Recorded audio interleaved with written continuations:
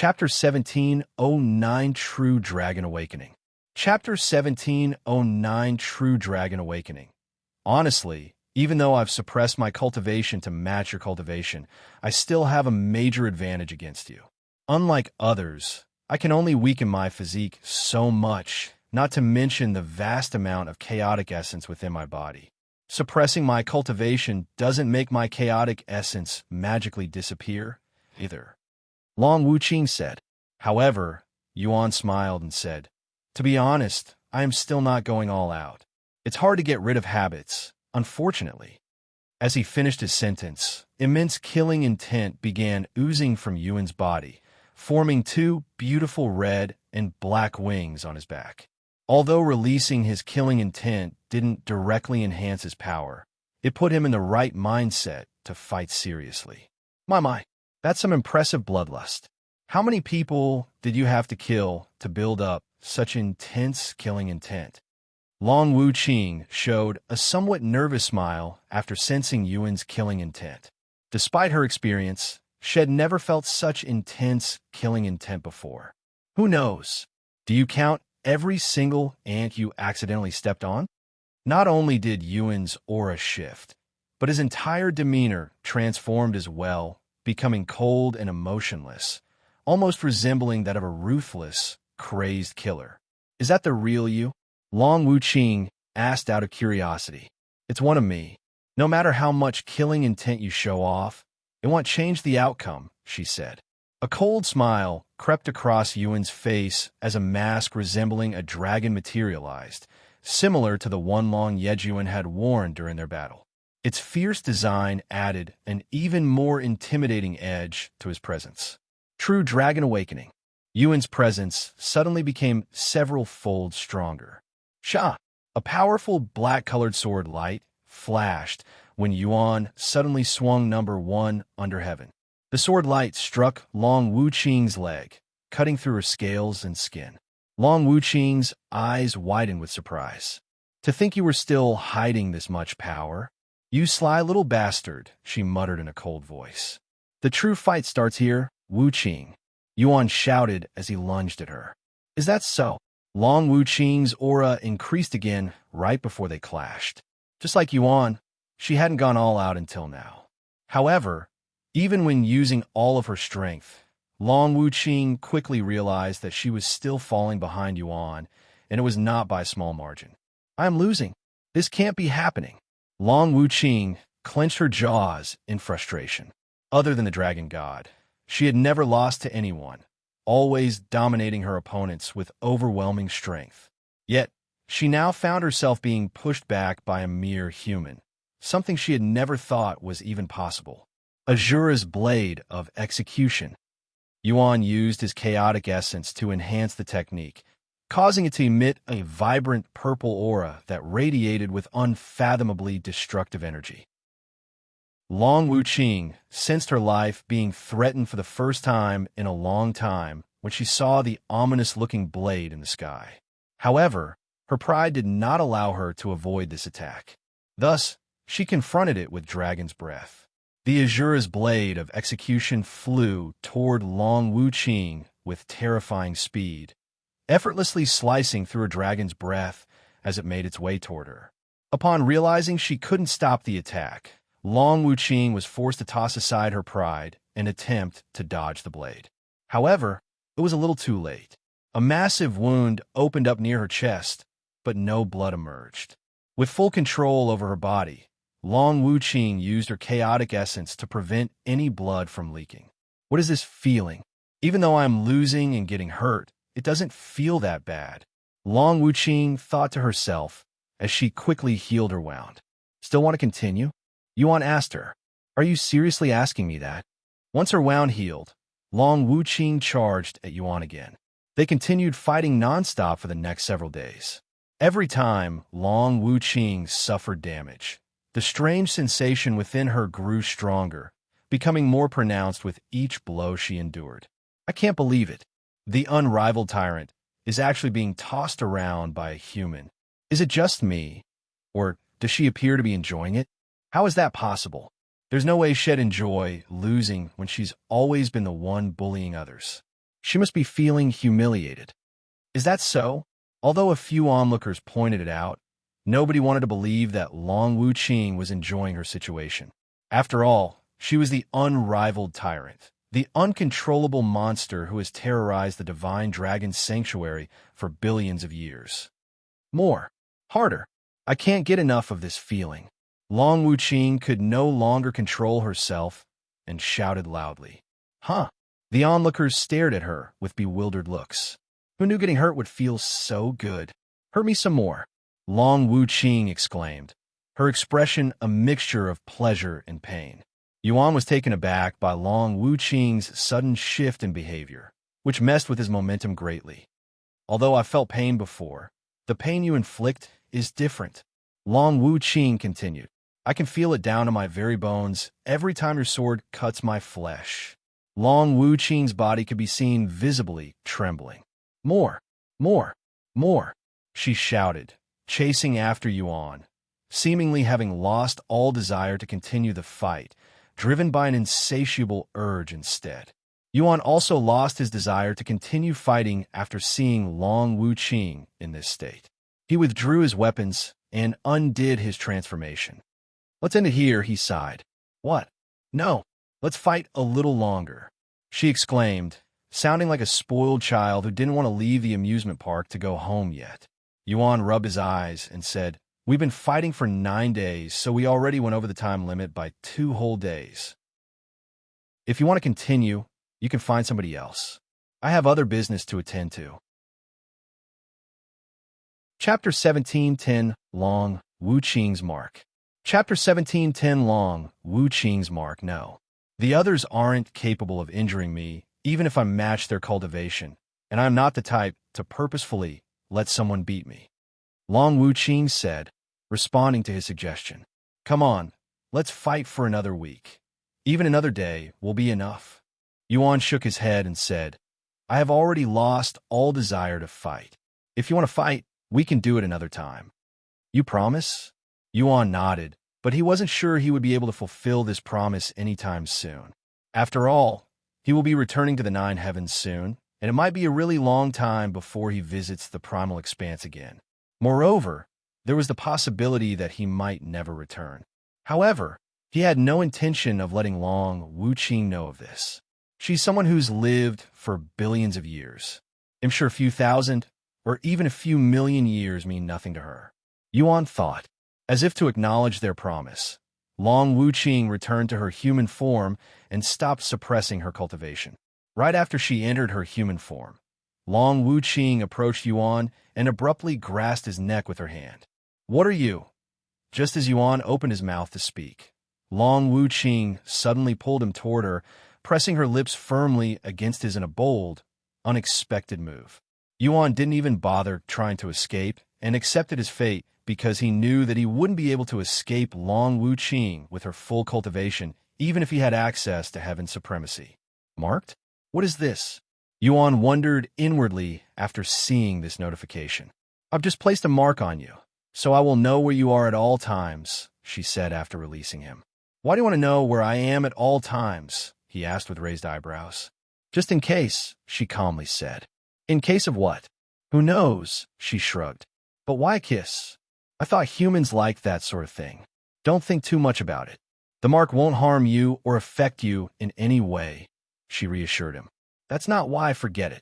Yuan realized it was pointless to argue with Long Wuqing. Anyway, I'm going to leave now. Where are you going? She asked out of curiosity. Yuan didn't immediately respond as he pondered whether it would be a good idea to tell someone eccentric like Long Wuqing. He didn't mind telling the Dragon God, because he was confident the Dragon God wouldn't do anything foolish. Long Wuqing, on the other hand, was almost impossible to predict. Seeing that Yuan remained silent, Long Wuqing smiled and said, Are you going to meet with a phoenix? Yuan raised an eyebrow and asked, How can you tell? Before we fought, I noticed the lingering scent of a phoenix from you, she explained. After all, Yuan was just speaking with the primordial phoenix before he returned to the divine dragon sanctuary. I see.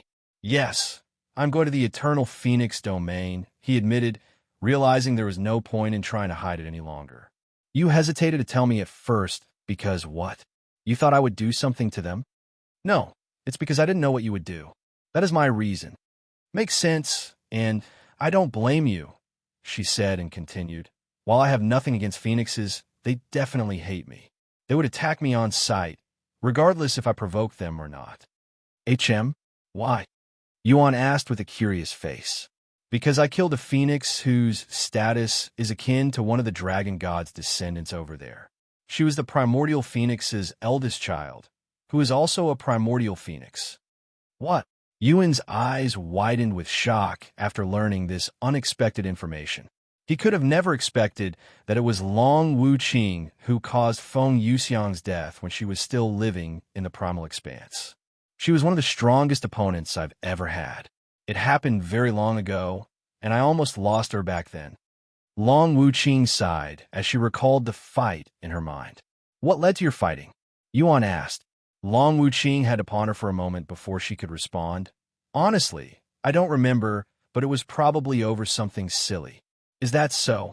Despite the fact that Long Wu Qing had killed Feng Yuxiang in the past, Yuan felt no anger toward her, nor did he hold her accountable. After all, he hadn't been there when it happened, and for all he knew, it could have been Feng Yuxiang's fault. Phoenixes are naturally arrogant creatures and are often the aggressors.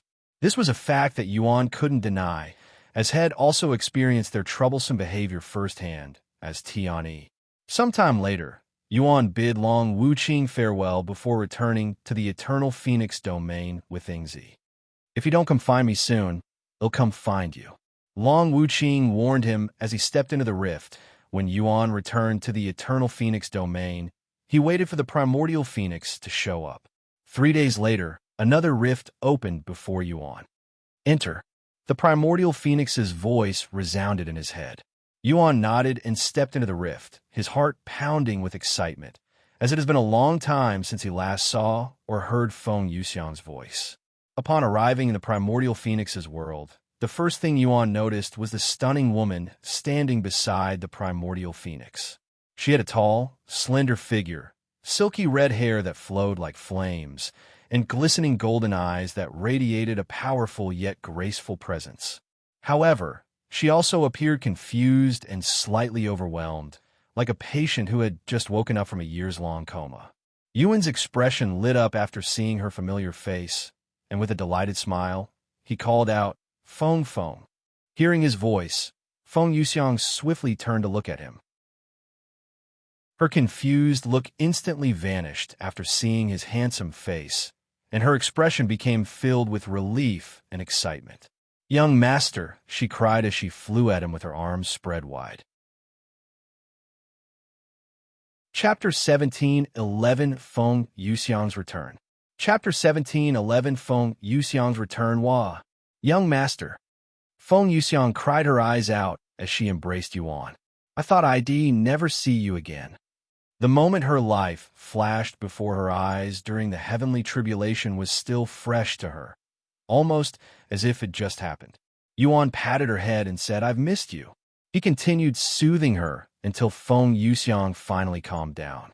The Primordial Phoenix watched them in silence. She had also tried calming Feng Yuxiang after her revival, but was unsuccessful.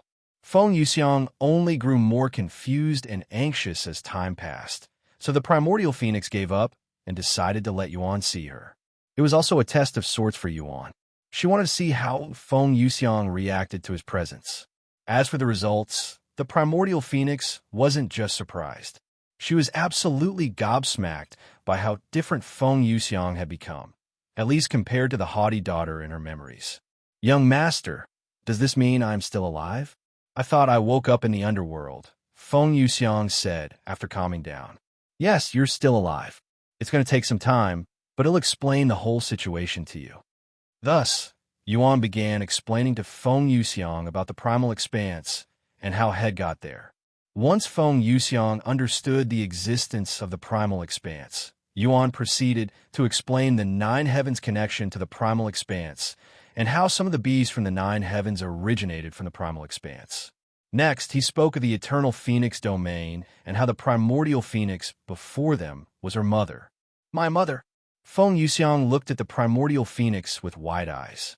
She had always thought she came into existence naturally, so the sudden appearance of her mother came as a great shock to her. So you don't have any memories? When did your last rebirth occur? When were you born? The primordial phoenix asked. A little over 100,000 years ago, I suppose. So recently, primordial phoenix sighed.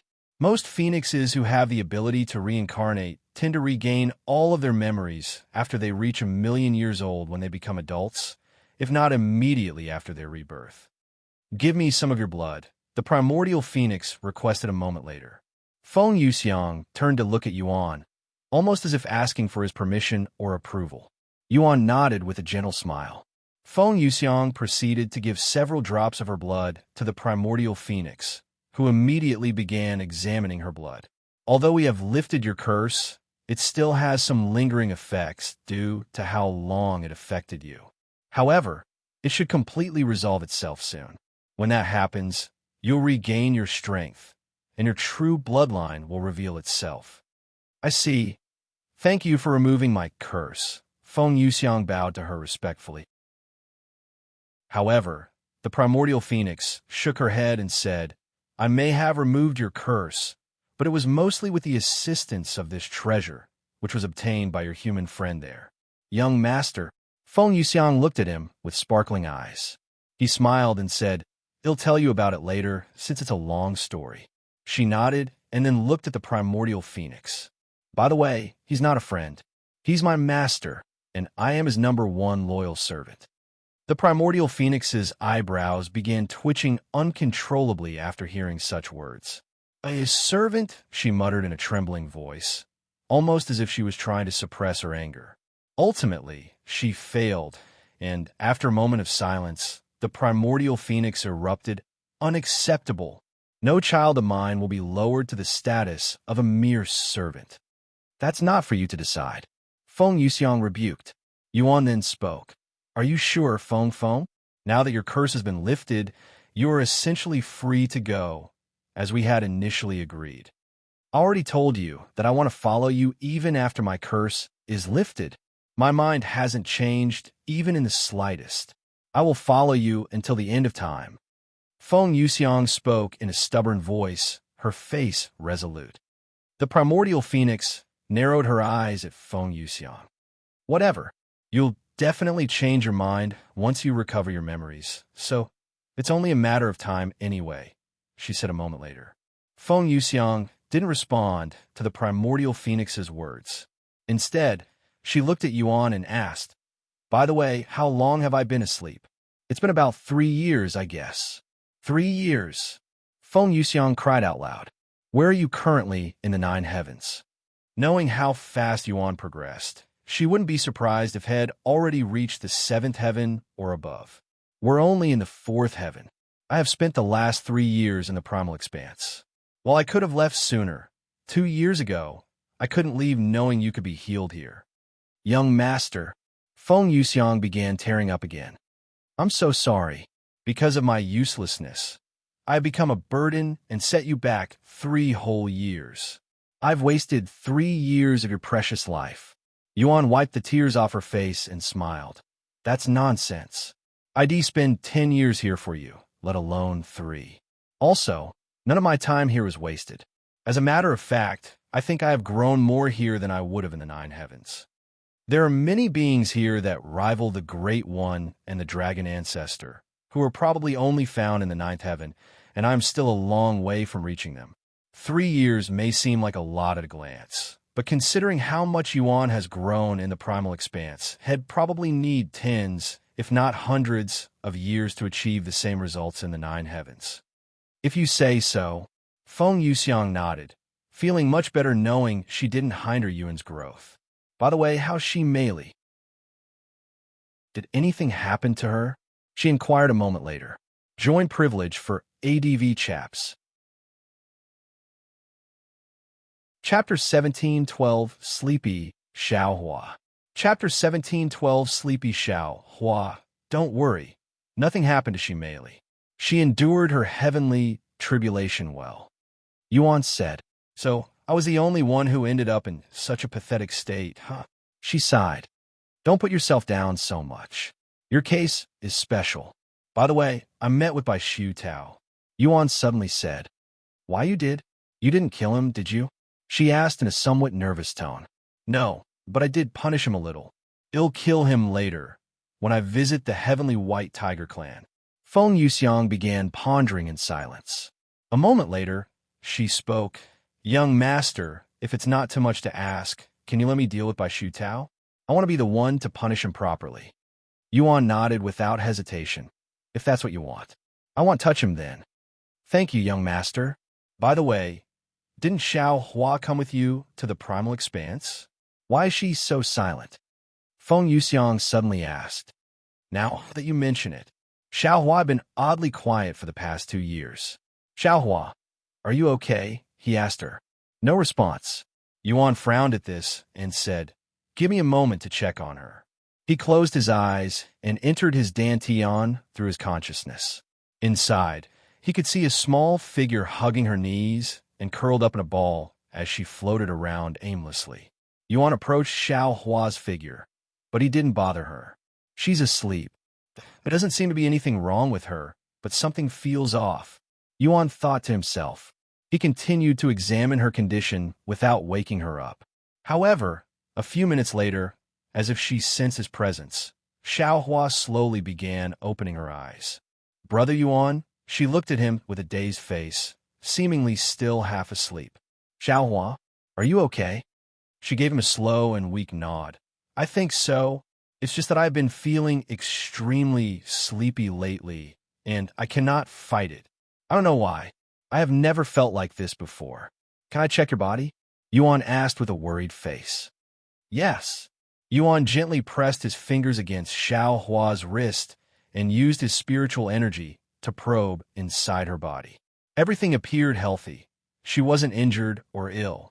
However, the flow of her qi was unusually slow, a condition typically seen when someone is in a weakened state, and their body is instinctively trying to conserve energy. Something is forcing her to conserve her qi, but what? Yuan was completely dumbfounded by her condition. He tried looking through the evil god's memories since he was related to the Azura clan. However, just like Tian's life, there were bits and pieces missing. It doesn't seem to be hurting her now, but that could change in the future. He'll need to figure out the cause of her condition as soon as possible. Xiao Hua, Feng's revival was a success, so you can sleep peacefully and not worry about her. Yuan caressed her head in a gentle motion. Who is worried about that dumb pigeon? Xiao Hua closed her eyes and fell asleep again. Yuan stared at her for a few more moments before leaving her alone and returning to the outside world. Something's wrong with Xiao Hua. He explained the situation to Feng Yuxiang. What? What happened to her? I don't know, but she's in a state of spiritual energy conservation. Something is affecting her, but there's no telling what. Yuan turned to look at the primordial phoenix and asked her, Can you take a look at my friend? The primordial phoenix silently nodded. Father, I would also like to borrow your knowledge, Yuan said out loud. Why your father? Feng Yuxiang exclaimed, as she wasn't aware of the primal monarch's existence yet. I'll explain it to you later, Yuan said. The primal monarch appeared a moment later, and Feng Yuxiang was shocked by how much he resembled Yuan. No, it's more accurate to say he's young master when he was just a child. She cried inwardly. Yuan retrieved Xiao Hua from his dantian and carried her in his arms as she slept soundly. I have never seen this condition before. I can sense a few curses on her, but they have no relationship with her condition. The primordial phoenix said, By the way, you also had those curses, but they were dispelled alongside your other curse. She looked at Feng Yuxiang and said, You must be talking about the Celestial Emperor's curse. They prohibit those with it to acknowledge certain information, to prevent the 9 heavens from questioning the existence of players from Earth. The Celestial Emperor had placed a curse on those below the 7th heaven. Now that I think about it, I never questioned it when the young master disappeared into thin air. Looking back, it felt like I was affected by an illusion. Feng Yuxiang said, The sacred chalice of purification not only removed the curse on Feng Yuxiang's bloodline, but also lifted the Celestial Emperor's curse on her, allowing her to be conscious of players as people not from their world. I wonder if ITLL get rid of the Celestial Emperor's curse on me, Yuan thought to himself. However, he was not in a hurry to remove the Celestial Emperor's curse, as it could attract the Celestial Emperor's attention.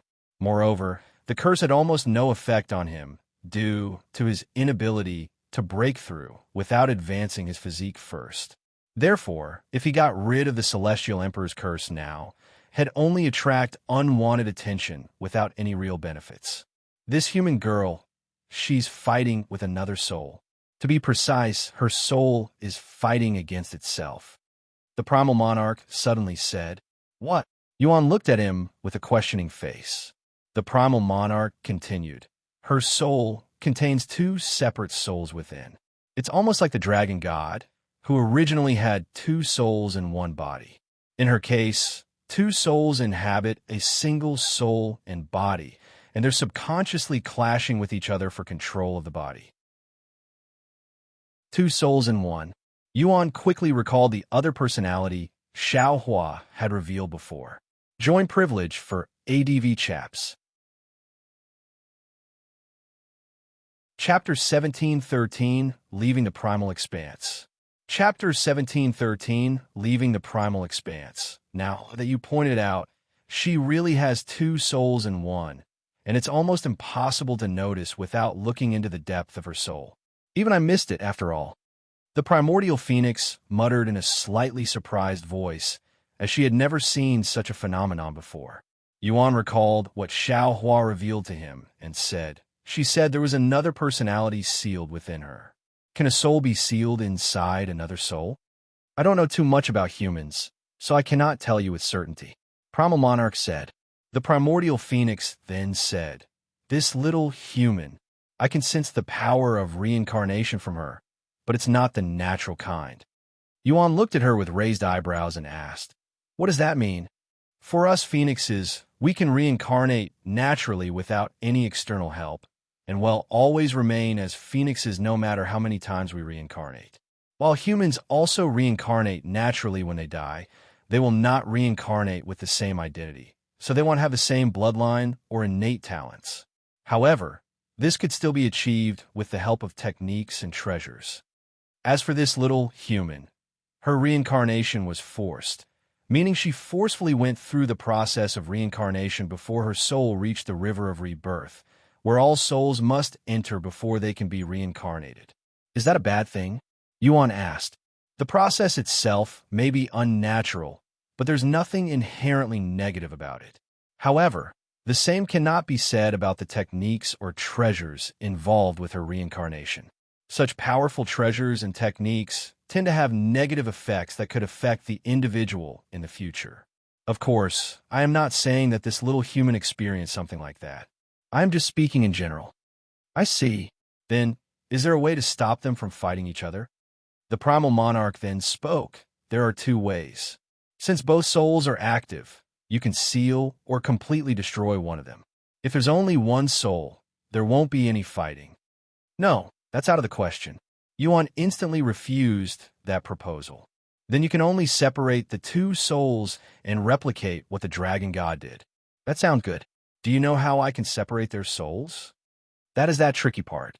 Their souls are so intertwined with each other that it'll be incredibly difficult to separate them perfectly, and any mistakes could lead to the destruction of one or both souls.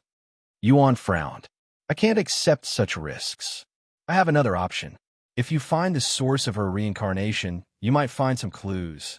If you cannot figure it out alone, you can bring her back here, and I might be able to do something about it. The primordial phoenix said.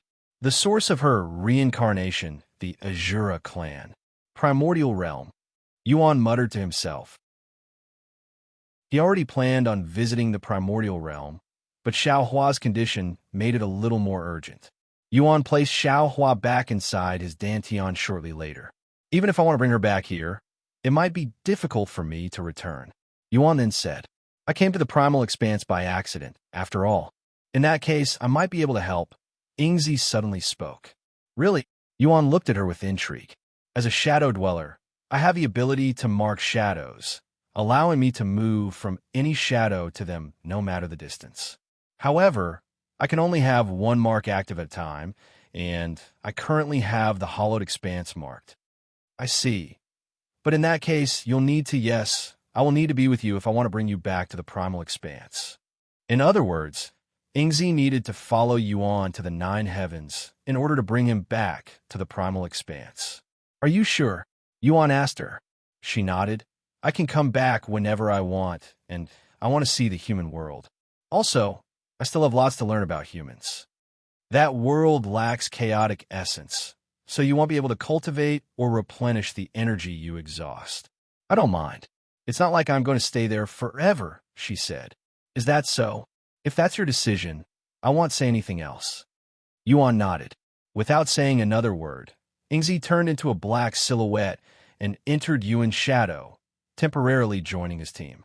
Now that I have a method of returning to the primal expanse, I need to visit the primordial realm. Yuan clenched his fists with determination. Are you ready to return to your world? The primal monarch asked him. Yuan looked at Feng Yuxiang, who turned to look at the primordial phoenix. Let's have a proper conversation next time, mother. Feng Yuxiang said to her.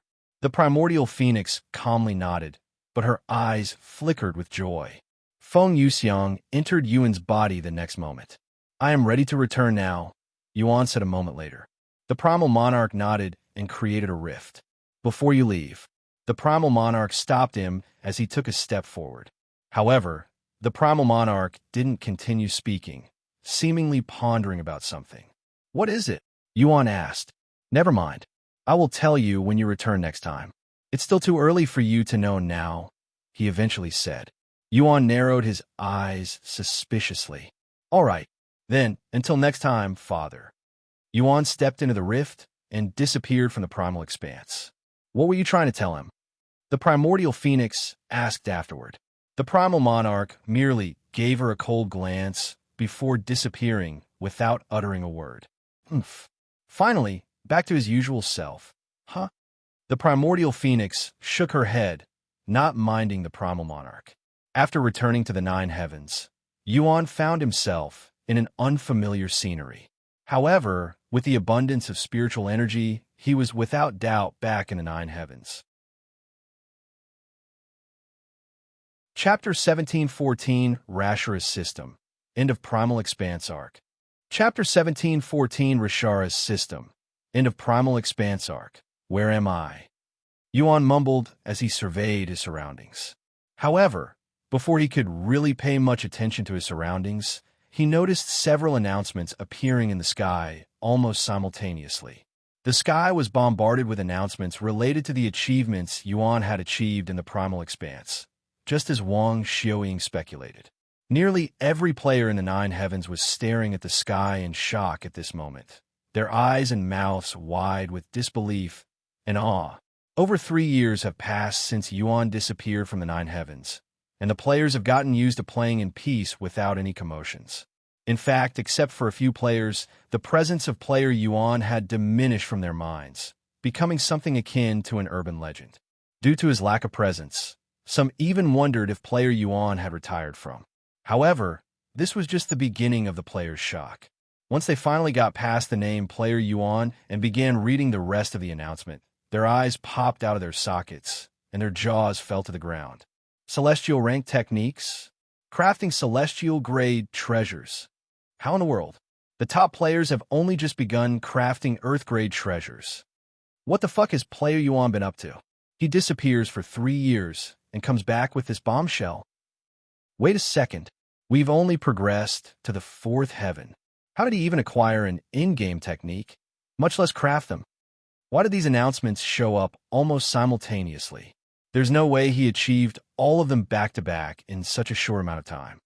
The players were filled with questions. Some players were so shocked and distracted by these announcements that they died because they were in the middle of a battle when it happened. However, no matter how much they wanted answers, they realized they might never find out. It was a mysterious game with a ghost publisher. Unlike other games, nobody could get any help from the administration, so they were all on their own. Some players have tried seeking help from powerful cultivators because they believe the admins were disguised as NPCs. Unfortunately, none of their efforts resulted in anything. Most players have already accepted the phenomenon behind and stopped questioning it, just like how the people of Nine Heavens don't question the existence of players. However, unbeknownst to the players and even Yuan, the announcements only appear between the first heaven and sixth heaven, so the people in the seventh heaven and above were not aware of the players' activity. That being said, a single being above the seventh heaven was aware of their activity. Inside his private quarters, the Celestial Emperor stared at the recently made announcements with a profound expression on his face and his brows furrowed in a worried manner. Player Yuan, I knew there was something different about you. To think you'd reincarnated in that abandoned world. I would have never guessed, he mumbled to himself. After a moment of silence, he shook his head and sighed. No, this isn't enough proof. There's a slim chance this player is not related to him. Who am I kidding? Not even the most talented blacksmiths in the Nine Heavens could become a true divine blacksmith in such a short time. There's only one person who could achieve such a feat. The Celestial Emperor stood from his throne and walked to one of the open windows, staring at the world beneath him. You've finally returned, Shura's apostle, heaven refiner, and the calamity who will destroy this world. The others may have failed, but I will stop you once and for all. For this is my duty as the Celestial Emperor. The Celestial Emperor clenched his fists, his eyes filled with rage and determination. The Celestial Emperor proceeded to summon the system and configure it. Confirm.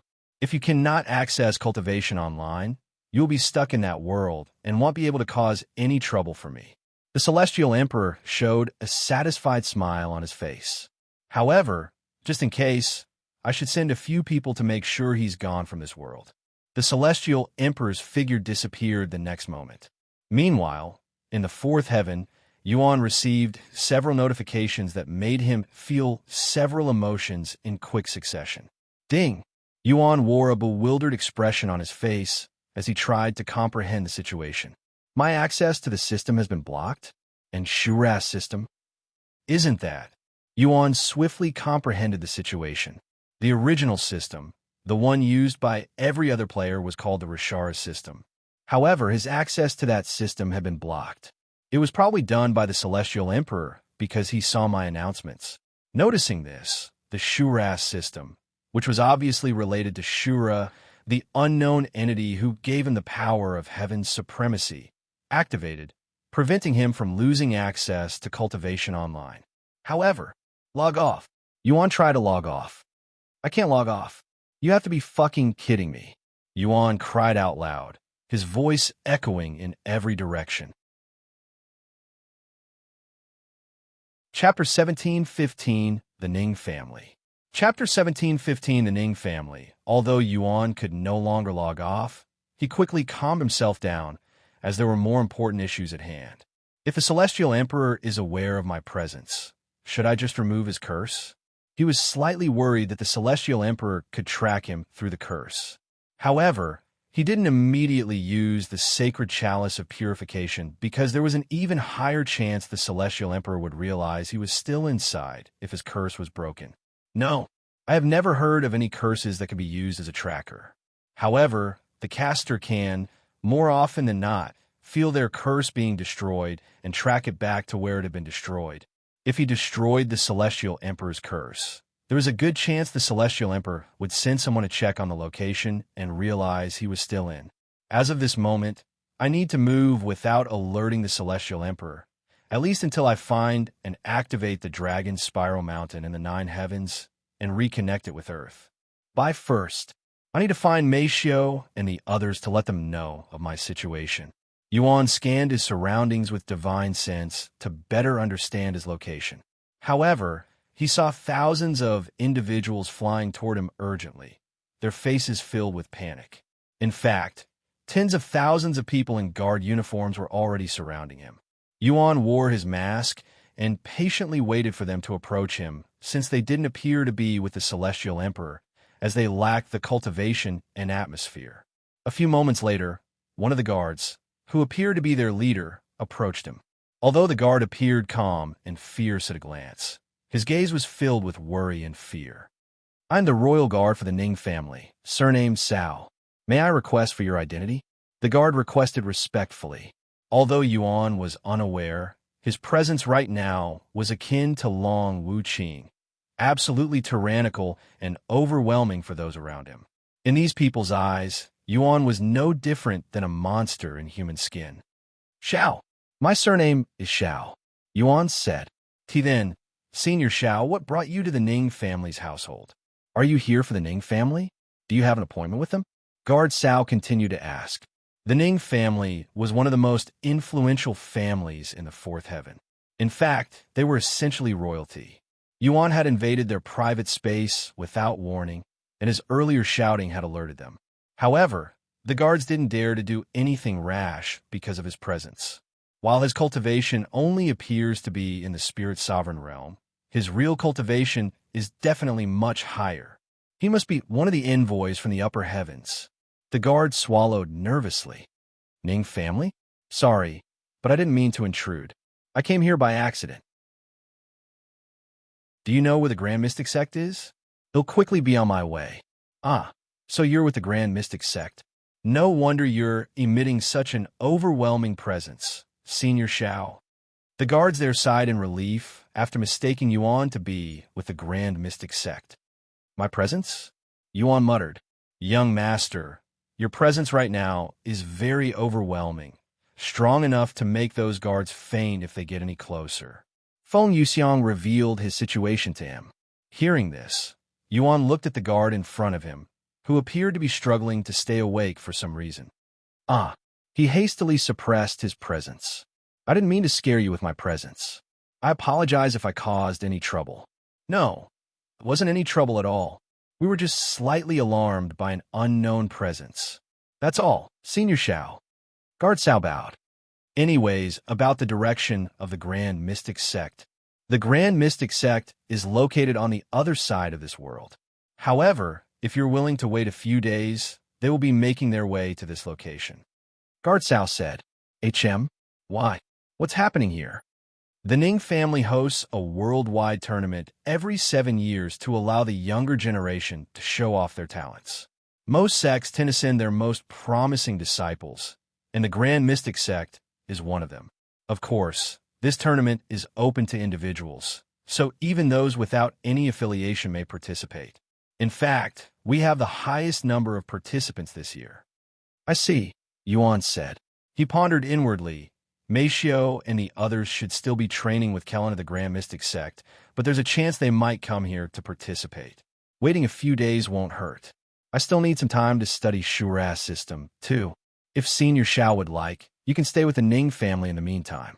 We'll show you to our royal guest room, if you allow us. Yuan nodded. All right. It'll trouble you for a few days. It's an honor to serve you. Guard Xiao led Yuan to their most luxurious guest room, usually reserved for the sect leaders of the 3 grand sects. Please make yourself at home for now.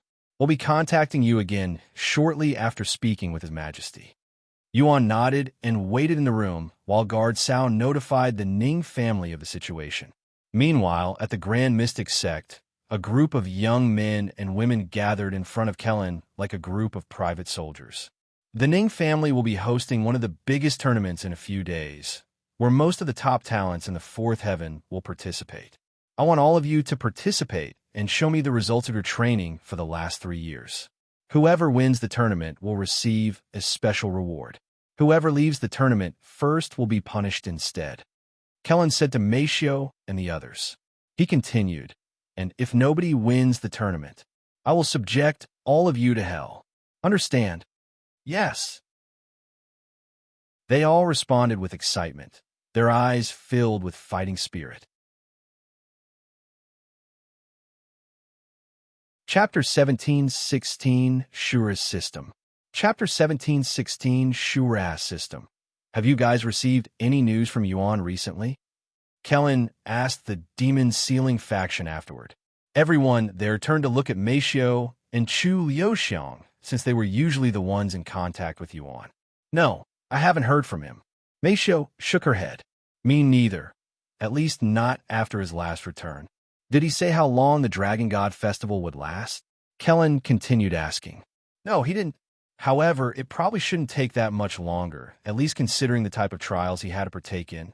Yuan had mentioned the 3 trials to her before he returned to participate in the Dragon God Festival. I understand. Keep me updated. My superiors have been hounding me lately because of the lack of information. They're getting impatient, especially Celestial Overlord Su. A few days later, Kelan brought the demon-sealing faction to the Ning family's location with the Grand Mystic Sect. Meanwhile, the head of the Ning family requested an audience with Yuan after guard Xiao explained the situation to him. My surname is Xiao. Yuan greeted a middle-aged man wearing a pair of golden robes as he sat on a majestic throne. I understand that you came here by accident, but we are delighted to serve someone from the upper heavens, Senior Xiao. If you need assistance during your stay, don't hesitate to ask. Thank you. I appreciate your hospitality. If you don't mind me asking, why did you come down to the 4th heaven? I'm supposed to look for someone, but we don't really have any information on him, so I am just wandering around for now. I see. What the Grand Mystic Sect? What's your relationship with them? I have a few friends there. Since I am here, I might as well visit them. It's been many years, after all. Their conversation didn't last long, and Yuan returned to his room to study Shura's system.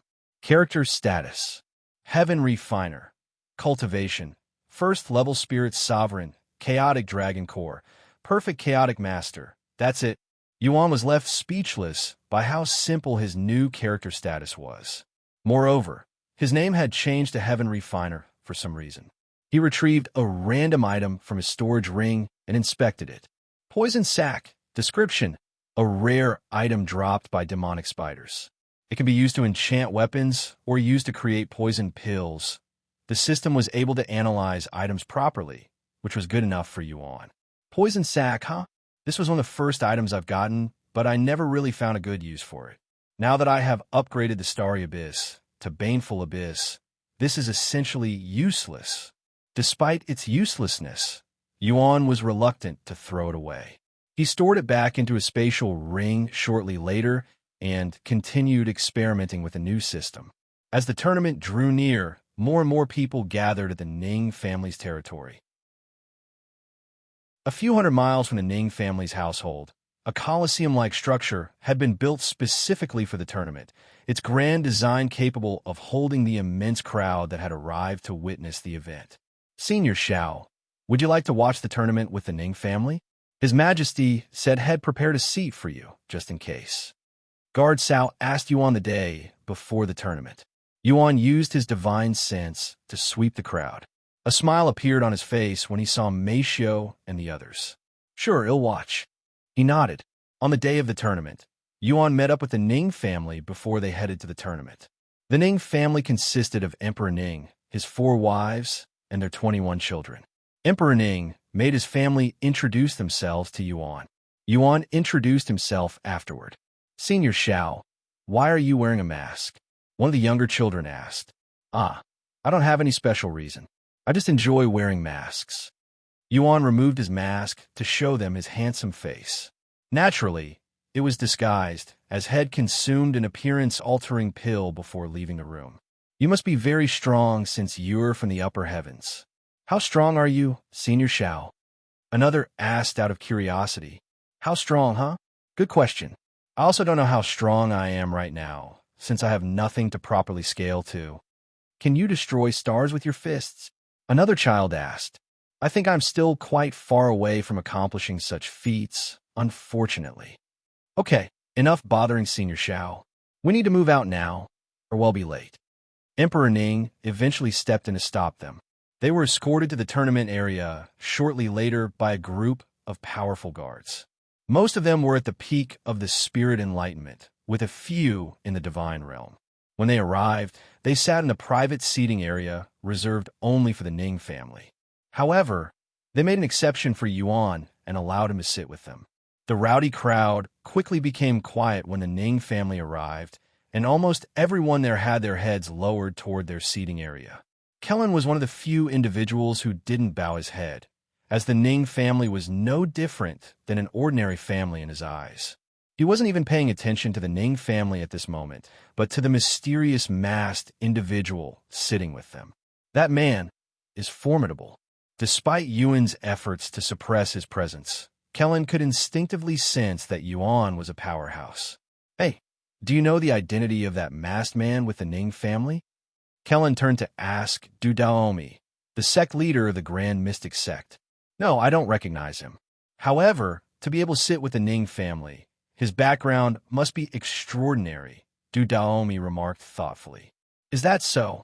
Kelan continued to stare at Yuan. Noticing his gaze, Yuan confronted Kelan's gaze in a somewhat provocative manner. "Interesting." An excited smile appeared on Kelan's face. Chapter 17 Tournament of Rising Stars. Chapter 17 Tournament of Rising Stars. Emperor Ning stood up and began his speech shortly after their arrival. "My Ning family welcomes you all to this year's Tournament of Rising Stars, where those below the age of May 27th participate, regardless of your background or affiliation. Before I reveal the reward, allow me to explain the rules for this tournament first. First and foremost, each of you will be assigned an opponent who matches your age. As the tournament progresses and there are fewer participants, the age disparity will naturally widen. There is a protection formation around this arena, so you do not have to worry about accidentally being killed. However, your opponents may still forfeit. Once they forfeit, you are prohibited from attacking. If you damage your opponent after they forfeit, you will also be disqualified. Martial techniques that directly damage the soul are also strictly forbidden. If caught, you could be punished with death." Several rules later, Emperor Ning revealed the rewards. The winner of this year's tournament will be given an innate miracle pill. The onlookers and the participants gasped in shock after hearing the reward.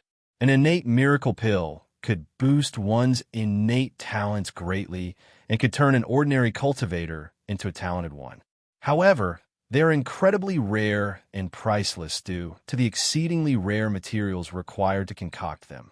Afterward, Emperor Ning said, "Before we begin the tournament, I would like to take a moment to introduce an esteemed guest to you all today. This is Senior Xiao, an envoy from the upper heavens." "An envoy from the upper heavens," Kelan muttered to himself. "Would you like to share a few words before we begin the tournament, Senior Xiao?" Emperor Ning asked him. Yuan pondered for a moment before responding with a question. "Do you mind if I make this year's tournament a little more exciting?" "Oh, what do you have in mind?" Emperor Ning's eyes flickered, his interest piqued. "If you would allow me, I would like to give the top participants an opportunity to fight me. If they can defeat me, it'll give them a separate reward." But with your cultivation." Emperor Ning hesitated to let someone as powerful as Yuan participate in a tournament meant for the younger generation.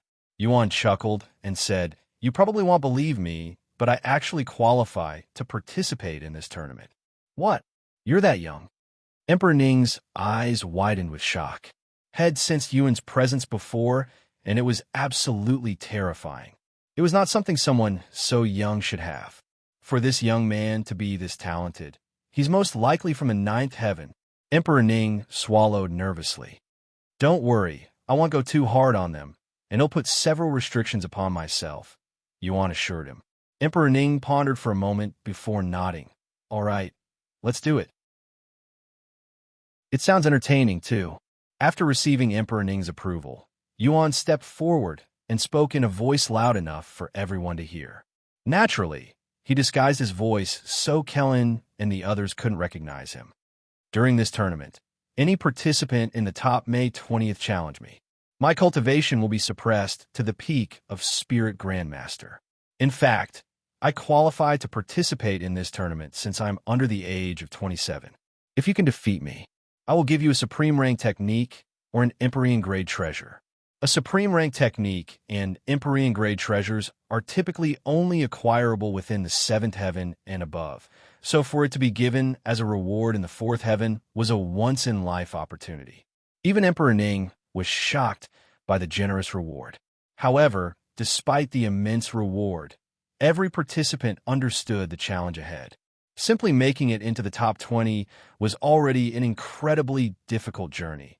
But defeating someone capable of casually offering such valuable rewards would be exponentially harder, even if that person suppressed his cultivation to the peak of Spirit Grandmaster. Huh, Spirit Grandmaster? Underestimating us will be his downfall. That reward will be mine. Wang Ming rubbed his hands like he had already won. Seeing this, Kelan glanced at him and sneered. You're the one who's underestimating him. That man is formidable and unfathomably dangerous. If I were to suppress my cultivation to his level, even I don't dare say I am confident in beating him. What? Seriously? The Demon Sealing faction members looked at him with wide eyes. They couldn't imagine Kelan losing to anyone, not even to Yuan. What about his cultivation of Spirit Sovereign? Is it his real cultivation? Wang Bingbing asked.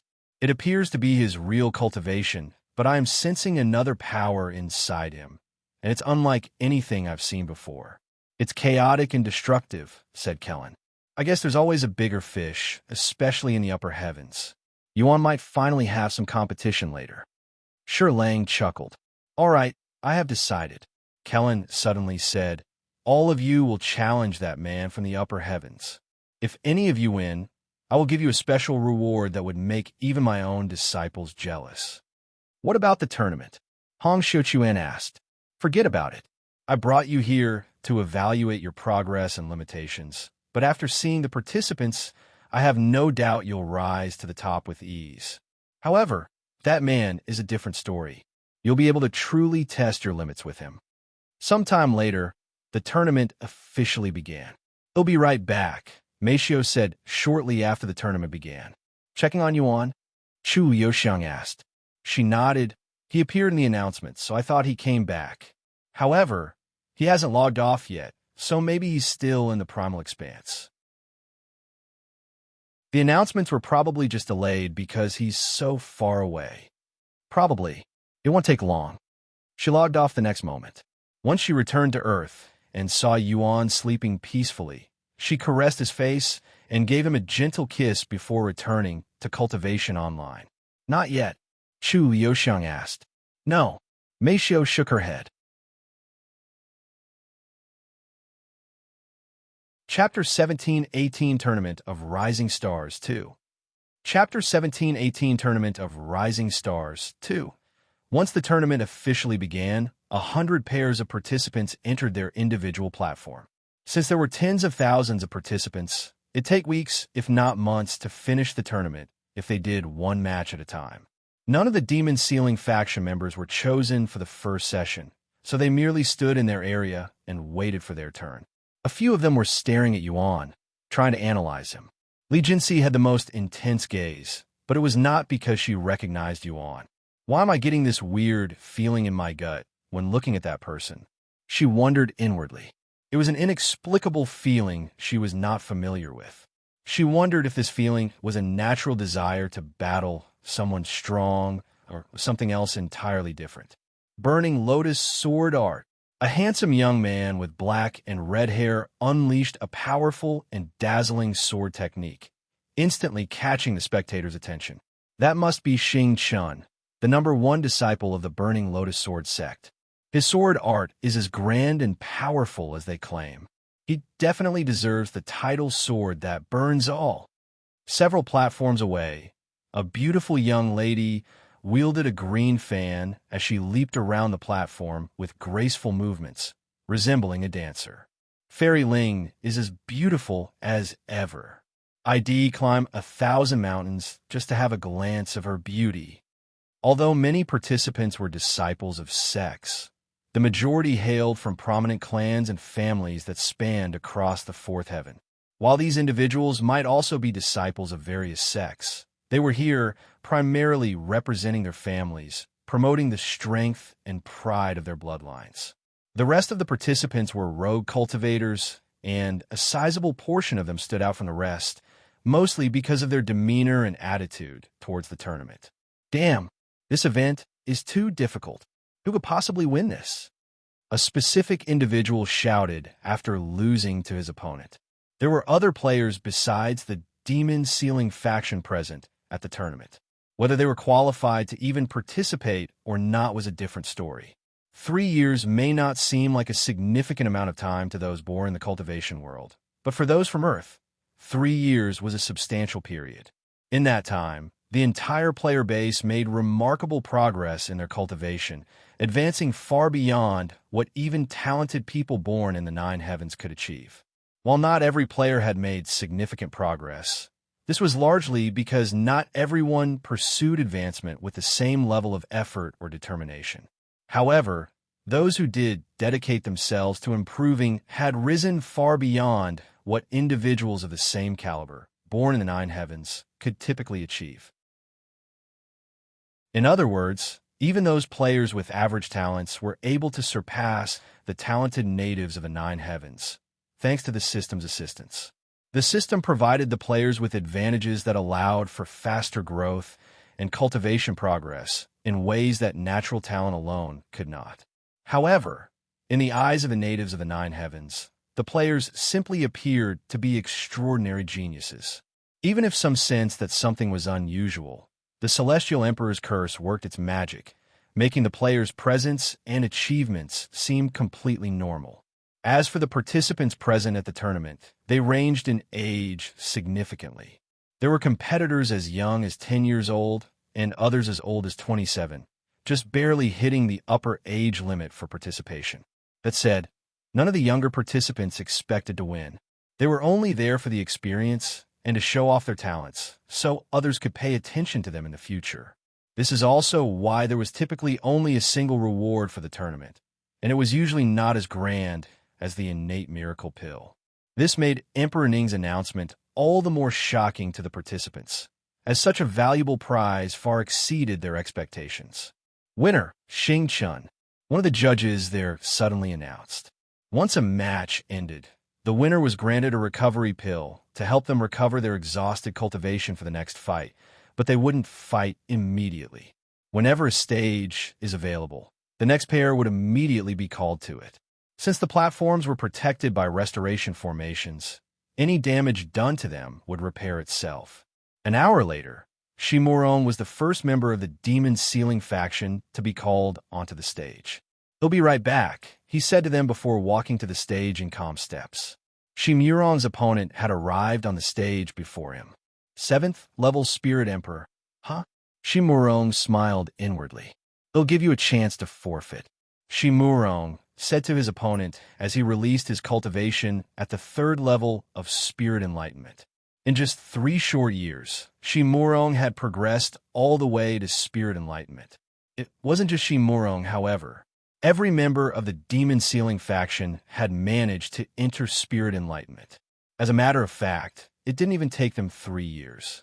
They'd spent the first 2 years improving their foundations and the last year increasing their cultivation. Naturally, this wasn't solely due to the system. Kelan had also provided them with numerous treasures that, while priceless in the 4th heaven, were abundant in his realm. This is one of the many reasons people seek favor with those from the upper heavens, as what is considered trash in the higher realms is often regarded as treasure in the lower heavens. As Spirit Enlightenment, who could have anticipated such a genius would show up in this tournament? That senior from the upper heavens must be kicking himself now. There's no way he could bridge the gap between Spirit Grandmaster and Spirit Enlightenment, regardless of where he's from. The spectators were shocked by the presence of a Spirit Enlightenment cultivator, since the majority of the other participants were below Spirit King, with a few at Spirit Sovereign.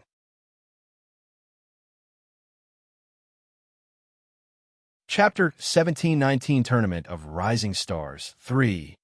Chapter 1719 Tournament of Rising Stars 3. Spirit Enlightenment, huh? They're grown.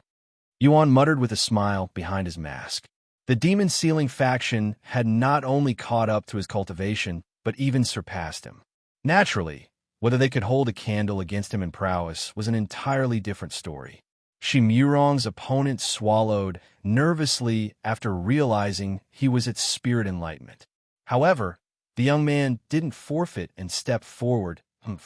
So what if you're at Spirit Enlightenment? ID never forfeit. Is that so? Murong muttered as he retrieved a spirit grade dagger.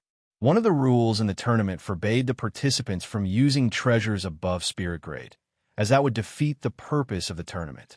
They were supposed to show off their talents, not their wealth, after all. The only reason there was no restriction on their cultivation was simply because one's cultivation was considered talent. Murong's opponent retrieved a spirit-grade sword, and they started fighting shortly after. The spectators expected Murong to completely dominate his opponent right as the fight began, but he diverted their expectations when he started messing around with his opponent. However, that is not to say he was playing around. Instead, he was purposefully matching his opponent's speed and strength. Who is that young man at the Spirit Enlightenment? I don't recognize him. Emperor Ning asked Guard Xiao, who was guarding their area with several other powerful guards.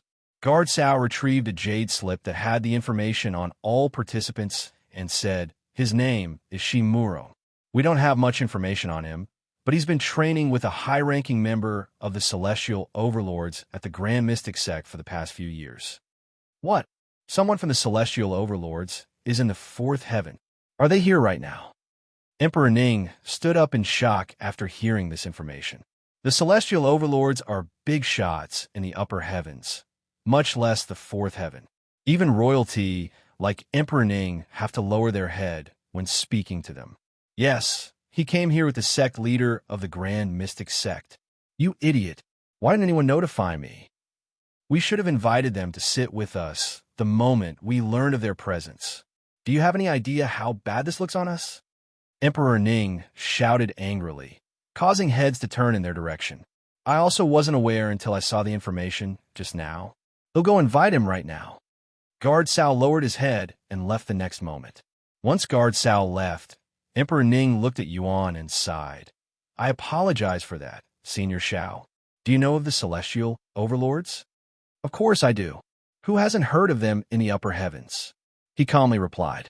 I just realized how foolish my question was. Emperor Ning rubbed his chin in an embarrassed manner. Meanwhile, Guard Xiao approached the sect leader of the Grand Mystic Sect and asked him, Senior Du, we've just received news that a member of the Celestial Overlords came to the tournament with your Grand Mystic Sect. Do you know where this esteemed guest is right now? Without uttering a word, Du Daomi shifted his gaze to look at Kelan, who was standing right beside him. Seeing this, Guard Xiao immediately understood the situation and recognized Kelan as someone from the Celestial Overlords. While Kellan's presence was suppressed, there was no way to conceal the immense aura his body naturally exuded. Even an ignorant child could tell he was a powerful expert at a glance. Esteemed guest from the Celestial Overlords, His Majesty, Emperor Ning, respectfully requested your presence at his humble booth with his family, if you don't mind. Kelan looked at the location where the Ning family was spectating from, but his gaze wasn't directed at Emperor Ning. Instead, they were staring at Yuan. Sure, he said with an excited smile. Thank you. Please follow me. Kelan looked at the others and said, they'll be gone for a bit. He followed Guard Xiao to the Ning family's booth. When Kelan arrived, Emperor Ning got back on his feet and immediately apologized. I would like to extend my deepest apology for the late invitation, esteemed guest. I wasn't notified of your presence until just now. It's fine. How should we address you, esteemed guest? Kelan. Kelan. Commander Kelan, the god of physiques. Emperor Ning almost couldn't believe his ears after hearing Kellan's name and recognizing it. That's right. There's no need to act so formally. Although I accepted your invitation, it wasn't because of the Ning family, Kelan said as his gaze shifted to Yuan, who was calmly viewing the matches, completely ignoring Kelan. Not a single reaction, even after learning of my identity. Kelan smiled inwardly. Emperor Ning instantly realized what Kelan was trying to tell him and didn't try to prolong the conversation, fearing it might annoy Kelan. I understand. Then I won't bother you. If you need anything, just let me know. Kelan grabbed the chair that had just been placed beside Emperor Ning's seat and moved it directly beside Yuan. Kelan sat down with a loud thud, and his aura immediately began clashing with Yuan's intensely. The air between them grew thick with tension, and the atmosphere in the booth turned chilling. Emperor Ning and his family instinctively moved their seats away from Kelan and Yuan. They feared for their lives, but none of them dared to utter any complaints. The two of them remained silent for several minutes until Kelan broke the silence. "So, where are you from?" "A place far away from here," Yuan responded nonchalantly. "Do you really qualify for this tournament?" "Of course. Do you think I am lying?" Kelan turned his head to look at Yuan. Yuan did the same. Although his eyes were hidden by his mask, their gaze confronted each other with intensity that matched their auras. Feeling Yuan's gaze through his mask, Kelan smiled and said, "You want to spar later? It'll match your cultivation." "Do you always ask strangers to spar with you?" Yuan asked.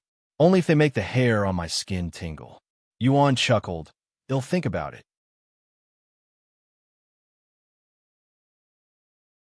Chapter 17:20, Even More Monstrous Than Yuan. Chapter 17:20, Even More Monstrous Than Yuan. What's there to think about? I can tell you're someone who craves a good battle, just as much as I do. Moreover, your physique. Kelan's gaze lowered to look at Yuan's physique. His clothes and boots are both celestial-grade treasures. Either his family or sect spoiled him, understandably so. This young man is not even 28 years old, and his aura is already this overwhelming. His cultivation is also deceptively low. There's no doubt he can fight someone several realms above his own. Yuan may be a monster, but this guy is on a whole different level. Kelan compared Yuan to the mysterious monster before him. Although Yuan was wearing clothes that covered most of his skin, Kelan could still tell that he had a powerful physique. "You're a body refiner like me, aren't you?" Kelan asked.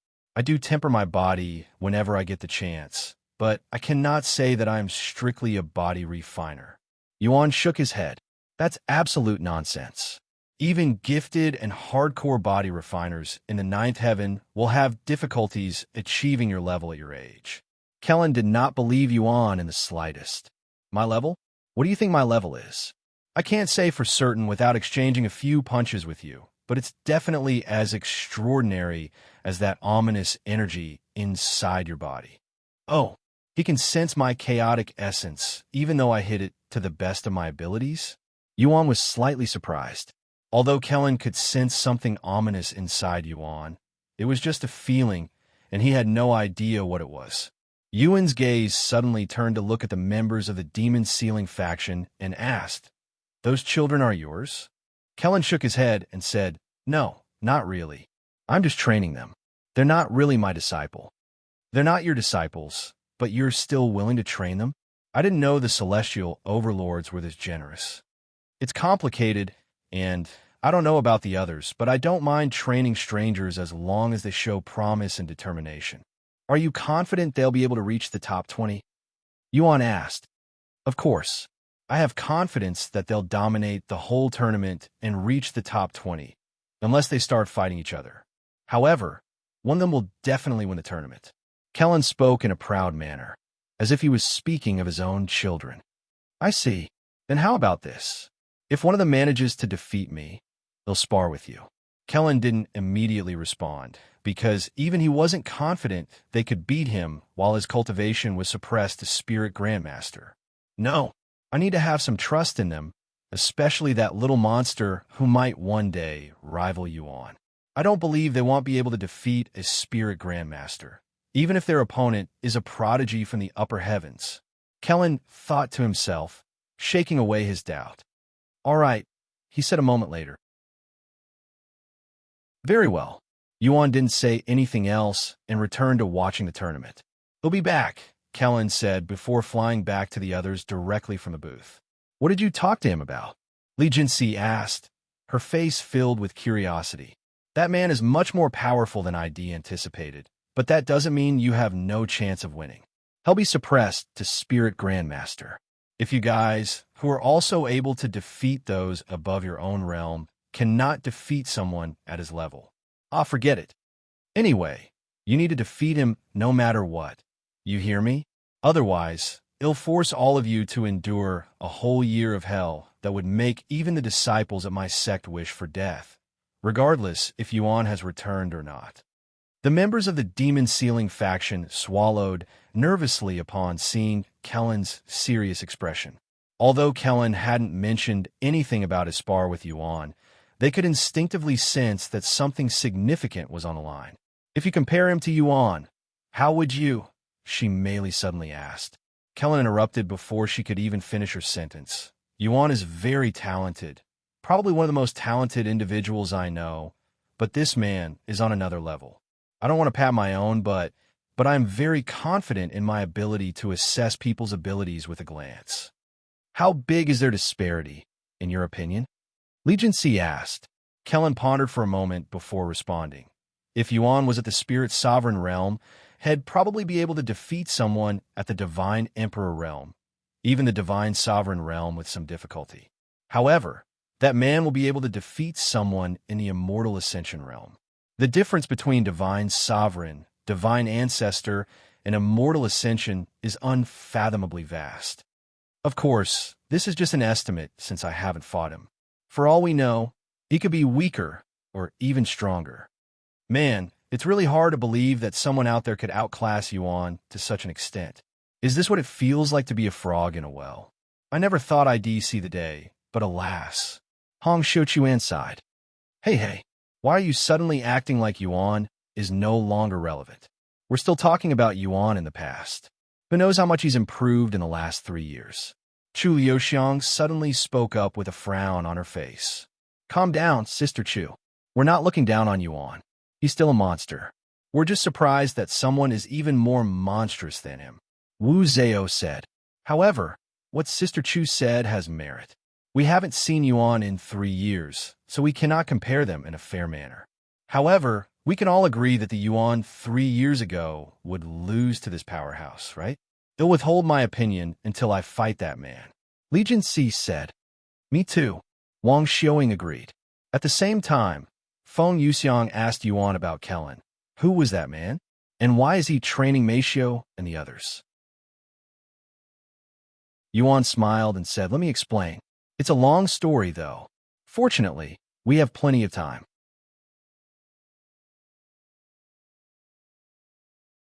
Chapter 1721 Divine Fist Manifestation.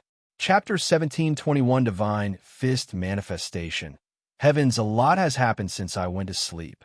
Feng Yuxiang couldn't believe how much had happened in such a short amount of time. Thank the heavens I woke up this soon. If I had slept any longer. Feng Yuxiang swallowed nervously. She could imagine sleeping for a decade and waking up to Yuan already achieving immortality. Just the thought of missing Yuan's growth gave Feng Yuxiang a sense of dread. So, when do you plan on letting them know your true identity? Feng Yuxiang asked Yuan a few moments later. I don't, Yuan said with a smile. Feng Yuxiang muttered in a surprised voice. Now that I am hunted by the Celestial Emperor, I need to keep Yuan away from them. I could be endangering them just by being near them. Of course, that's not to say I'll keep my identity a secret forever. Once the tournament is finished, they'll find a way to tell them. Then why stay here at all? Wouldn't it be better if you just left and never interact with them? Feng Yuxiang asked.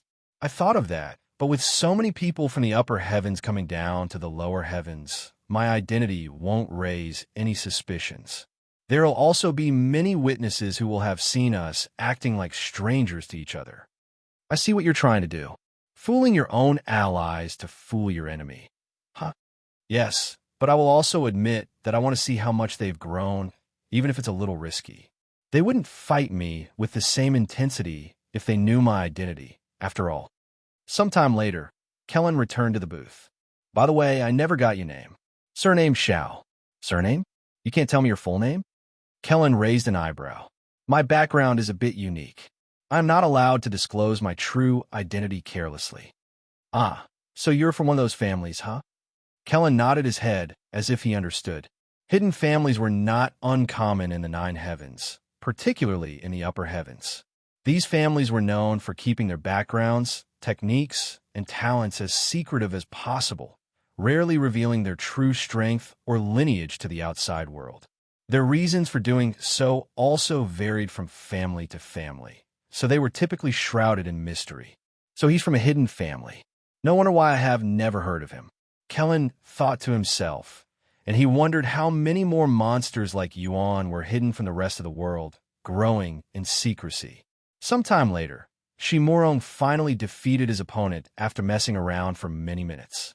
As time passed, more and more members of the Demon Sealing faction entered the stage. Their unusual background and high cultivation base attracted a lot of attention from the other sections. Heavens, they have another at the Spirit Enlightenment, and he's even at the 5th level. They're standing with the Grand Mystic Sect. Are they disciples? How come I don't recognize any of them? Just where in heaven's name are they finding so many monstrous talents? Finding a single one of them every 1,000 years would already be considered a miracle, yet there's a dozen of them together at this moment. I know about them. I heard this from a disciple of the Grand Mystic Sect, and they're apparently being trained by someone from the Celestial Overlords. They're also not disciples of the Grand Mystic Sect. What? Someone from the Celestial Overlords is here in the 4th heavens. My God, no wonder. This explains everything. Information of the Demon Sealing faction being related to the Celestial Overlords quickly spread throughout the spectators area, shocking everyone. Several hours later, 2 members of the Demon Sealing faction had been matched against each other. What a coincidence, Sister Wang, Hong Xiuqian said, pressing his fists together, the steel gauntlets on his hands gleaming as he stared intently at his opponent, Wang Bingbing.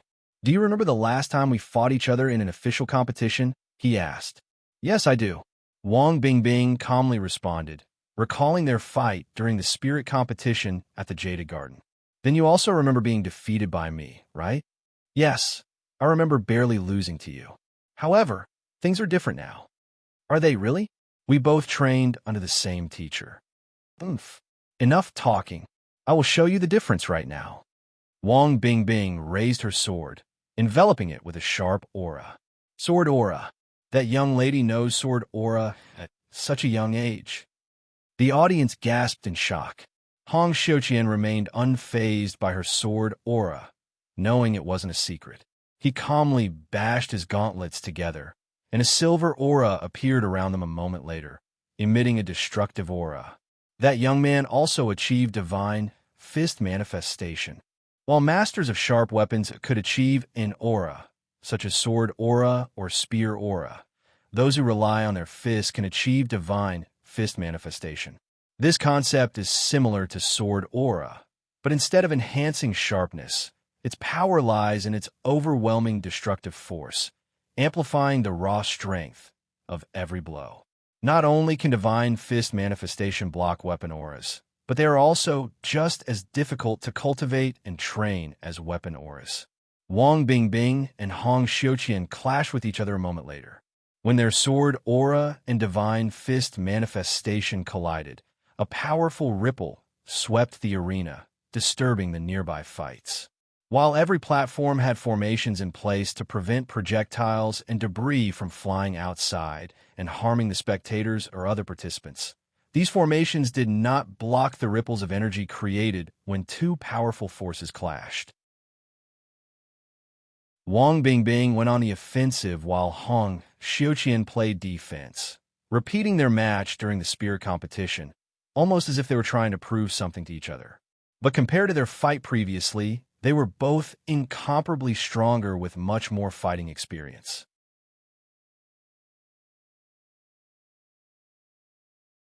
Chapter 17:22 Peak of Spirit Enlightenment. Chapter 17:22 Peak of Spirit Enlightenment. What a fierce battle. It's like they're really trying to kill each other. The spectators were shocked by how intensely Hong Xiuqian and Wang Bingbing were going at each other's throats, almost as if they were before their archenemies. As for the match itself, Hong Xiuqian was successfully blocking all of Wang Bingbing's sword strikes. Moreover, his fists were still in great condition, unlike their previous match, where his fists would be bruised by the end.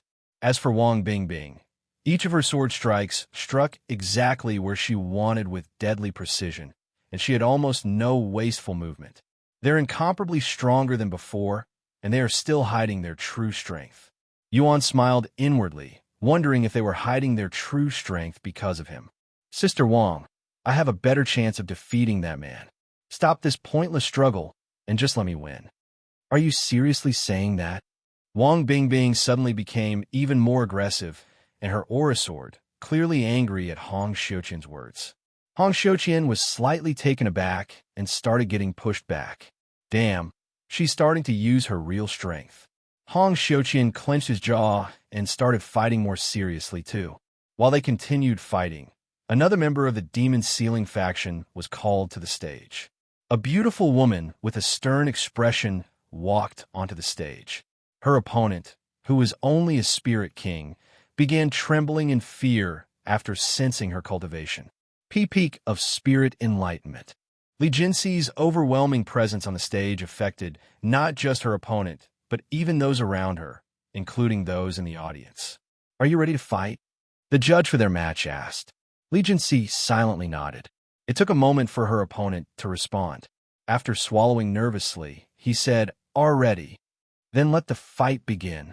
The instant the match began, Li Jinxi's figure disappeared from her spot. Her opponent cried out in pain and was sent flying outside the stage a split second later. Li Jinxi had defeated her opponent in a single move not even a second after the match began, and she used nothing but her own fists. Winner, Li Jinxi. Once the match ended, the judge offered Li Jinxi a recovery pill, but she outright refused it and left the stage. Heavens, what a domineering beauty! To be at the peak of the spirit enlightenment at her age, her potential is massive. Ha! That young man from the upper heavens must be sweating by now. I cannot imagine a spirit grandmaster defeating someone at the peak of spirit enlightenment, regardless of their background. Sometime later, Xiao entered the stage with a spirit-grade bow. However, she didn't have any arrows on her, and her bow also lacked the bowstring that traditional bows have, resembling that of an incomplete bow. Her opponent was a young woman at the third level of the Spirit Sovereign Realm who belonged to one of the three grand sects, the Grand Spring sect. "Please go easy on me," said her opponent. Xiao silently nodded. Once the match began, the Grand Spring sect disciple raised her sword in a defensive manner while Mixius' aura skyrocketed, wrapping itself around the bow in her grasp and creating a bowstring. By the time Xiao raised her bow, an arrow made entirely of her aura was already prepared to launch from the bow. The Grand Spring sect disciple instinctively knew that she was incapable of blocking Mixius' attack and immediately switched from defensive to trying to avoid the attack entirely. The arrow flew from the bow a moment later and barely missed the Grand Spring sect. However, right as the disciple sighed in relief inwardly, she felt something strike her from the back. Why? The arrow that had missed her initially had suddenly turned around, and in that instant, she felt as though a massive hole had been torn through her stomach. However, when she looked down, she saw no injury on her body. The formation had activated, sparing her life. "That's my loss." The disciple sighed in a disappointed manner as she placed a hand on where Xiao had struck her. As a core disciple of the Grand Spring sect, she thought she would, at the very least, achieve the top 10. However, she had gotten incredibly unlucky and got matched with someone an entire realm above her for her first match. "I couldn't even show off a single technique before I was defeated. This is so embarrassing." The disciple left the stage with her head lowered. Liuxiang was next, and she also defeated her opponent in a single attack by blasting them away with an unavoidable ice technique that covered the entire stage. Sometime later, Wang Bingbing and Hong Xiuqian's match finally concluded. Winner, Wang Bingbing, the judge announced. Wang Bingbing had managed to defeat Hong Xiuqian after a long and arduous battle, where neither of them was able to overpower the other for hours until Hong Xiuqian made a mistake from exhaustion, one that Wang Bingbing took advantage of and came out on top. The spectators cheered madly, causing the whole place to rumble with excitement. This year's tournament is really exciting, one of Emperor Ning's children said as he clapped. "Father, do you think it's possible to meet them after the tournament? I would love to have a word with that beauty with a bow." One of the older children asked, his gaze filled with adoration. Before Emperor Ning could even speak, Kelan responded, "She already has a partner." "That doesn't mean any." Kelan looked at him and interrupted, I wouldn't continue that sentence if I were you, unless you wish the downfall of your family. Emperor Ning hastily went to slap his own son in the face and shouted, "Apologize to Senior Kelan right now." "I'm sorry, Senior. I didn't realize you were her partner." Kelan frowned and said, "Hey, that's a crazy misunderstanding.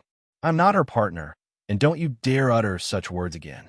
If her real partner was here to hear that, he'd probably go on a rampage and kill everyone here." Yuan turned to look at Kelan with raised eyebrows. "What kind of nonsense is that? Is this how he sees me?" He shook his head inwardly. Chapter 17:23, The Top 20.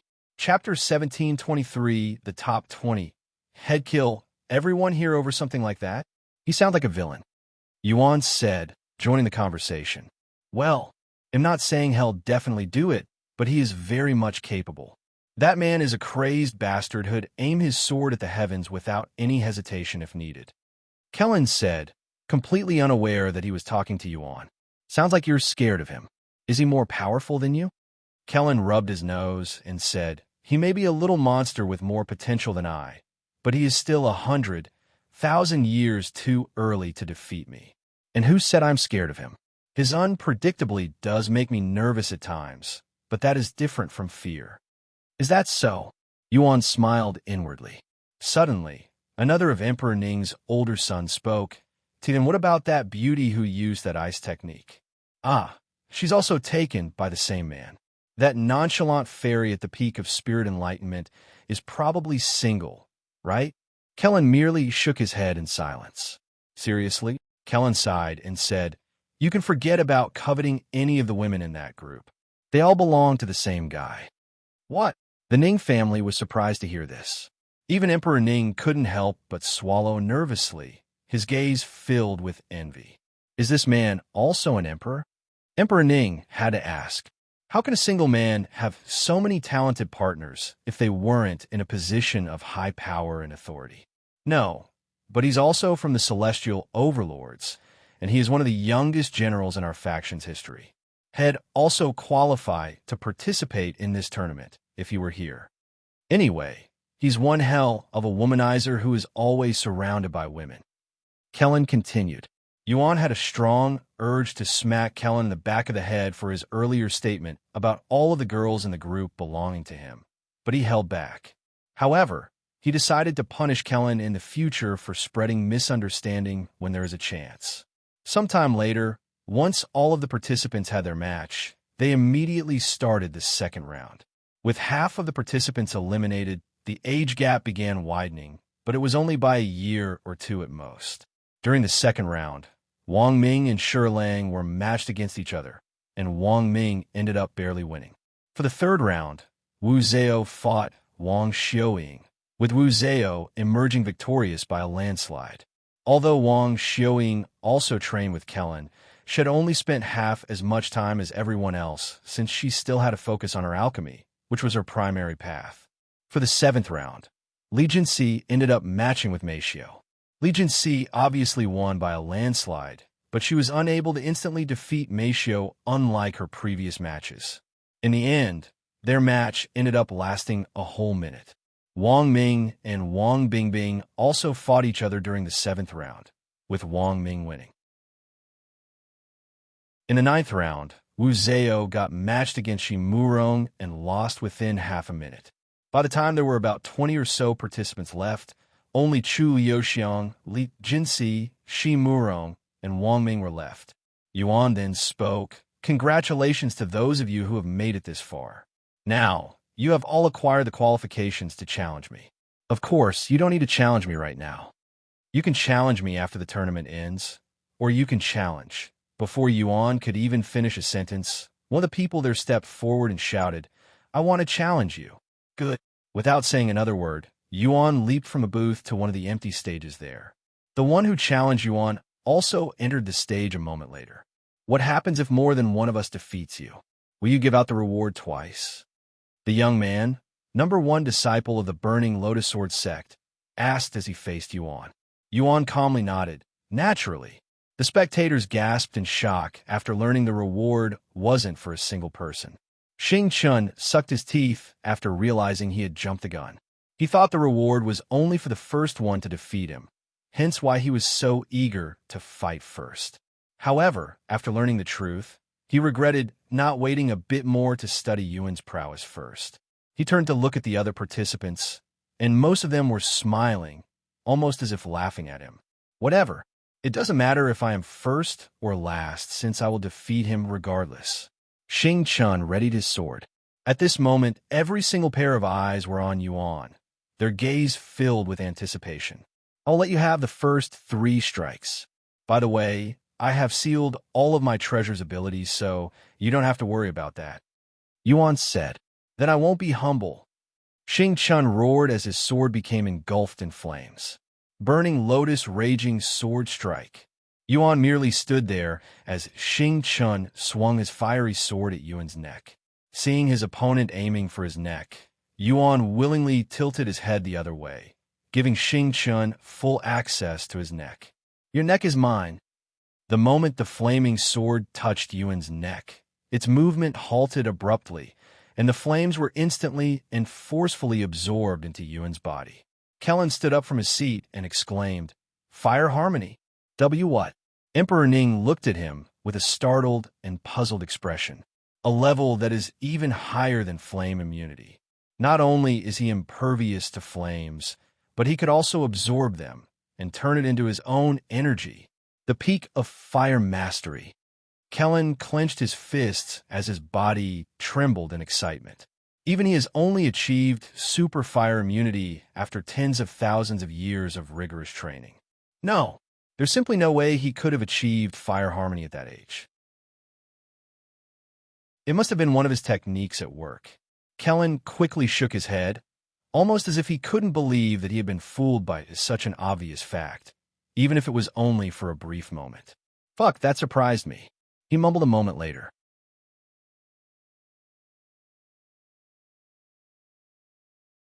Chapter 17:24 Fire Harmony. Chapter 17:24 Fire Harmony. That was your first strike, Yuan said to Qing after tanking his attack without a single scratch on his neck. In no way. Qing hastily jumped back. There's no way he actually defended against such a powerful strike with his naked neck.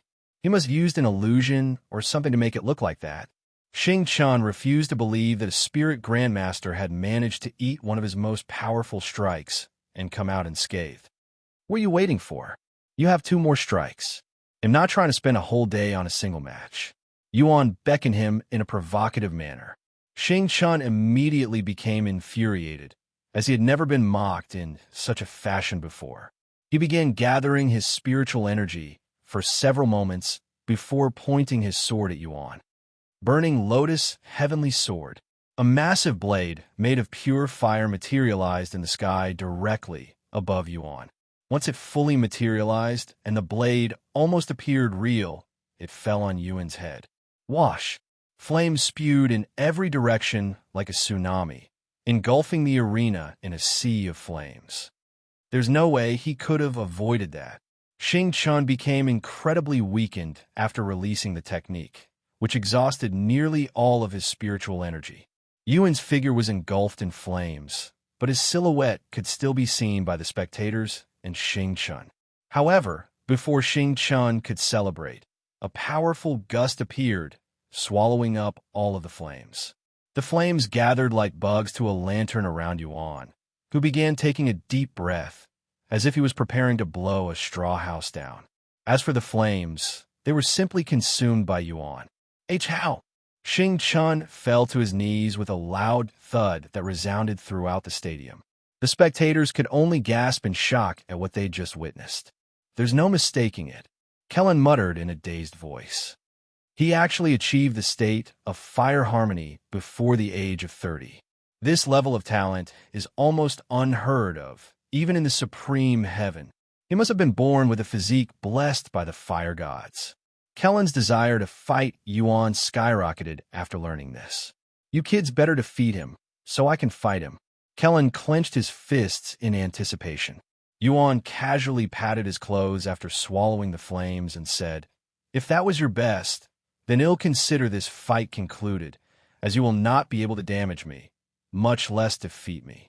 Xing Chun did not even have the energy to respond anymore and directly collapsed onto the ground. One of the workers there swiftly entered the stage to retrieve Xing Chun, bringing him away. Yuan looked at the rest of the participants and said, "So, who's next?" The participants subconsciously stepped back when they felt Yuan's overwhelming gaze through his mask. After a few moments of silence, a beautiful girl entered the stage with a graceful leap. Once the beauty introduced herself, Yuan nodded and said, "The match will begin the moment you raise your weapon." The beauty quickly raised the sword in her grasp and prepared to attack. However, before she could even act, Yuan's figure flickered and disappeared. When he appeared again a split second later, his fist was already digging into the bowtie's stomach. "Ah!" The beauty let out a dramatic cry of pain, and her face contorted in an exaggerated expression as she was sent flying off the stage. "Why? What happened to 3 free strikes?" she complained after struggling to get back on her feet. "It'd take too long if I let everyone have 3 free strikes," he shrugged. "In no way," the beauty muttered in disbelief before falling unconscious and getting carried off the stage. Next, Yuan ignored her and turned to look at the remaining participants, who swallowed nervously and subconsciously avoided his gaze. "Since nobody is going next, I will do it." A familiar face entered the stage. "Chu Liuxiang. What's your name?" "Lulu." Yuan showed a gentle smile on his face after Chu Liuxiang challenged him. "My surname is Xiao. You can't tell me your full name?" "Unfortunately, I am unable to because of reasons beyond my control." Chu Liuxiang narrowed her eyes at him and asked, "Have we met before?" "Why do you ask?" "Just a feeling." "Well, unless you've been to the upper heavens, I highly doubt we've met, as this is my first time coming to the lower heavens." "I see. You're not going to ask why I came down here?" Yuan asked. "Well, I don't really care, so I have no reason to ask." "I understand. Then let's start the match. I'll make my move after you make your first move," Yuan said a moment later. Chu Liuxiang nodded, and after several moments of stillness, she suddenly brought her arms parallel to the ground and swiftly activated a technique. Ice Shield. A beautiful and thick shield made of ice and enforced by spiritual energy appeared in front of Chu Liuxiang, capable of blocking any frontal attacks. She thought Yuan was going to attack her the moment she used her technique, like the last match. However, Yuan merely stood there in silence, almost as if he were analyzing her technique. Seeing this, Yuan smiled and said, "Don't worry, I won't end this match too fast since I ended my last one a bit too fast, so we have some spare time to enjoy ourselves." "Sorry, but I'm not interested." Chu Liuxiang suddenly placed her palms on the ground. Frozen Garden of Impalement. Thousands of ice spikes erupted from the ground and reached a dozen meters tall, covering the entire arena and leaving no room for Yuan to escape. She had used this technique in several matches before, and not a single one of her opponents had been able to block or avoid it. However, Yuan didn't even try to avoid it and allowed the ice spikes to land on him. "Wow!" Chu Liuxiang showed a nervous smile after seeing Yuan tank such a powerful technique with ease.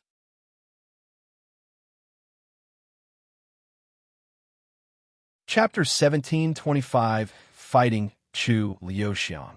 Chapter 1725, Fighting Chu Liuxiang. A simple notification appeared when Yuan took Chu Liuxiang's ice technique with his bare body. "Oh, I can temper my body like this?" He smiled inwardly. Yuan looked at Chu Liuxiang. "Is that all you've got? Show me some more of your ice techniques, since they're quite rare even in the upper heavens." Chu Liuxiang snapped out of her daze and gritted her teeth. 1,000 ice lotus blooms on the battlefield. Hundreds of beautiful frozen lotuses materialized around Yuan, completely surrounding him. Yuan curiously touched one of them, causing it to burst and sending ice shrapnels in every direction. Almost instantaneously, a chain reaction occurred, and in the blink of an eye, all of the ice lotuses exploded. Although the system did not specify, Yuan could feel that his cold resistance was only increasing slightly. Yuan wanted to get at least weak cold resistance by the end of the match, but he didn't want to prolong their match for too long without any reason, as it would raise eyebrows. "You're that tall man's disciple, right? Show me what he taught you. I promise to fight him if one of you manages to defeat me. After all, no wonder why he appeared a little desperate for us to win." Liuxiang sighed. "Forget it. I know I can't win, and I don't feel like fighting you for some reason." Liuxiang shook her head. "You don't? Why not? You fell for me, or something." Yuan teased her, hoping to get her riled up. Liuxiang sneered and said, "I'm already with the love of my life, so I have no reason to look at another man.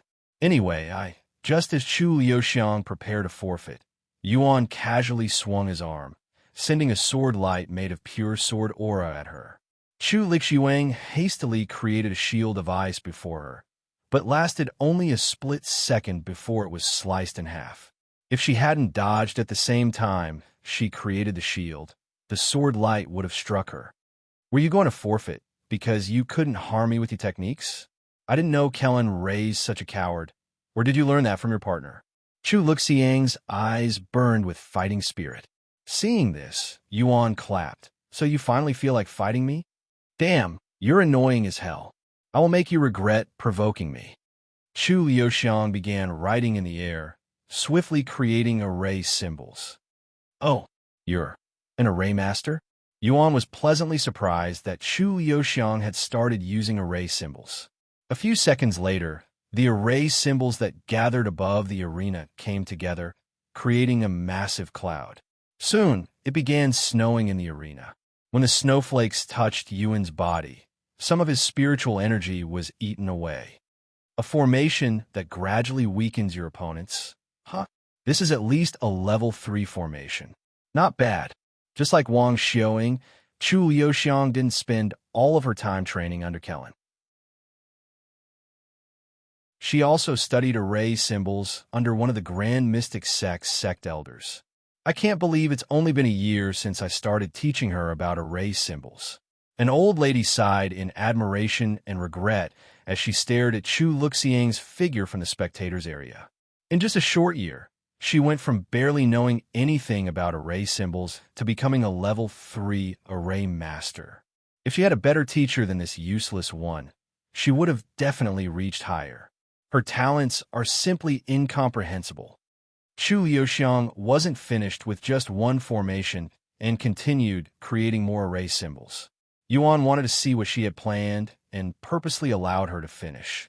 However, Liuxiang remained alert the entire time, anticipating him to attack at any moment. A few moments later, Liuxiang completed her second formation, one that weakened the strength and those within it. The third one affected Yuan's movements, making him move slower.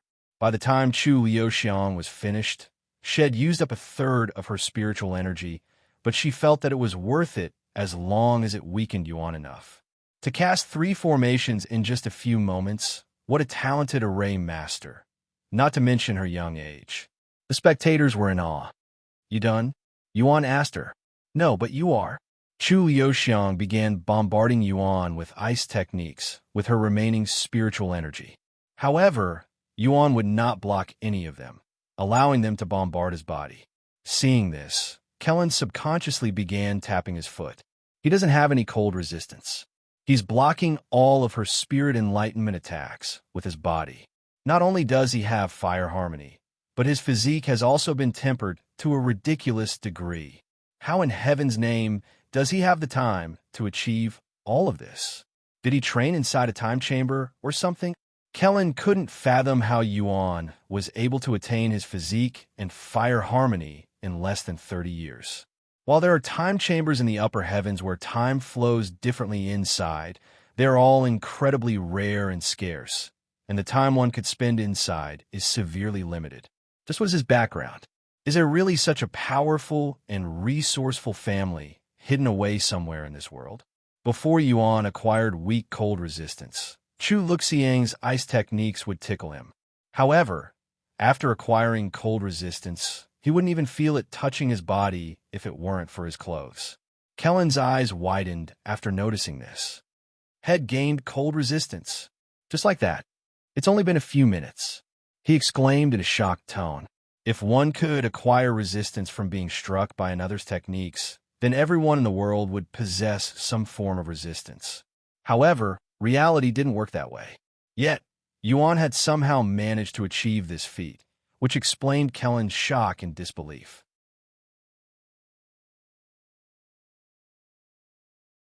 Chapter 17:26 Cold Resistance. Chapter 17:26 Cold Resistance. And no, let's think about this properly. There's no way anyone could achieve resistance after just a few minutes from that level of attack. He must have already been on the verge of attaining cold resistance before fighting her. Yup, this has to be the explanation. Kelan suddenly convinced himself that this must be the explanation, as he found it impossible to believe that Yuan had started from nothing and attained cold resistance in just a few minutes. In other words, he was in denial, unable to accept the reality of Yuan's rapid progress. Meanwhile, on the stage, Liuxiang was sweating buckets after exhausting all of her spiritual energy. Unbeknownst to her, her efforts ended up benefiting Yuan greatly. "Thank you for the training. It helped me a lot," Yuan said to her afterward. "As a thank you, I'll face you seriously." Yuan thought about going easy on Liuxiang because she was his partner. However, after thinking about it, he decided to do the opposite. Although we've sparred with each other plenty of times, she never really experienced fighting me. Yuan smiled inwardly. No matter how intense their sparring became, it was still just a spar in the end. Even if they fought with full seriousness, Liuxiang never felt threatened because, deep down, she knew Yuan would never hurt her. This made it impossible for Liuxiang and the others close to Yuan understand what it's truly like fighting a monster like Yuan, facing someone unfathomably stronger than her. This will be a good experience for her, even if it might scare her a bit. Yuan believed that Liuxiang needed this valuable experience since most people tend to freeze from fear, which could be the difference between life and death. A moment later, Yuan's aura surged dramatically, shifting from a suppressed state to one that was outright tyrannical and terrifying. However, it wasn't killing intent. Instead, it was a destructive and ominous aura that radiated immense power. His aura was so overwhelming that Liuxiang instinctively let out a terrified scream as she fell backward on her buttocks, even raising her arms to shield her face. Jinx and the other demon-sealing faction members instinctively retrieved their weapons and tiptoed as they tried to jump on the stage to protect Liuxiang, but they managed to control themselves at the last second. As a matter of fact, pretty much everyone at the tournament became defensive after sensing Yuan's aura, participants or not. "What's wrong? I only revealed some of my aura, and you're already shaking on the ground?" Yuan spoke as he slowly approached her with small and steady steps. "Get up and show me some more of the ice techniques that you're so proud of." Yuan retrieved his weapon, a spirit-grade spear. Why is he using a spear when he knows sword aura? Kelan frowned, being more intrigued by his weapon of choice than his aura. Suddenly, the tip of Yuan's spear began emitting a sharp aura. That one resembled sword aura. "Spear aura," Shura exclaimed after seeing his aura. He knows sword aura and spear aura. This was not only Yuan's first time using spear aura. It was actually his first attempt using spear aura. Despite this, he didn't feel unfamiliar with it. After all, the god of war, who had mastered all sorts of weapons, also achieved weapon auras for many of them. The system only recognized his achievement once he used it, even though he had the capability to do so for a long time now. "Where did your bravery a minute ago disappear to? Stand and fight me." Yuan provoked her. However, Liuxiang didn't respond, almost as if she couldn't hear him. Seeing the petrified expression on Liuxiang's face and how much she was shaking, Yuan began to wonder if Head scared her a little too much. She won't hate me when I reveal my identity to her later, right? He swallowed nervously at that thought. Suddenly, a loud voice resounded. Stand up and face your opponent properly. Have you forgotten about what I told you? Kelan could be seen shouting from the Ning family's booth. Hearing Kelan's voice and recalling about the conversation he had with everyone some time ago, Liuxiang gritted her teeth and forced herself to stand up to face Yuan. If I'm going to stand beside Yuan, who will face many powerful figures in the future, I need to get used to this feeling of overwhelming difference. Liuxiang muttered as she faced her opponent. Seeing this, Yuan smiled behind his mask and said in a genuinely proud voice, "Not bad. Then hey-race your reward." Yuan's spear flickered the next moment. Liuxiang suddenly felt a sharp pain in the area between her eyebrows. Despite being aware of the formation that protected her life, Liuxiang was not in the situation to remember such things, and her life flashed before her eyes. Yuan. The last image that appeared in Liuxiang's flashback was Yuan's childish face when they were still back at the orphanage before she lost consciousness.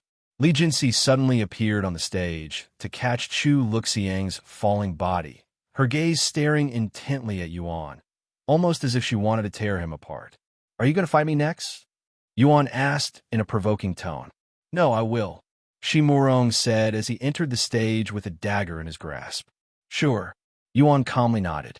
Jinx carried Liuxiang off the stage while Murong approached Yuan. "You can't scare me with your aura," he said. "Oh, really? I swear I saw you flinch when I first emitted it." Yuan laughed. Murong gritted his teeth and eagerly said, "Can we start already? You're itching to fight me, huh? Are you her boyfriend, by chance? Anyway, whenever you're REA." Before Yuan could even finish his sentence, Murong's figure disappeared like a ghost. "A movement technique, huh?" Although Yuan couldn't see Murong, he didn't need to, as he could sense Murong's position very clearly with his powerful soul strength and divine sense.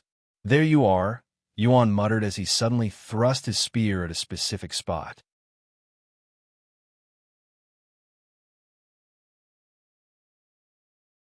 Chapter 17:27 Fighting Murong. Chapter 17:27 Fighting Murong Che. Murong sucked his teeth when Yuan could see through his movement technique, but he wasn't too surprised, considering his opponent was a genius from the upper heavens. Right as Yuan's spear reached him, Murong's speed abruptly increased, and his figure disappeared again. A split second later, Murong appeared behind Yuan with his dagger, diving toward his neck. Absolute penetration.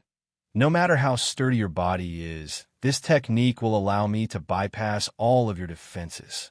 Sure enough, Murong managed to cut Yuan's skin, but only the tip of his blade managed to penetrate his flesh. Still, had managed to make Yuan bleed, an astonishing feat that most wouldn't be able to accomplish. Yet, Murong wasn't finished. After drawing Yuan's blood, he activated another skill that injected poison directly into Yuan's body through the dagger and his wound. Murong quickly distanced himself afterward. Realizing that Murong had poisoned him, Yuan decided to play along and pretended to be affected. "What did you do to my body? I just poisoned you with a deadly poison that will melt your internal organs. You'll experience excruciating pain for a bit, but you won't die because of the formation," Murong announced proudly. Yuan fell to his knees and began trembling and screaming in pain. "Ha ha! This is what happens when you underestimate us. Know your place." Murong laughed loudly. The spectators were in shock, and they began to believe that Murong had won the fight. However, Kelan suddenly shouted, "You fool! You're the one who is underestimating him. Check his body with divine sense." "What?" Murong frowned and probed Yuan with his divine sense. "And my poison is gone. Where did it go?" At this point, Yuan stopped pretending to claw at his body from the pain and calmly stood back up. "Your poison? My poison immunity dealt with it the second it entered my body," Yuan casually explained. "Poison immunity?" Murong and the others exclaimed in shock. Poison immunity was one of the most tedious and painful immunities to attain, so it came as a great shock that someone so young had managed to attain such immunity. He is not only fire harmony, but also poison immunity at that age. Kelan's expression turned solemn, looking like he was pondering something. Unbeknownst to Kelan, Yuan's poison immunity had reached the maximum level, just like his fire immunity. Otherwise, his reaction would have been a lot more exaggerated. Why you? Murong was speechless, but above all, he felt embarrassed. He instinctively pounced at Yuan, as if to combat his embarrassment. You were so composed just moments ago, but all it took was a little act to completely break you? You still have lots to work on. Yuan commented as he casually dodged Murong before thrusting his spear at him. Ack! Murong made a funny expression when Yuan's spear dug into his neck. However, Yuan wasn't done and infused a tiny amount of his chaotic essence into his spear.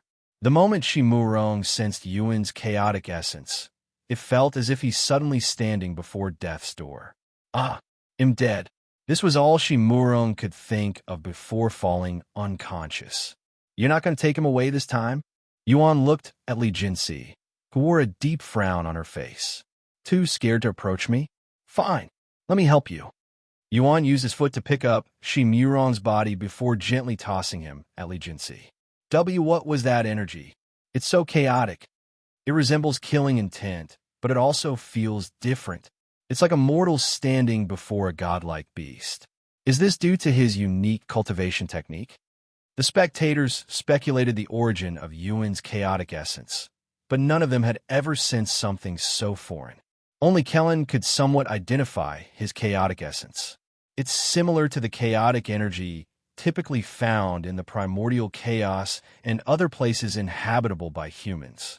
Don't tell me his family has managed to create a cultivation technique that allows them to cultivate that chaotic energy. The shock Kelan was experiencing right now was far more than when he realized Yuan had fire harmony.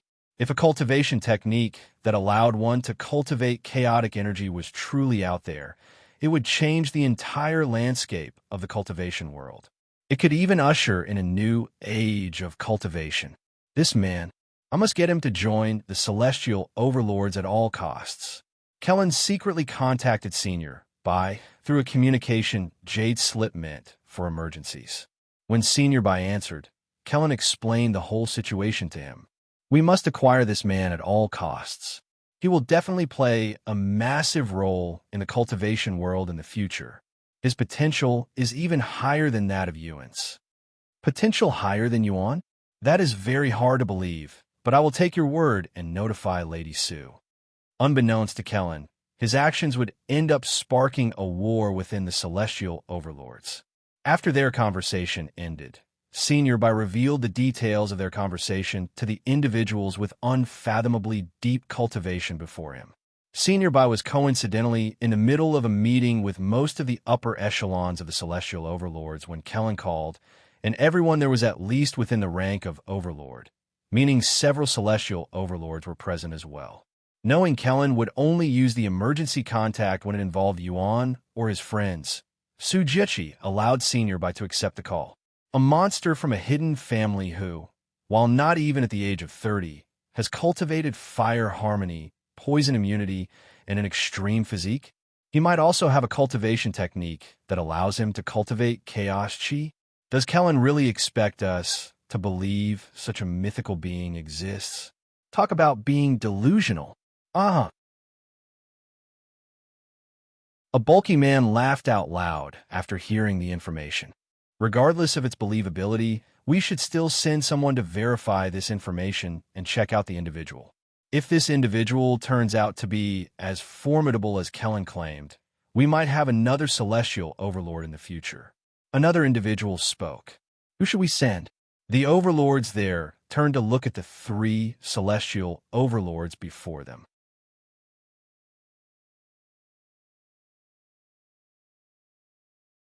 Chapter 1728, End of Tournament of Rising Stars. Chapter 1728, End of Tournament of Rising Stars, a heaven-defying talent that would make even the most talented individuals in the 9 heavens look ordinary. I don't believe such a being exists, nor am I going to waste my time finding out, said a handsome man with long black hair tied into a ponytail. The second Celestial Overlord looked at Su Jiechi and said, "Why don't you go and check him out, Senior Sister Su? It's been a while since you last recruited someone with significant talents in the faction." Su Jiechi remained silent, as did Senior Bai. The information that a monster like Yuan existed in the Celestial Overlords was strictly restricted due to Su Jiechi's efforts to keep his existence hidden until he was powerful enough to walk amongst them properly with his head held high. If the members of the Celestial Overlords realized that someone not even in the Divine Realm was among their elite ranks, some might find issues with it and cause trouble for Yuan.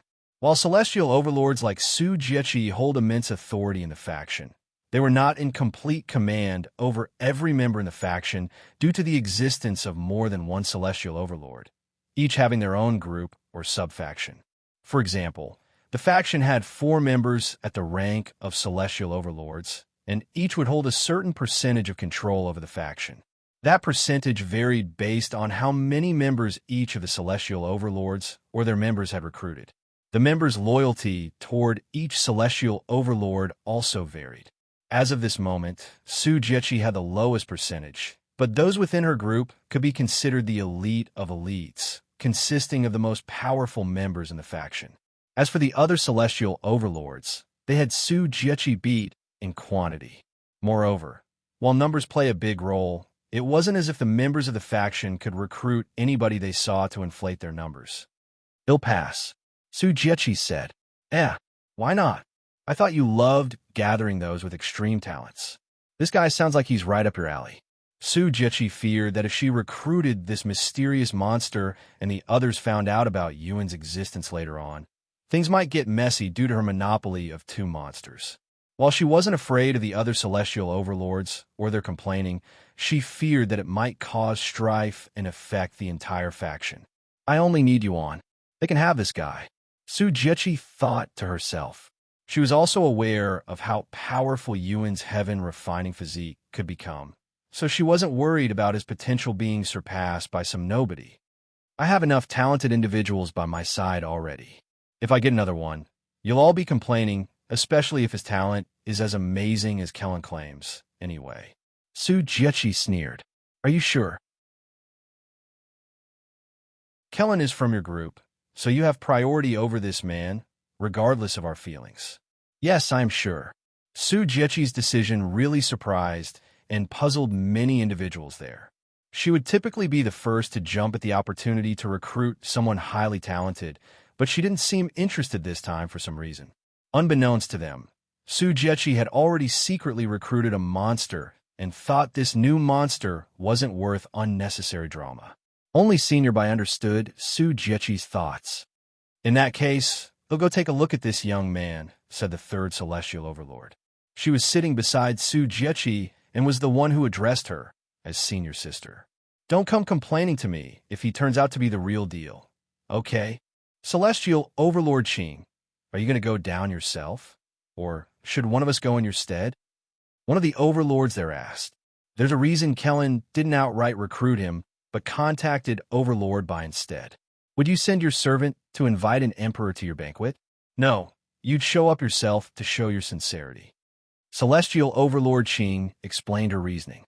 Sometime later, Senior Bai notified Kelan that Celestial Overlord Qing would be the one to recruit Yuan.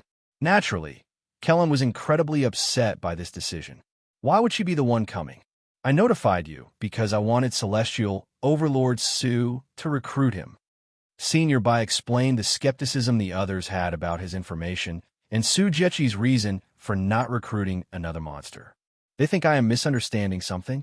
That's outrageous and slanderous. When have I ever made a bad judgment of talents?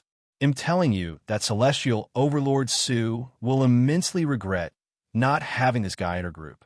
He's even more monstrous than Yuan. What's done has been done. Unless you are willing to risk offending Celestial Overlord Qing and recruit him before she arrives, go ahead." Kelan swallowed nervously at the thought of offending another Celestial Overlord, one that was not in his group.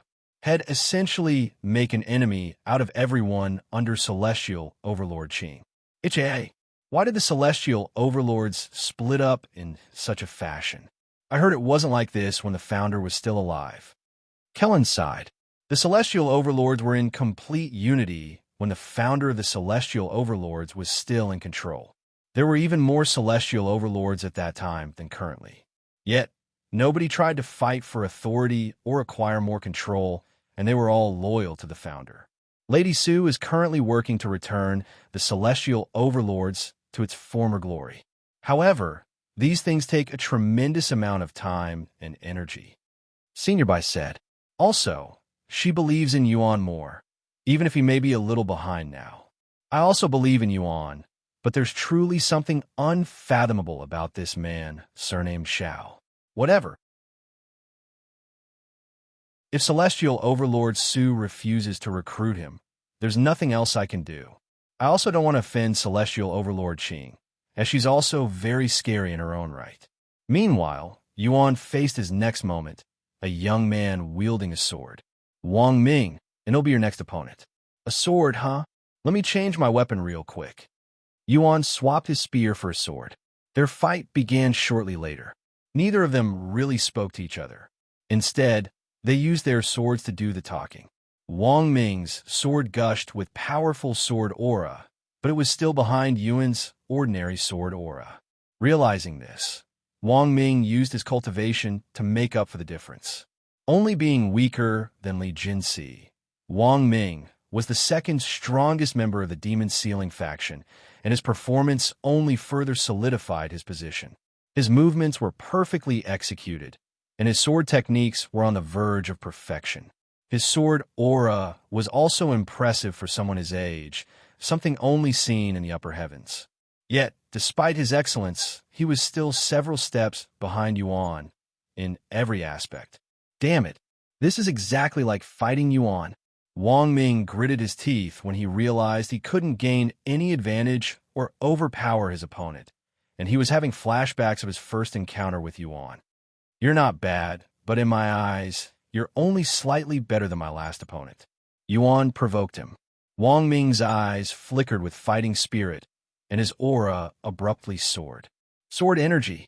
Wang Ming swung his sword at Yuan, releasing a powerful beam of energy that resembled Yuan's heaven-splitting sword strike. Yuan also swung his sword, but instead of using sword aura, his sword displayed enhanced sword aura, cutting right through Wang Ming's technique. Enhanced sword aura. Kelan cried out loud as he witnessed Wang Ming being struck. Enhanced sword aura? Wang Ming muttered in disbelief as he felt the sensation of his body being sliced in half. Not just sword aura and spear aura, but he also knows enhanced sword aura. There's no way he's less than 30 years old. Kelan started to question Yuan's true age, as his achievements seemed far too extraordinary for someone so young. No way. He defeated another Spirit Enlightenment cultivator while only being Spirit Grandmaster. How is this making any sense? That must be enhanced sword aura just now. It's my first time witnessing it, but it's so distinct from sword aura. While the spectators were in an uproar, Yuan looked at Li Jinxi and inquired, "Are you next?" After a moment of silence, she said, "I want to, but I will deal with you once I finish this tournament." "If you say so." Yuan looked at the other participants, who all appeared to be stricken with immense fear. "I guess there will be no more challengers for now." Yuan returned to the Ning family's booth the next moment. The tournament resumed shortly after, but most of the top 20 participants had lost their desire to fight. In the end, Li Jinxi swept away the rest of the tournament without any effort and became the champion. The champion of this year's Tournament of Rising Stars is Li Jinxi, a rogue cultivator, the judge announced. The crowd cheered for her, but the celebration was short-lived since everyone knew there was still one more fight left to be fought. After winning the tournament, Li Jinxi stepped onto one of the stages and beckoned Yuan with a finger. Once Yuan entered the stage, he said, "Since this is the last fight, and I can tell you're different from the others, let's make use of this entire stadium instead of just a single stage." "I'm fine with that," she calmly said.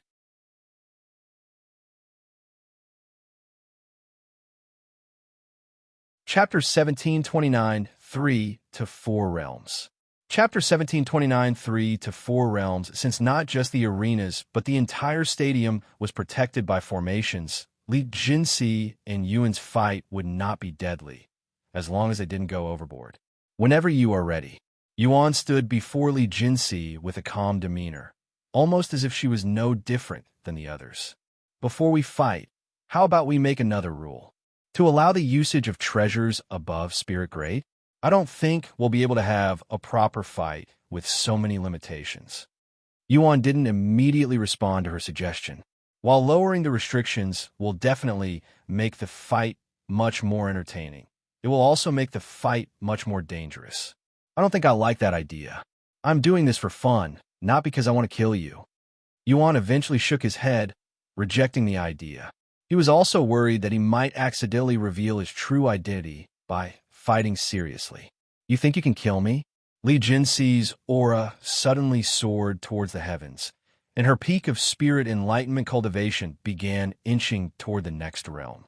In the blink of an eye, Li Jinxi's cultivation reached the first level of Divine Warrior. However, that wasn't the end, and her cultivation continued to soar. The audience all wore expressions of awe and shock on their faces as they watched Li Jinxi's cultivation through the levels of Divine Warrior and enter Divine Master. Yet, Li Jinxi did not appear to be finished yet. By the end, Li Jinxi's cultivation stopped at the 4th level of Divine Grandmaster. Heavens! A Divine Grandmaster before even reaching the age of 30. Her potential rivals, those geniuses in the upper heavens. No, maybe she came from the upper heavens, if she had managed to reach that level in the lower heavens. I cannot even imagine how much shed grow in the upper heavens. Divine Grandmaster, huh? What a surprise. Yuan said in a surprised voice. I will warn you now that I can fight someone 3, even 4 realms above my own cultivation. If you don't want to lose miserably, you should lower some of those limitations to increase your own cultivation.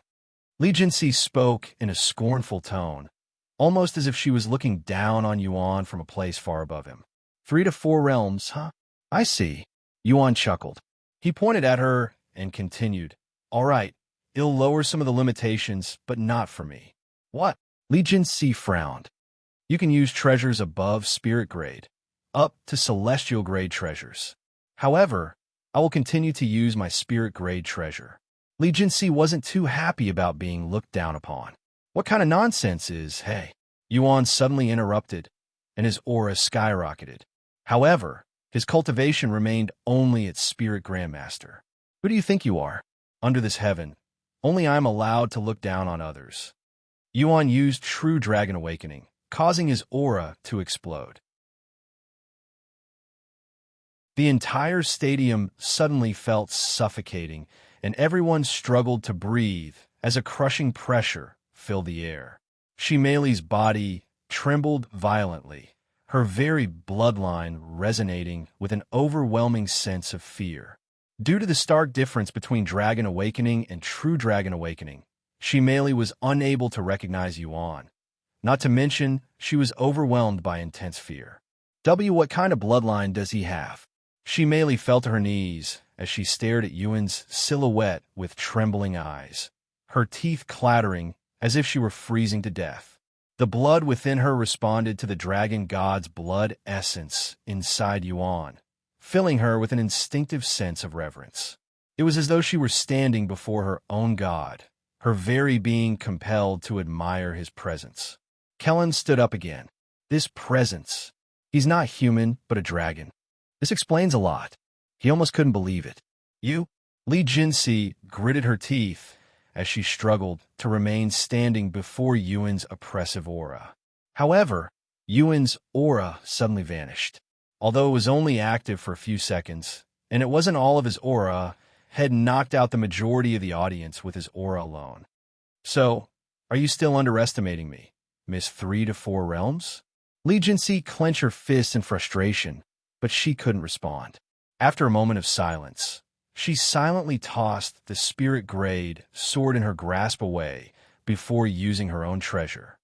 That's more like it. Yuan laughed out loud. This son of a bitch is even crazier than Yuan. she cried inwardly.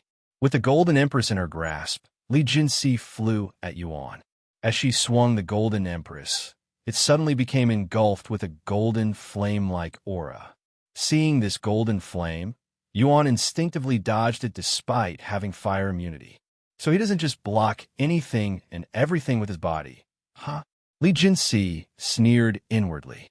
The Golden Empress had a special ability that directly ignored all fire resistance, so it would have gone through Yuan's fire resistance and damaged him.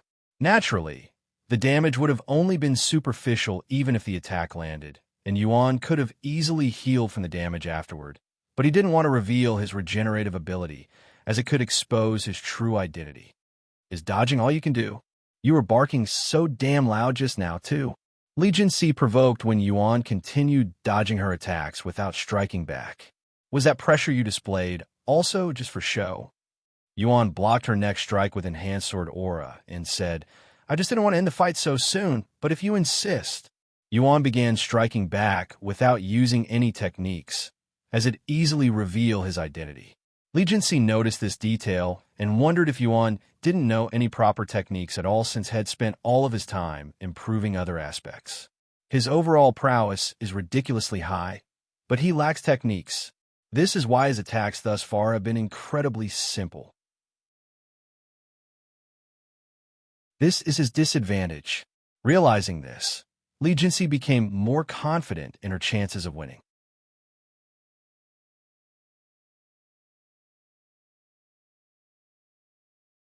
Chapter 1730 Reincarnators. Chapter 1730 Reincarnators. With his true dragon awakening, Yuan was able to withstand Li Jinxi's cultivation at the 4th level of Divine Grandmaster, whilst only being a Spirit Grandmaster himself. His chaotic dragon core also assisted him, even though he didn't utilize any of his chaotic essence. Li Jinxi's swordsmanship was perfect, but in terms of combat experience, she was still far behind Yuan, even if her past experience was taken into account. Li Jinxi was a formidable immortal in her previous life, but Yuan specialized in fighting immortals more than ordinary cultivators. Li Jinxi, having fought many immortals before, could tell that the man before her was as formidable as one, if not even more powerful. There is no opening in Yuan's defense, and every time he strikes, he leaves her no room to counterattack. Li Jinxi would normally risk attacking him, but knowing that a single mistake could end their match, she didn't dare to risk it. After several hundred exchanges, Yuan purposefully gave Li Jinxi the opportunity to attack, but he made sure not to make it too obvious. Li Jinxi saw the chance and took it. Her sword shone brightly as it unleashed one of its unique abilities. Golden Goddess. A golden silhouette suddenly emerged from the Golden Empress, taking the form of a beautiful female avatar who greatly resembled Li Jinxi. This golden avatar was a manifestation of the Golden Empress memories of Jinxi. This meant that the golden avatar had her fighting experience, techniques, and even habits. Its cultivation was even higher than Li Jinxi, being at the peak of Divine Grandmaster. 1 versus 2, huh? Yuan muttered with a slight smile on his face. Once Jinxi's avatar began fighting alongside Li Jinxi, they were able to push Yuan back by constantly throwing powerful techniques at him. Golden Empress Sword Dance. Li Jinxi began executing a series of swift and powerful sword techniques, each faster and more threatening than the last. Jinxi's avatar used her own technique at the same time, supporting Li Jinxi from the rear with long-distance sword techniques. Heavens, what a fight! This isn't something you'd expect to witness in the 4th heaven. The audience watched with their mouths agape. Li Jinxi displayed techniques and combat prowess meant for immortals, and Yuan could somehow withstand them while only being at the peak of Spirit Grandmaster. Although that man from the upper heavens is a monster, that beauty is also a monster. 2 monsters fighting each other. I cannot imagine what sort of beings they'll become in the future. Their names will definitely spread throughout the 9 heavens. The audience cheered louder and louder as the fight progressed. And this isn't even all he can do. Kelan's body trembled with anticipation as he imagined fighting Yuan at his full prowess. However, he then realized that if Li Jinxi failed to defeat Yuan, he would also lose his own chance to face Yuan in battle. Li Jinxi, you better defeat him, or I will not forgive you, Kelan cried out in a desperate voice. As their fight reached its climax, Yuan said to her through voice transmission, "You don't fight like an ordinary genius. Are you, by any chance, a reincarnated?" Wah! Yuan's sudden remarks took Li Jinxi by surprise, causing her to misstep, nearly falling on her face. "Judging by your reaction, I guess ID hit the mark." Yuan continued to tease her. You're also a reincarnator?" Li Jinxi glared at him with a serious frown. "Yes, and if I said that I have reincarnated more than once, would you believe me?" Li Jinxi swallowed nervously. Reincarnated more than once? That's just like Yuan, but it explains his abnormal prowess, she thought inwardly. Li Jinxi had suspected there would be more reincarnators like Yuan and herself after realizing it was possible, but she never had any solid proof. As for Xiao and Liuxiang, they would only speak about their past lives with Yuan, so Li Jinxi was unaware of their background. What happened? Why did they suddenly stop fighting? The spectators were puzzled when the two of them abruptly stopped their match. They appeared to be talking with each other through voice transmission. I wonder what they're talking about. Nobody there dared to eavesdrop on their conversation, Kelan included, as it would be incredibly rude and offensive if caught. If Li Jinxi has such a serious expression, it must be a fairly important subject. Kelan wanted to eavesdrop, but he feared it would mess with their chances to recruit him. "What do you know about reincarnations?" Yuan asked Li Jinxi. "Clearly not as much as you," she said. "If you defeat me, I'll tell you. I can keep this up forever, but you're starting to run low on spiritual energy, right? How about unleashing your most powerful technique for your next strike? Otherwise, you'd suffer a boring defeat." Li Jinxi could tell that he was telling the truth just by his calm and relaxed composure. Meanwhile, she was sweating bullets and breathing heavily. Summoning Jin's Eye's avatar had exhausted a third of her reserve, and it needed a constant supply of spiritual energy to continue functioning. At this rate, it'll run out of spiritual energy in a few hours and lose by default. Li Jinxi gritted her teeth. "I refuse to lose in such a manner to someone who isn't Yuan." Her eyes burned with determination. Seeing Li Jinxi begin gathering her spiritual energy, Yuan smiled and spoke with enthusiasm. "Don't disappoint me now." A few moments later, Li Jinxi finished gathering every drop of her remaining spiritual energy and unleashed it at Yuan. Golden Empress Absolute Decree. Li Jinxi raised the Golden Empress above her head as it grew until it became even larger than the stadium itself. Heavens! Is she trying to destroy the entire stadium? Emperor Ning cried out loud. "Don't worry, I will ensure the safety of everyone, including the stadium," Kelan assured him. The next moment, Li Jinxi swung the massive sword at Yuan. As the golden sword began descending, Yuan's eyes flickered with a vicious glint. "Sword gods, apex, sword art. Wait, that's..." Li Jinxi's eyes widened after seeing Yuan's unique sword stance, but before she could say anything, her vision blanked, followed by a certain notification.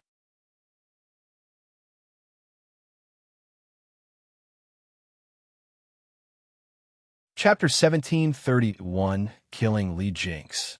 Chapter 1731, Killing Li Jinx. The entire stadium became dead silent after Yuan killed Li Jinxi, most of it due to the system's interference, as Li Jinxi was a player. Despite the notification, Yuan didn't budge an inch, almost as if he had become a stone statue. However, if one were to look underneath his clothes, one would see his entire body covered in sweat. "I accidentally killed her," Yuan cried inwardly after his mind slowly comprehended the situation. The sword god's apex sword art was a celestial rank technique, but Yuan figured Li Jinxi would be able to survive it even without the formation. Moreover, had only used a fraction of its power. Yet, the sword technique was much stronger than had anticipated, destroying the formation and killing Li Jinxi instantaneously. He wanted to log off immediately and see if Li Jinxi was okay, but he was unable to do so. After snapping out his daze, Yuan turned to look at Kelan and hastily shouted, It was an accident. I swear I didn't kill her on purpose. However, Kelan didn't react, almost as if he couldn't hear Yuan's voice, seemingly shocked about something. That sword technique contained the power of the void. He's managed to comprehend the power of the void before reaching the age of 30. There's simply no way. Kelan cried inwardly. The power of the void was something humans have been trying to master since its existence was revealed to the cultivation world.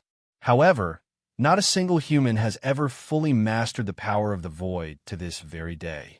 Although Yuan only displayed a slight understanding of such power, it was still more than what Kelan and many immortals could comprehend. As for Yuan, Head accidentally used the power of the void when using Sword God's apex sword art, because it felt natural, almost as if the technique was created to be used with the power of the void. Meanwhile, after dying to Yuan in, Liuxiang sat up on her bed with a dazed look on her face. I died. She subconsciously checked her body. A few seconds later, she sighed in relief. I didn't lose my ability to cultivate. Once she confirmed that the death didn't affect her cultivation, Liuxiang immediately began thinking about the technique that killed her. That sword stance looked very familiar. I think her death had happened too fast, and she wasn't able to get a good look at Yuan's sword technique before she blacked out. A few moments later, Liuxiang could hear several pairs of footsteps running in the hallway, and they were all getting closer to her room. Soon, her door was being knocked on. Sister Jinxi, are you okay? Wang Bingbing's voice resounded. Liuxiang went to open the door to find Wang Bingbing, Wang Xiaoying, and Mei Xiao standing outside her room. Yes, I am fine. The death didn't affect my cultivation, Liuxiang nodded. I can't believe that man actually killed you. Wait until Yuan hears about this, Wang Xiaoying said. He said it was an accident, but who knows if he's telling the truth or not. Mei Xiao sighed. At least you didn't lose your ability to cultivate, or that would have been disastrous, Wang Bingbing said.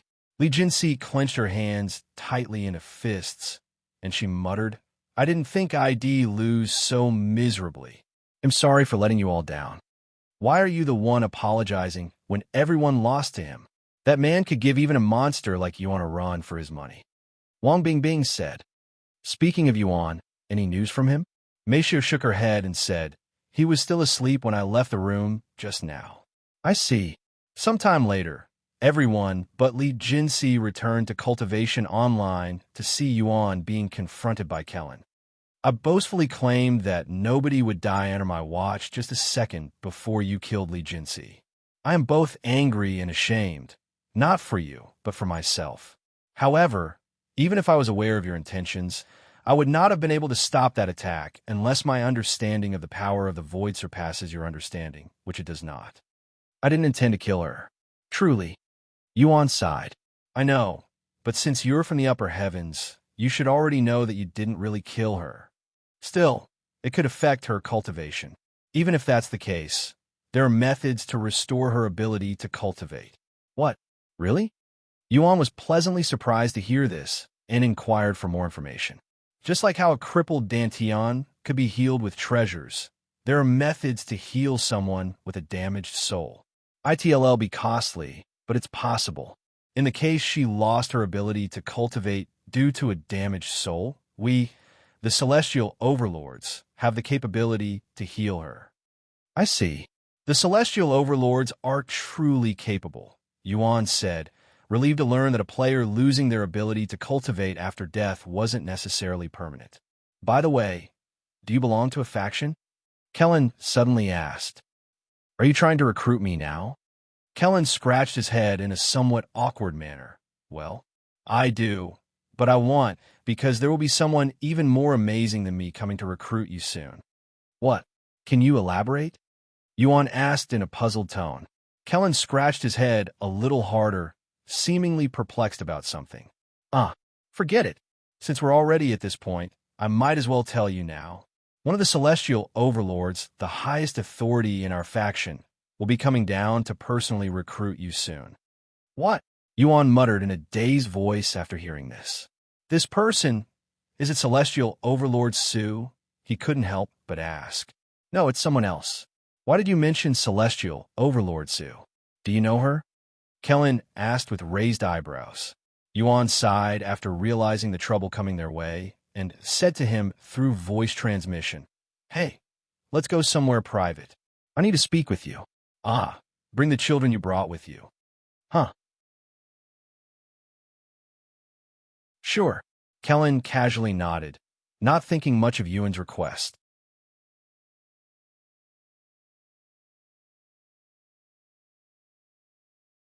Chapter 1732, Revealing His Identity. Chapter 1732, Revealing His Identity. Sometime later, Yuan and Kelan went over to Emperor Ning to say goodbye. Before you leave, can you give this reward to that young lady who won the tournament? Emperor Ning handed the innate miracle pill to Kelan. Kelan brought the demon-sealing faction and Yuan to a nearby area afterward. How much time do we have before the Celestial Overlord arrives to recruit me? Yuan inquired. We have a few more days. Why? All right, let's go to the myriad of techniques, then. Why the myriad of techniques? Kelan raised an eyebrow, feeling like Yuan was being oddly specific and familiar with their background. That's Overlord Bay's territory, no? What I have to tell you guys is incredibly important and cannot be leaked. I need a safe place to reveal this information to you. Kellan's eyes widened. This was their first time meeting, so why does he have something so important to tell them? Does this have something to do with Yuan? Xiao suddenly asked with an observant face. He silently nodded. Huh, Yuan?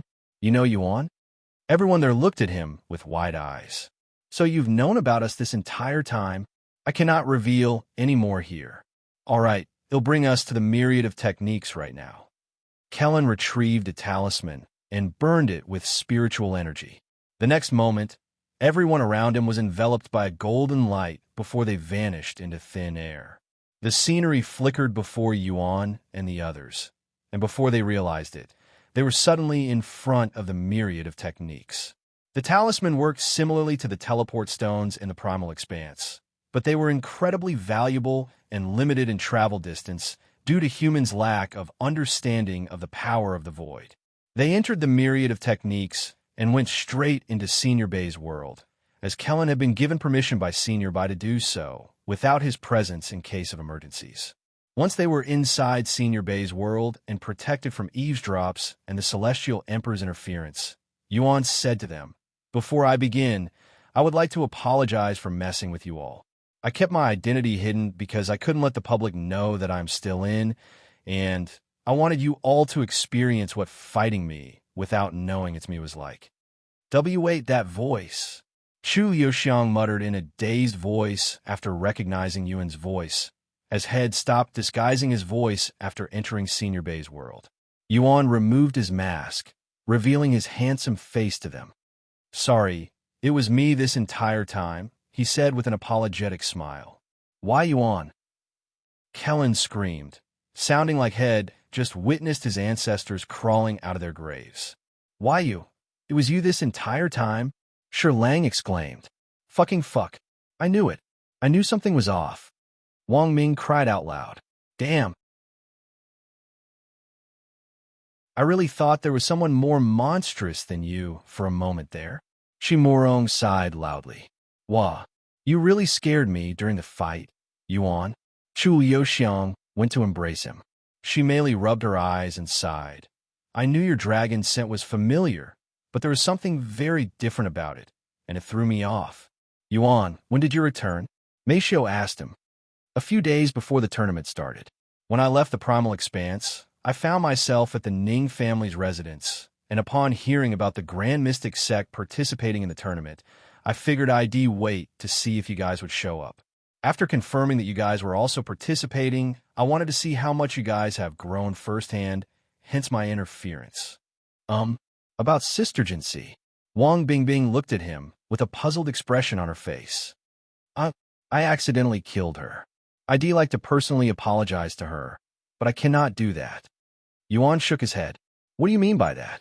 Xiao asked with a slightly worried tone, sensing something was off. Before I say anything, Mei Yinging, you're still affected by the Celestial Emperor's curse, so let's have that removed first. Yuan retrieved the sacred chalice of purification. What kind of treasure is that? Kelan finally snapped out his daze and asked him. A treasure I acquired in the Primal Expanse.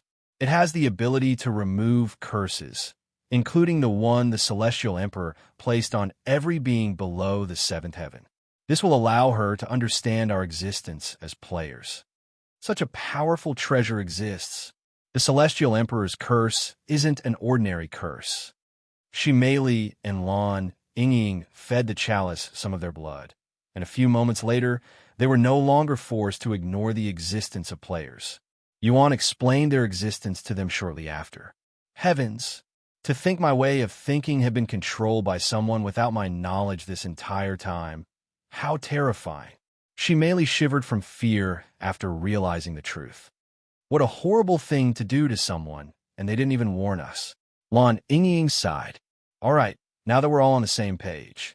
The Celestial Emperor is targeting me for some reason, and my access to the system has been blocked. Basically, I've been banned from Cultivation Online. Yuan revealed. What the hell? Something like that can happen? Wang Xiaoying muttered. Yuan nodded and continued. Once someone has their access to the system blocked, they will no longer be able to access Cultivation Online. In other words, they won't be able to enter the 9 heavens. Wait, if that's the case, how are you still here? Kelan asked. Don't ask me how or why, but I've been given access to another system, allowing me to stay inside Cultivation Online. However, there are a few issues, one of them being that I am no longer allowed to log off and return Earth. What? Liuxiang and the others cried out loud. This is why I didn't notify any of you of my return, and why I cannot apologize to Li Jinxi until she returns to Cultivation Online after her death cooldown. If you cannot log out, what are you going to do now? Meisho asked once everyone comprehended the situation. I will need to re-establish the connection between Earth and the 9 heavens through the Dragon Spiral Mountain as soon as possible, allowing me to travel to the 9 heavens with my real body, and I have to do so without alerting the Celestial Emperor, he said.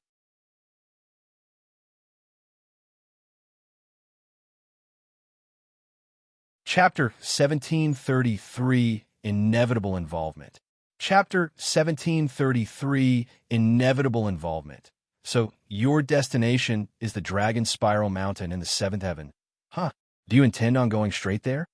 Kelan asked after hearing his plans. I'm not sure yet. I'm afraid that I might reveal my presence if I ascend normally. Yuan shook his head. When a player successfully ascends to the next realm, there will always be an announcement, and it paves the way for the other players, allowing everyone to ascend. However, if I wait for the other players to ascend for me, it'd take way too long. Kelan then asked, why do you have to evade the Celestial Emperor, anyway? Did you do something to offend him? I don't know. Yuan shook his head. In reality, he had an idea why the Celestial Emperor was hunting him, but he didn't want to reveal information about his past lives if he didn't need to. Besides the Demon Sealing faction and those following him, nobody else was aware of his past lives. The Celestial Overlords could help you, you know? I don't know about the rest of the faction, but Celestial Overlord Su wouldn't hesitate to confront the Celestial Emperor for you. If you reveal your talents to the others, I'm sure they'd also be willing to assist you. Kelan said, being one of the most powerful factions in the 9 heavens, the Celestial Overlords had more than just fame to their name.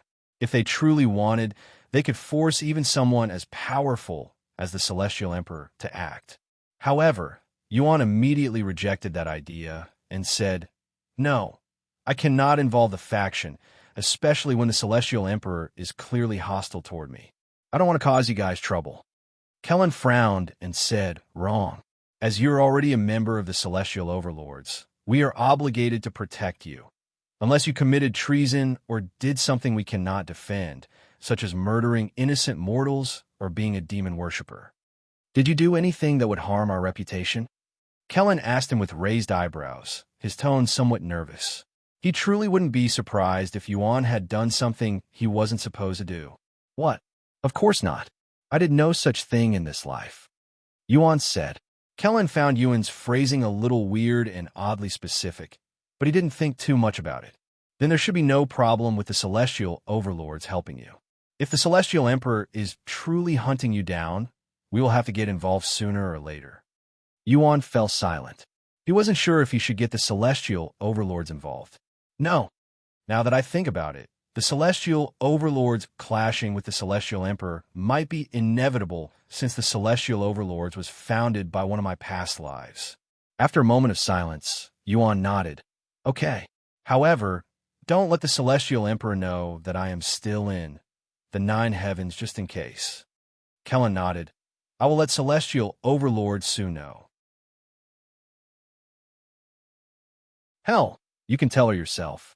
I don't know if I will be able to convince her not to kick down the celestial emperor's door in anger. I can tell her myself. When can I speak with her? Since you're here, we can ask Overlord Bai to bring her to this world. We also need to resolve the situation with celestial overlord Qing, who will be coming to recruit you. You can deal with her. You were the one who caused this mess, after all. Yuan quickly said. What? How can you put all the blame on me? If you hadn't hidden your identity, I wouldn't have contacted them. We could talk about that later. Right now, let's focus on how I can ascend to the 7th heaven without alerting the celestial emperor. Yuan then said. Wang Xiaoying suddenly spoke. What if you have someone bring you to the 7th heaven, like how I was brought to the 2nd heaven after the mystic realm?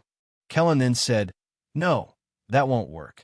We cannot bring anyone without restriction.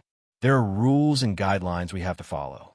Bringing someone to the 2nd heaven from the lower heaven may have fewer restrictions, but the upper heavens are different. At the end of the day, we won't be able to bring him to the upper heavens while hiding his identity. Can't you just sneak him there? Wu Zhao asked. There is a barrier that separates every realm in the 9 heavens, and it will prevent unauthorized beings from passing. We can force our way through it, but it instantly alert the celestial emperor. Kelan explained. How about we climb the stairway to heaven for you? Mei Xiao suddenly suggested. I think we have a good chance of ascending at our current level. Kelan looked at her and said, you'll probably have no issue ascending to the 5th heaven and even the 6th heaven, but the 7th heaven is a different beast. Besides Yuan and Li Jinxi, I don't think anyone here will be able to pass it anytime soon. However, Yuan shook his head and said, it's fine. I think I have another method to ascend without alerting the celestial emperor. Oh, what method? Kelan looked at him with genuine intrigue. I don't know, but I know someone who might, he said. Yuan continued. Anyway, now that we understand my situation, let's talk about you guys. Us. Wang Ming and the others pointed at themselves. Yes, you guys. To avoid the celestial emperor coming after you guys for being associated with me, I will have to limit our contact for now. And since you've done so well training with Kelan for the last 3 years, I figured it'd be fine if you continued to follow and train under him. Yuan looked at Kelan and asked, you wouldn't mind taking care of them for a little longer, right? I can ask Senior Bai if you're too busy. No, I don't mind. In fact, I already have plans for them since none of them were able to defeat you during the tournament. Kelan responded with a cold smile. The Demon Sealing faction members trembled after seeing his smile. However, it won't be for free. In exchange for my assistance, I want you to spar with me, right here and now. Kelan looked at Yuan with an excited smile.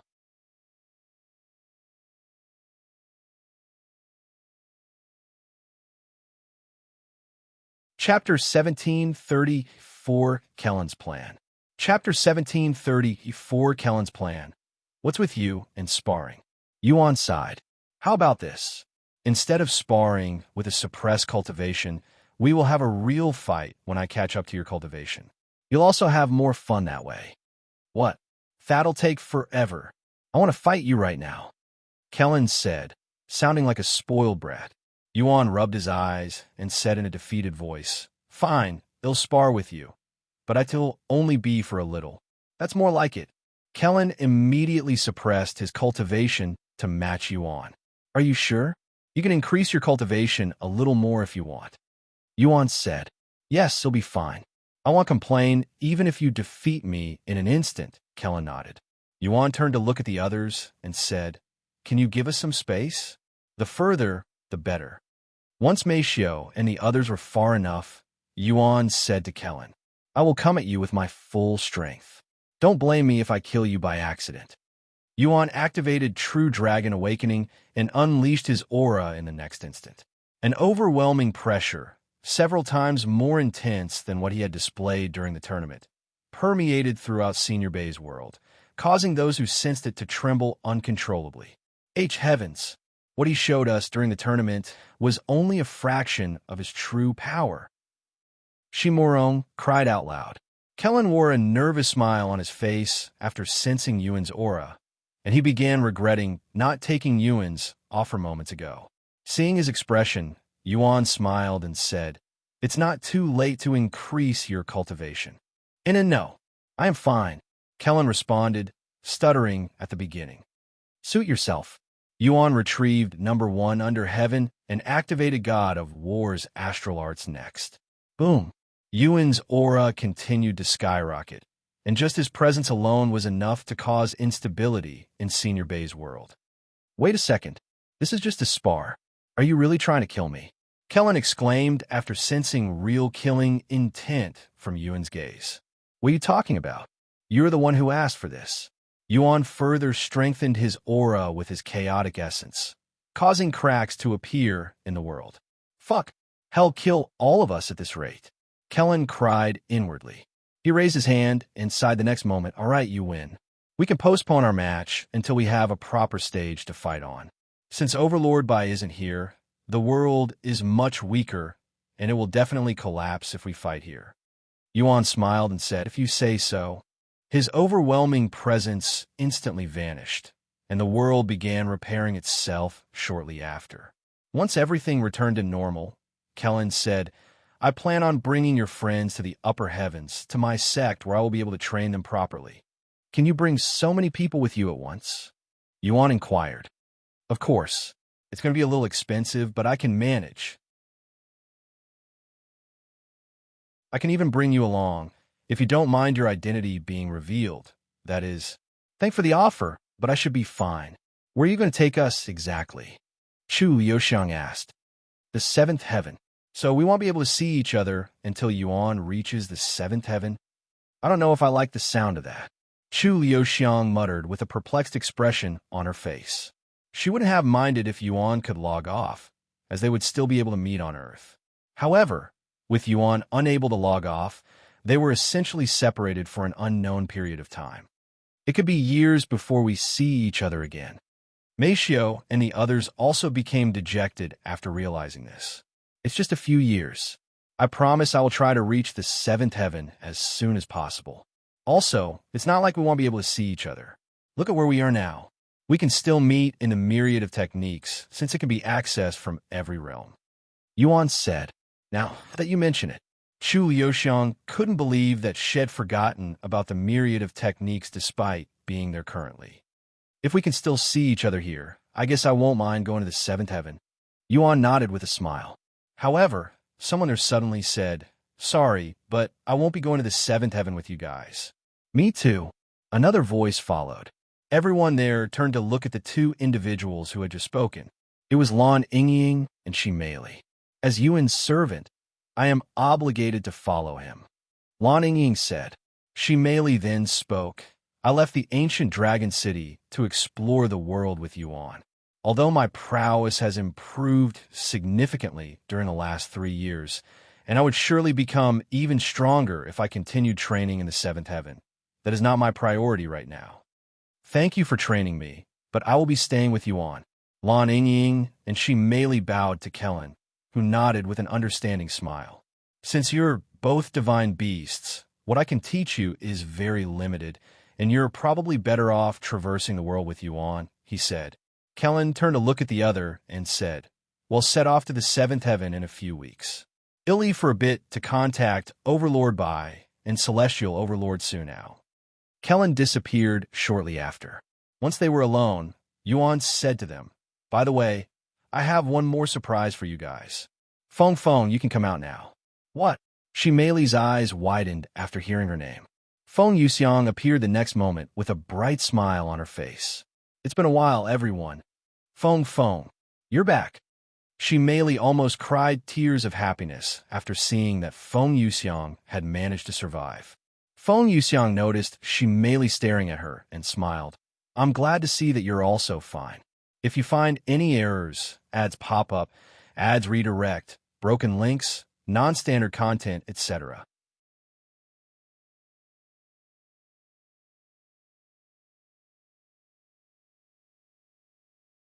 Chapter 1735, Growing Stronger Without Doing Anything. Chapter 1735, Growing Stronger Without Doing Anything. Sorry if I made you guys worry. As you can see, I am perfectly alive and healthy. Moreover, I've come back even stronger. Feng Yuxiang spoke with a prideful manner, her nose pointed toward the sky. Now that you mention it, your appearance and presence is different from before. How did you grow stronger while in such a state? She merely asked with raised eyebrows. While most beings experience exponential growth after near-death experiences, Feng Yuxiang's situation was different. A lot has happened, but I learned about my past life as a primordial phoenix, and now that my curse has been lifted, my sealed cultivation, bloodline, and talents will gradually return to me, especially once I remember my past lives' experience. I will essentially become stronger without needing to do anything. What? Growing stronger without doing anything? How envious. Liuxiang sighed. Feng Yuxiang cleared her throat and said, In case you forgot, I was already a powerful phoenix before my bloodline was sealed, so it's not like my strength appears from thin air. By the way, where's Xiao? Lan Ying asked when she noticed her absence. Oh, she's... Yuan began explaining Xiao's situation to them. 2 souls in a single soul? Such a thing is possible? Everyone was shocked by the information and the perplexing situation. At least she's not in any immediate danger, Meishu said. Yuan nodded. Yes, she's doing fine now, but we cannot be certain she'll remain like this forever. So what are you going to do now? Wang Xiaoying asked him. Once you guys leave for the 7th heaven, I will figure out how to ascend without alerting the Celestial Emperor. I also need to ask Tian some questions, so he'll visit the stairway to heaven. There's also Dongyi. He can traverse between the 9 heavens without alerting anyone, so there has to be a way. The first person that came to mind when he thought about ascending the 9 heavens in secrecy was Dongyi, who has been successfully evading the Celestial Emperor since the Evil Gods era. Forget about that for now. I have an even more important question, Liuxiang suddenly said. How often should we meet each other? That's hard to say, and probably not something we can make a schedule around. However, I will try to meet with you guys whenever I can, said Yuan. All right, I have another surprise for all of you. Another one? How many surprises do you have? Wang Ming exclaimed. Yuan cleared his throat and said, You can show yourself now, Ingzi. What? Ingzi? The demon sealing faction instantly recognized this familiar name. The next moment, a shadowy silhouette appeared from Yuan's shadow. That's Ingzi. She looks so different. Wang Bingbing said. She changed her appearance right before we returned to the Primal Expanse, Yuan explained. Hello, everyone. I didn't think I would be able to see you all again. Ingzi greeted them with a slight head nod. What a striking appearance. You could easily be mistaken as a ghost in the dark. Liuxiang commented. Wait, so you're following Yuan now? Lang asked. She nodded, for now, because he plans on returning to the Primal Expanse in the future, and I have the ability to take him back. I'm also interested in your world. How do you feel now? Will you be fine without chaotic essence? Yuan asked her. Ingzi nodded and said, Just like when I visited your world, I don't have any issues living here. However, if I use my powers, I won't be able to replenish them, so I will only grow weaker as I use my powers. What kind of beast are you? She merely asked in a curious voice. I'm a shadow dweller, she said. Shadow dweller? She merely found this name familiar for some reason. Then she recalled the chronicles of the immortal monarch, mentioning that one of the 9 divine supremes was a shadow dweller. A shadow dweller, Feng Yuxiang, who is a phoenix, Lan Ying, who is a serpent, and myself, who is a dragon. What a terrifying coincidence, or is this fate? She merely swallowed nervously after noticing that Yuan had a following that was nearly identical to the immortal monarch's 9 divine supremes. After chatting for a little, Yingzi returned to Yuan's shadow. Feng Yuxiang also returned to Yuan's dantian after saying, "Perhaps it's due to my body trying to adapt to my bloodline's awakening, but I feel more exhausted than usual despite not doing anything. I'll go take a nap. See you guys later." Lan Ying stepped forward next and said, "It's been a while since I have done this." She proceeded to turn into a snake before wrapping herself around Yuan's wrist, turning into a bracelet. How envious. I also want to rest inside his body. She merely sighed inwardly, and she started contemplating forming a contract with Yuan just so she could rest inside him like the others. We have some time before Kelan returns, so why don't I tell you guys about my adventure inside the Primal Expanse? Yuan said. "Please do," they exclaimed excitedly.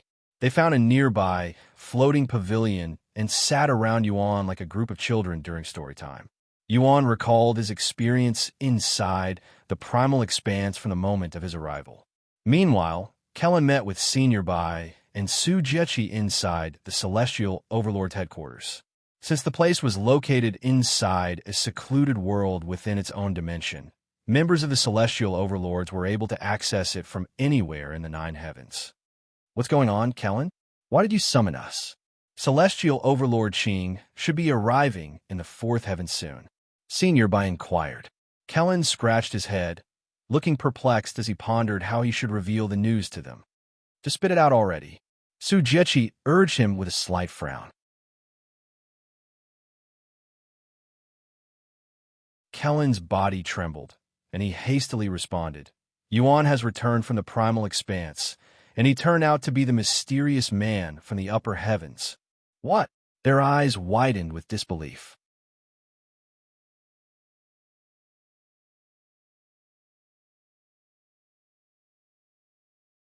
Chapter 1736, Internal Strife. Chapter 1736, Internal Strife. Wait a second. Repeat that, and speak slower this time. Senior Bai said, doubting his hearing just now. Kelan cleared his throat and repeated in a slow and clear voice, "Yuan has returned from the Primal Expanse, and the mysterious monster surnamed Xiao I wanted you to recruit turned out to be Yuan in disguise. I just found this out. Yuan is back from the Primal Expanse." Su Jiechi muttered in a dazed voice. You fool. How could you put Yuan's existence in the spotlight when we've been trying to keep him hidden for as long as possible?" Senior Bai began lecturing him after comprehending the situation. Now, the majority of the upper ranks, and even 2 Celestial Overlords, are aware of him. But you were the one who revealed this information to them. I only wanted you to speak with Celestial Overlord Su. Kelan said. Senior Bai fell silent. He wanted to rebuke Kelan, but he found himself unable to do so, as Head realized his own mistake. "What should we do now, Lady Su? It'll only be a matter of time before the rest of the faction is aware of Yuan's existence. The other groups will definitely try to covet him." Senior Bai looked at Su Jiechi. "I think we can still keep his existence hidden. After all, nobody but the 3 of us are aware of the truth. We can just have Yuan continue his disguise for the time being." Kelan said. Su Jiechi nodded. "That's a good idea. However, he's still part of our faction, which poses some risks and problems." In fact, Kelan could have figured out Yuan's identity if Head tried to locate Yuan, since he has access to the location of all members with a lower rank. However, since he didn't know Yuan had left the Primal Expanse, he had no reason to try to locate Yuan or suspect his disguise, something that had to be done manually. Another way of exposing Yuan would be to use an identifying talisman, which will automatically glow if they are near a member of the faction. Commanders like Kelan and those of higher rank possess the ability to forcefully reveal a member's rank. However, since no one would suspect that Yuan is already part of the Celestial Overlords, the likelihood of this happening remains low. What if we temporarily remove him from the faction? Kelan suddenly suggested. Senior Bai and Su Jiechi frowned at his outrageous suggestion. "Why are you looking at me like that? You trust him, right? In that case, you don't really have to worry about him going off to another faction." Kellan's suggestion was logical and would definitely work. However, Su Jiechi didn't like the idea of removing Yuan from the faction, as it reset his progress and contributions to the faction. In other words, Yuan would have to start from the lowest rank when he rejoins the faction in the future. If you're worried about his rank, well, there's not much we can really do about that. However, it's probably still better than exposing his existence to the faction, which will definitely stir the already unstable hornet's nest. Su Jiechi clenched her fists.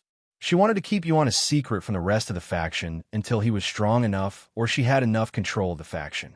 If the others find out about Yuan, they will definitely fight over him, especially that madman. I have to avoid this at all costs since it will, without a doubt, give the Celestial Overlords a good reason to divide the faction finally. The Celestial Overlords may seem perfect in the eyes of outsiders, but there was a serious power struggle within the upper ranks, with each Celestial Overlord trying to gain more authority and control over the other. While he may lose his progress, we can still give him special promotions. Senior Bai suddenly said, "He's only a general right now, and Kelan has the authority to promote an apprentice to a warrior, even captain. I can promote him to general, and if needed, Lady Su could promote him even further. I thought we cannot give out special promotions willy-nilly." Kelan said, "No, but there are ways around that. We can discuss that in the future." Senior Bai said, "All right, let's remove Yuan from the faction temporarily for his safety and the stability of our faction." Su Jiechi eventually made a decision. "There's another issue, but you will have to hear it from Yuan." Kelan then said, "Why can't you tell us here?" Su Jiechi frowned. "Because you probably won't believe me, and Yuan requested this himself." Kelan shrugged. "Fine. He's in the myriad of techniques right now, right?" "Indeed. You can return first." Senior Bai said, "Yes." Kelan bowed to them before leaving. "I hope he won't hold a grudge for removing him, even if it's only temporary." Su Jiechi sighed. "Yuan isn't that kind of person. He'll surely understand why it must be done." Senior Bai said. Kelan returned to the myriad of techniques sometime later. "Where's Senior Bai and Miss Su?" Yuan asked Kelan when he returned. "They'll be coming later. While we wait for them, I need to talk to you for a moment." Kelan looked at him with a serious expression. "What happened?" Kelan proceeded to explain the situation and that they had decided to temporarily remove him from the faction. "Miss Su is worried that my existence might start a war in the faction and divide them, so she had been keeping my existence a secret this entire time." Yuan was dumbfounded after hearing this information. Kelan sighed and explained, "You will eventually learn about this, so I might as well tell you now. Our situation isn't as good as it appears from the outside. Due to the other Celestial Overlords' ambitions, the faction has been split into 4 different groups, and we have internal fights almost daily. For the record, I am on Celestial Overlord's side, and you're technically also on our side since she personally recruited you. Divided into 4 groups. Internal fights? Ambitions? What the hell is happening to my faction?" Yuan muttered in a dazed voice. "Your faction?" Kelan raised an eyebrow at his weird phrasing.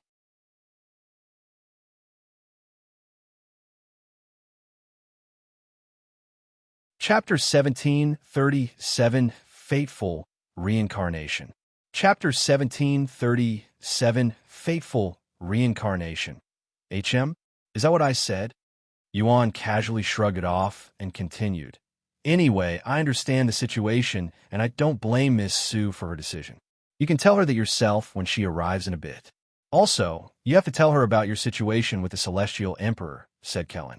Yuan nodded. "I will." Sometime later, a rift appeared in the world, and 2 individuals emerged from it. It was Senior Bai and Su Jiechi. Senior Bai and Su Jiechi's eyebrows twitched when they sensed Yuan's powerful presence despite his efforts to suppress it. Just what did he experience in the Primal Expanse to grow so much in just 3 years? Senior Bai swallowed nervously. Meanwhile, Su Jiechi was fixated on Yuan's face the moment she saw it. While she was surprised by his growth, she was even more shocked by something else. In the 3 years since Su Jiechi had last seen Yuan, he had grown noticeably more mature and handsome. Most striking, however, was that he now bore an uncanny resemblance to the founder of the Celestial Overlords, a similarity that was impossible to ignore. Although Su Jiechi had also noticed this before, she subconsciously ignored it, pretended like it was only her imagination. However, she could no longer ignore their resemblance. "Father," Su Jiechi muttered in a low voice, her eyes trembling with emotion. "What?" Senior Bai turned to look at her with raised eyebrows after hearing her mumbling. "Sorry for making you guys worry, but as you can see, I have returned," Yuan said to them. However, Su Jiechi acted like she didn't hear Yuan and approached him in a dazed manner. She placed a hand on his face and stared at it with intense concentration. "See Celestial Overlord Su?" Kelan tried calling out to her, but she ignored him. "Heaven refining physique, your uncanny resemblance to him." Su Jiechi mumbled inwardly with a profound expression on her face, almost as if Shed realized something. Without looking away from Yuan, she suddenly said, "Leave us alone for a moment." "Yes." Noticing her serious tone, Senior Bai and Kelan didn't question her request and immediately left them alone. Even after they left, Su Jiechi proceeded to envelop Yuan and herself in a concealment formation and a sound-blocking formation. "What's the matter, Miss Su?" Yuan asked her after seeing her actions. "Do you believe in reincarnation?" Su Jiechi suddenly asked with a solemn face. "Yes, I do." "What do you know about reincarnation?" she then asked. "As long as their soul is preserved, everyone who dies will eventually reincarnate, but they won't retain the memories of their past life." Yuan gave a brief explanation. "That is the basics of reincarnation, but did you know that those with a powerful fate could reincarnate into someone who closely resembles their previous life? Some even regain fragments of memories and talents from those lives." Su Jiechi revealed. For example, once a sword immortal with a powerful fate for the sword perishes, there is a good chance their second life is also fated to walk the path of the sword, becoming a sword immortal again. We call this phenomenon fateful reincarnation, and the people who have experienced this fateful reincarnation are called true reincarnators. Fateful reincarnation, Yuan mumbled. "Don't be surprised to hear what I am about to say, but I believe you are a true reincarnator who has experienced fateful reincarnation, and you are the founder of the Celestial Overlords in your previous life."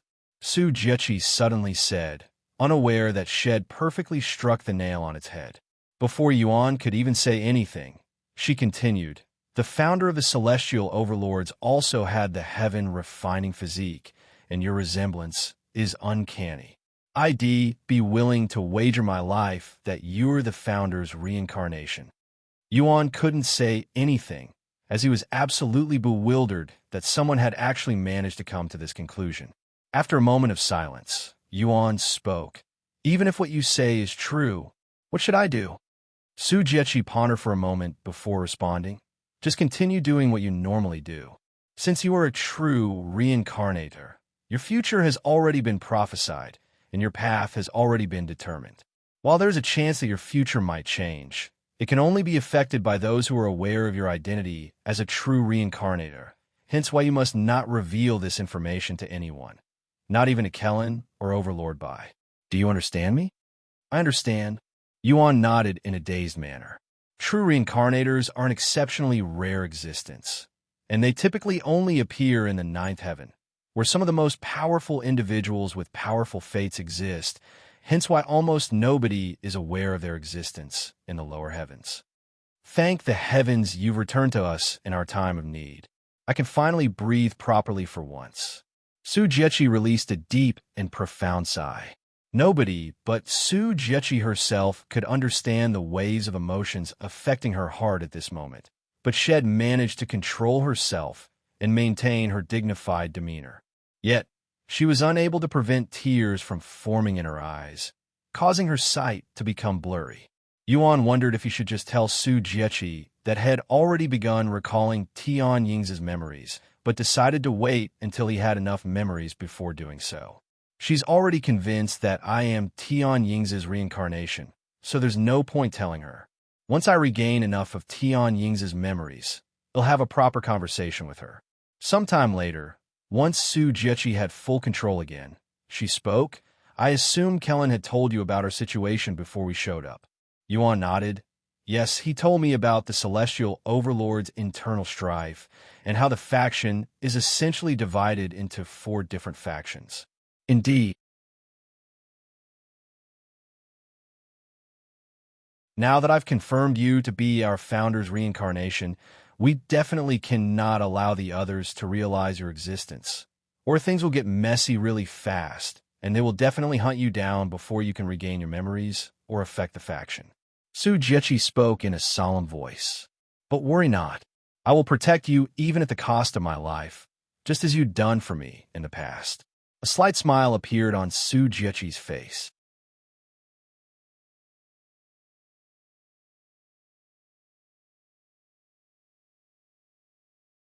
Chapter 1738, Removed from the Celestial Overlords.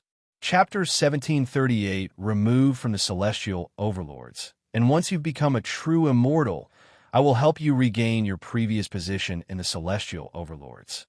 Su Jiechi said. Originally, she planned on uniting the Celestial Overlords by herself, but with Yuan's fateful reincarnation, she tossed all of her initial plans down the drain to help Yuan ascend the Celestial Overlords. She was confident that Yuan had reincarnated to help the Celestial Overlords. Sometime later, Su Jiechi retrieved Yuan's Celestial Overlord's symbol and rank, essentially removing him from the faction. Don't worry, the ranks are meaningless to you, who will ascend beyond the Celestial Overlords in the future. Su Jiechi said to him, I am not worried, nor do I blame you for making this decision. As a matter of fact, I was going to ask you to temporarily remove me from the faction because of a certain incident. What incident? Is this related to why Kelan asked me to speak with you? Su Jiechi frowned. Yuan nodded and said, You understand the existence of people like me. Players, right? She nodded, Of course. Then are you aware that we require the system to visit the 9 heavens? I don't have a full understanding of the system since we natives of the 9 heavens don't have anything like that, but I know it's something that assists the people from your world, these players in the 9 heavens. Yes, that's the gist of it. Anyway, without the system, we players cannot travel to the 9 heavens with our souls, and the Celestial Emperor has control of that system. After a slight pause, he continued, The Celestial Emperor has blocked my access to the system, meaning I can no longer enter the 9 heavens. He what? Su Jiechi roared as killing intent exploded from her being. Let me finish. Yuan hastily continued. However, due to a miracle, I was able to remain in the 9 heavens, but I am no longer able to log off, return to my world. I am basically stuck in the 9 heavens as a piece of my soul until I reach the 7th heaven and visit the Dragon's Spiral Mountain there. Do you know why the Celestial Emperor acted against you? Su Jiechi asked. If not, I will go to the Celestial Emperor and demand an answer, even if I must be forceful. Please don't. And it most likely has something to do with my fateful reincarnation.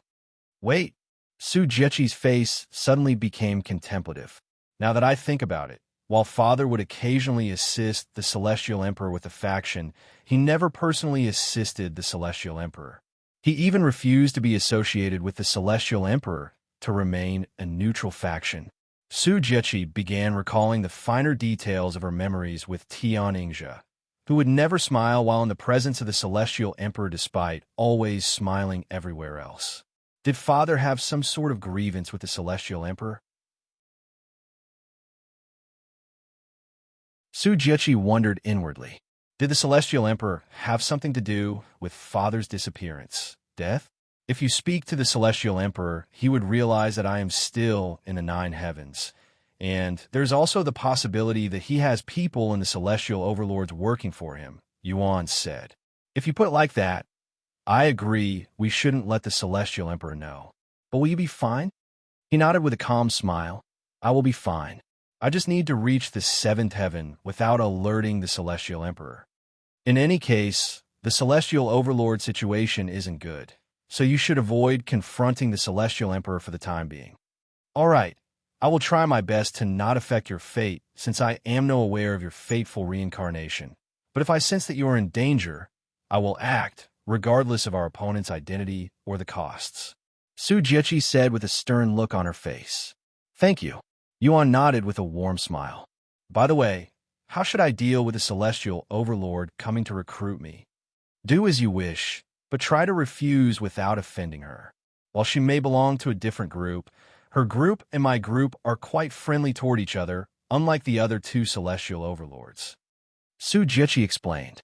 If possible, I would like to get her on our side, which will help us in taking care of the rats. Yuan nodded. I understand. I will try my best. Su Jiechi suddenly lunged forward and embraced Yuan, pressing her soft breasts against his chest. They were so close that Yuan could feel her heartbeat. Miss Su, call me Jiechi when we are alone, she said firmly, her tone leaving no room for refusal. All right, Jiechi. Yuan returned her embrace. He could feel her body trembling slightly at his touch. After remaining in that position for several moments, Su Jiechi released him and deactivated the formations.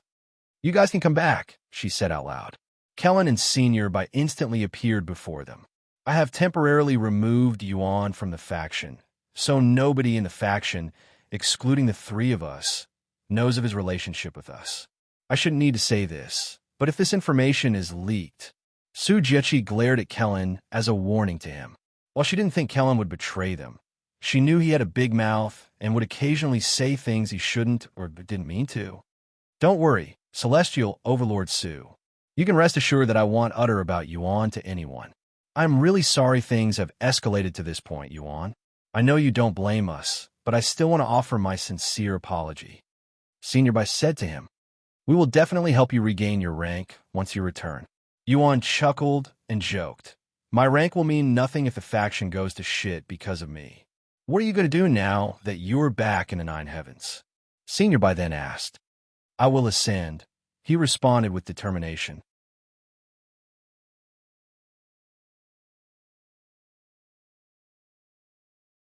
Chapter 1739, Celestial Overlord Qiang.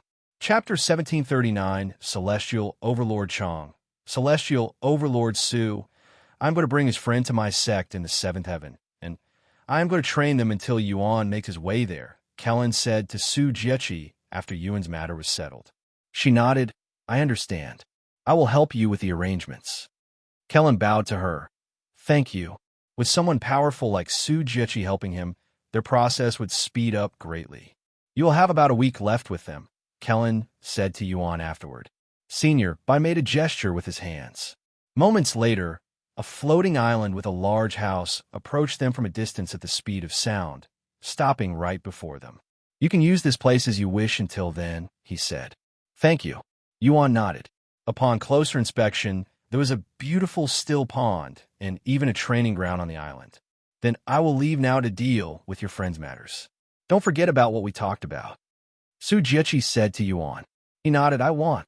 Once Su Jiechi and the others left, the Demon Sealing faction gathered on the island. There, each member recalled their training experience with Kelan.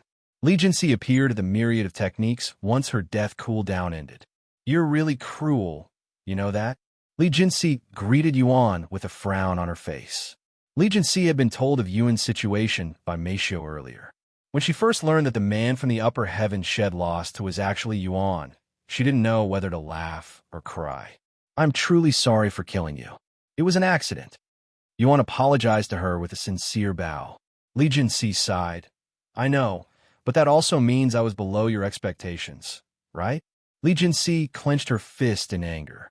The thing that frustrated her the most wasn't her defeat, but realizing that despite all of her hard work, she was still miles behind Yuan, and there was a good chance the gap between them had even widened. And to think I thought that I was actually catching up. How laughable. She sighed inwardly, feeling dejected. Seeing her expression, Yuan smiled and said, You have surpassed my expectations in terms of growth, and you will become stronger at an even faster rate once you train in the upper heavens, where the resources are much more abundant. Let's postpone our real match with each other until then. Liuxiang nodded with a resolute face. A few days later, Kelan returned to the myriad of techniques and said to Yuan, Celestial Overlord Qing will arrive in the fourth heaven in a few hours. I have prepared a place for the two of you. All right, take me there. Yuan retrieved his mask and wore it before leaving the myriad of techniques with Kelan. Sometime later, as they arrived at their destination, Yuan raised an eyebrow at the unexpected location. This is a wine restaurant, Yuan muttered as he saw the store. Celestial Overlord Qing is a wine enthusiast. She will be able to cope with your rejection much better here, said Kelan. I see. Yuan didn't say much and entered the restaurant with Kelan. It was completely empty inside, as Kelan had reserved the entire place for the entire day. Once inside, they sat at the lone table in the middle of the empty room. There were 2 chairs, indicating that Kelan had no plans of being there for the recruitment. He'll be waiting outside, Kelan said. So you really have no plan on participating? Yuan asked. He shook his head and sighed.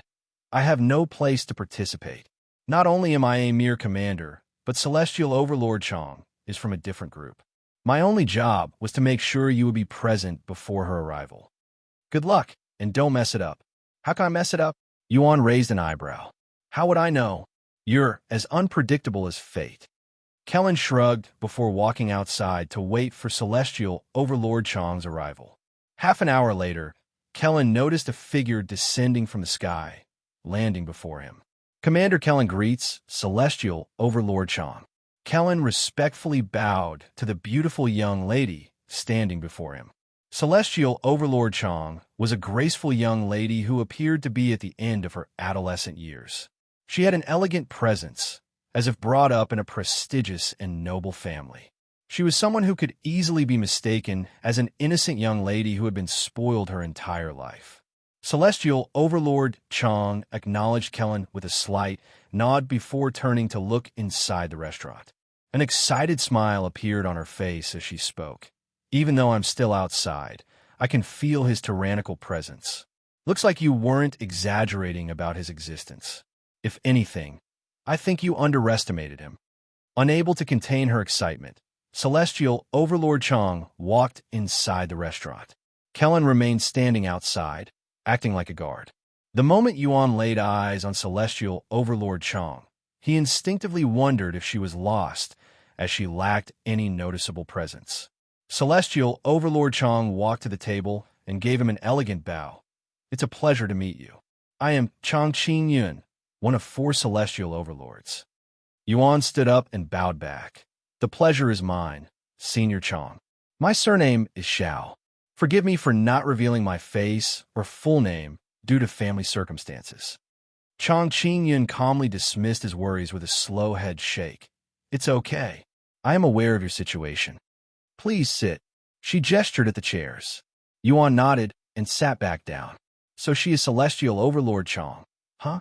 She's completely different from Su Jieqi. If anything, she's the complete opposite. Yuan thought to himself as Qiyuan sat down before him. I'm sure Kelan already mentioned this to you, but I would like to personally invite you to join the Celestial Overlords. Qiyuan went straight to the topic after sitting down, leaving no room for small talk.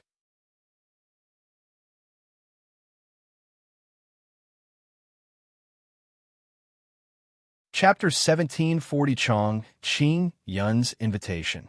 Chapter 1740 Qiyuan's Invitation. This is a little sudden. Why do you wish to recruit me when you don't even know anything about me? Yuan asked. He didn't want to outright reject Qiyuan's invitation without having a conversation, as it would be incredibly rude and somewhat suspicious. Moreover, he wanted to befriend her if possible, as it would benefit Su Jieqi and the Celestial Overlords. We can get to know you better as a member. The most important thing to me right now is your potential, and from what I have heard, you're very gifted, enough to shock Kelan, who has seen all sorts of geniuses. As for myself, I can tell from a glance that you hold extraordinary prowess inside your body, even though you are trying to hide it. If I don't hide it, I want to be able to go outside without terrifying those around me. Yuan shrugged. I know how you feel. Anyway, what is your answer? Qiyuan asked, seemingly impatient for an answer. Honestly, while I have heard of the Celestial Overlords, I don't know much about them. Moreover, due to my family's circumstances, I will need special permission before I can associate myself with any organization. In that case, do you think I can have a word with your family? I will do my best to convince them to allow you to join our faction. Sorry, but my family prohibits sharing any information about them to outsiders, and that will continue even when I join the faction. If that is a deal breaker, I'm afraid I will have to reject your invitation. No, that is perfectly fine. As a matter of fact, we have plenty of members who come from hidden families, so we are very familiar with your boundaries. Then what do you expect from me once I join? Yuan asked. Not much, honestly. You are pretty much free to do as you please, and we only ask that you prioritize the faction when we need your help for something. Though, you are required to earn a certain amount of good karma every year. It's not much and won't take much of your time unless you wish to ascend the ranks. Furthermore, given your potential, I could even personally train you if you want. If I don't have what it takes, I know people who do. That's quite a generous offer, Senior Qiang. I thought it was difficult to get into the celestial overlords. Qiyuan chuckled and said, It is. I am only giving you special attention because of your potential. I also need your power in the future. Oh, can you elaborate on that? Yuan's interest was piqued. I shouldn't say this since you're not a member yet, but I also don't want you to feel like I tricked you. In any case, the celestial overlords are in a tough situation right now due to internal struggle between members, mostly those at the top of the ranking. Every celestial overlord has their own factions and are trying to take control of the entire faction. I need your power to defeat the others. I see. I appreciate you telling such sensitive information to a stranger like me. And I would like to ask, what do you plan on doing if you win? Yuan asked. You won't be a stranger if you join the faction. She chuckled before continuing. Anyway, to answer your question, after a slight pause, she spoke with an awkward smile. Honestly, I haven't thought that far yet. Yuan was speechless. You probably think I am unreliable or irresponsible, but I can assure you that I am not like that. Right now, I am merely entirely focused on ensuring the other celestial overlords don't win, as that could spell the end for the faction. The other celestial overlords? Why would the faction collapse if they win? They only care about power and authority. People like them will run any organization to the ground when given uncontested authority. I joined the celestial overlords because they saved my life in the past, and I will do anything to protect the faction. Is that so? Are the other celestial overlords that bad? I never knew. Yuan went along with her to see if she was telling the truth, or just wanted his assistance. Besides celestial overlord Su, the other two are definitely bad apples. One is hungry for power, and the other is desperate for authority. As for celestial overlord Su, I don't know about her. She's a very distant and cold individual. She won't speak unless necessary. However, that doesn't necessarily mean she's a bad person. I don't get a bad vibe from her. Perhaps that's why I don't dislike her. Qiyuan appeared sincere when discussing her feelings for the celestial overlords, and her perspective on Su Jieqi aligned perfectly with what Su Jieqi herself had mentioned. Realizing this, Yuan's initial decision to reject her invitation suddenly began to change. If I join her group, I will not only be able to determine whether her feelings are real or fake, but I can even make moves within the celestial overlords without affecting Su Jieqi and her faction. Moreover, if Qiyuan turns out to be genuinely concerned for the faction, I can bring her to our side. Yuan decided to accept Qiyuan's invitation, but he didn't hastily accept it just yet. I understand the celestial overlord situation, as well as Senior Qiang's goals, but what can I do to help? He asked. Well, you just need to focus on growing stronger for now, since you're still too weak to do anything. If you need help, I, as well as those from my group, will do everything in our power to assist you. After all, it's been a very long time since we've had someone as talented as you join us. And whenever someone highly talented joins, it's typically celestial overlord Su who recruited them. Qiyuan sighed toward the end. All right, can you give me a few days to contact my family before I give you an answer? Yuan said, Of course. Take as much time as you need. Qiyuan's face brightened after hearing his positive response.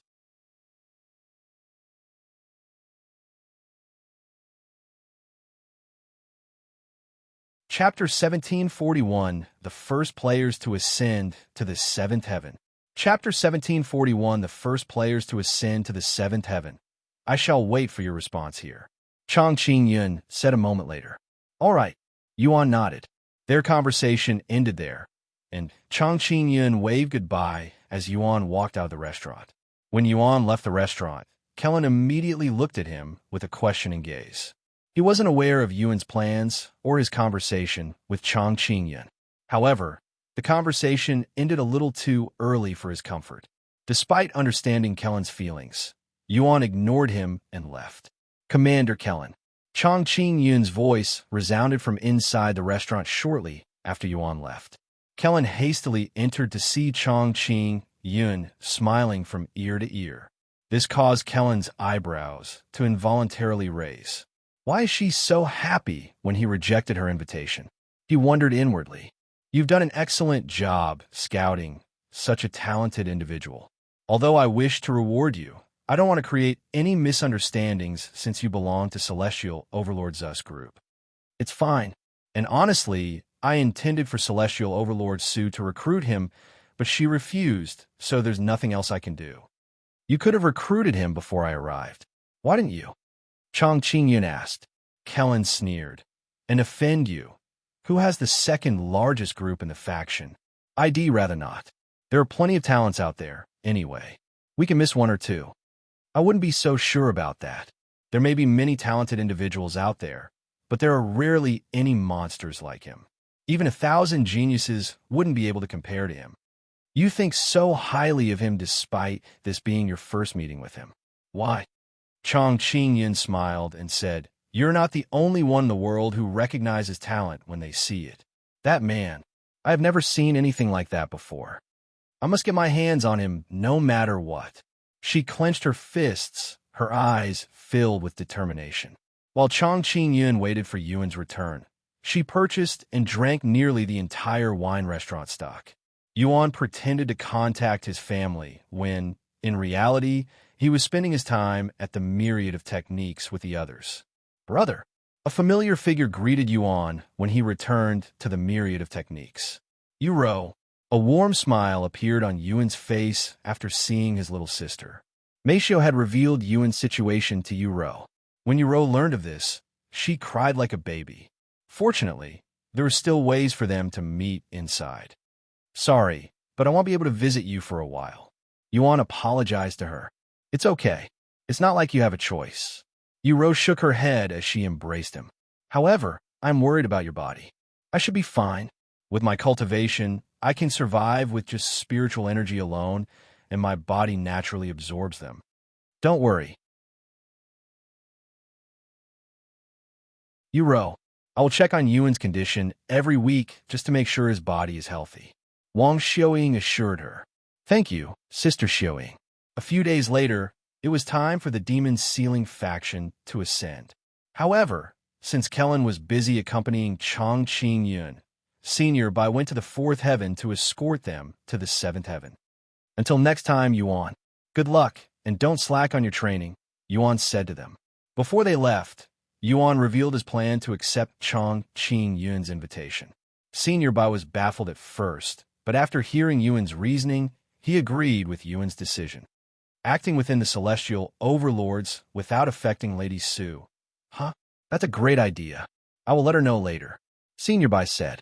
Once the Demon Sealing members left with Senior only Yuan and Yuro remained in the myriad of techniques. Soon, announcements began appearing for all of the players to see. These consecutive announcements left the entire world shocked and speechless. Wait a minute. I recognize their names. They belong to the Demon Sealing faction. Some of the players quickly noticed this detail. They must found a method to ascend quickly. Does this mean we also get to ascend up to the seventh heaven now? No, they didn't ascend through the stairway to heaven. Instead, they were escorted to the upper heavens by experts who already live there, just like when Thunder Emperor and Healer Wang became the first players to ascend to the spirit heaven after the mystic realm a few years ago. That's strange. How come player Yuan didn't ascend with them? Surely, he wouldn't want to miss such an opportunity. The players were quick to notice Yuan's name was missing from the announcement. Didn't he also refuse to ascend the last time? He's probably going to challenge the stairway to heaven soon. The sooner the better. I want to see what's in the fifth heaven. Yuro left shortly after, returning to her own faction. As for Yuan, he made his way back to Kelan and Qingyan. Wow, what a smell. Even before Yuan stepped into the restaurant, a strong aroma of wine filled the air, assaulting his nose and eyes. Oh, welcome back. Have you spoken with your family? Qingyan placed the bottle of wine in her hand on the table and gestured for him to sit down. Yuan nodded and responded, yes, and they have given me permission to join the Celestial Overlords.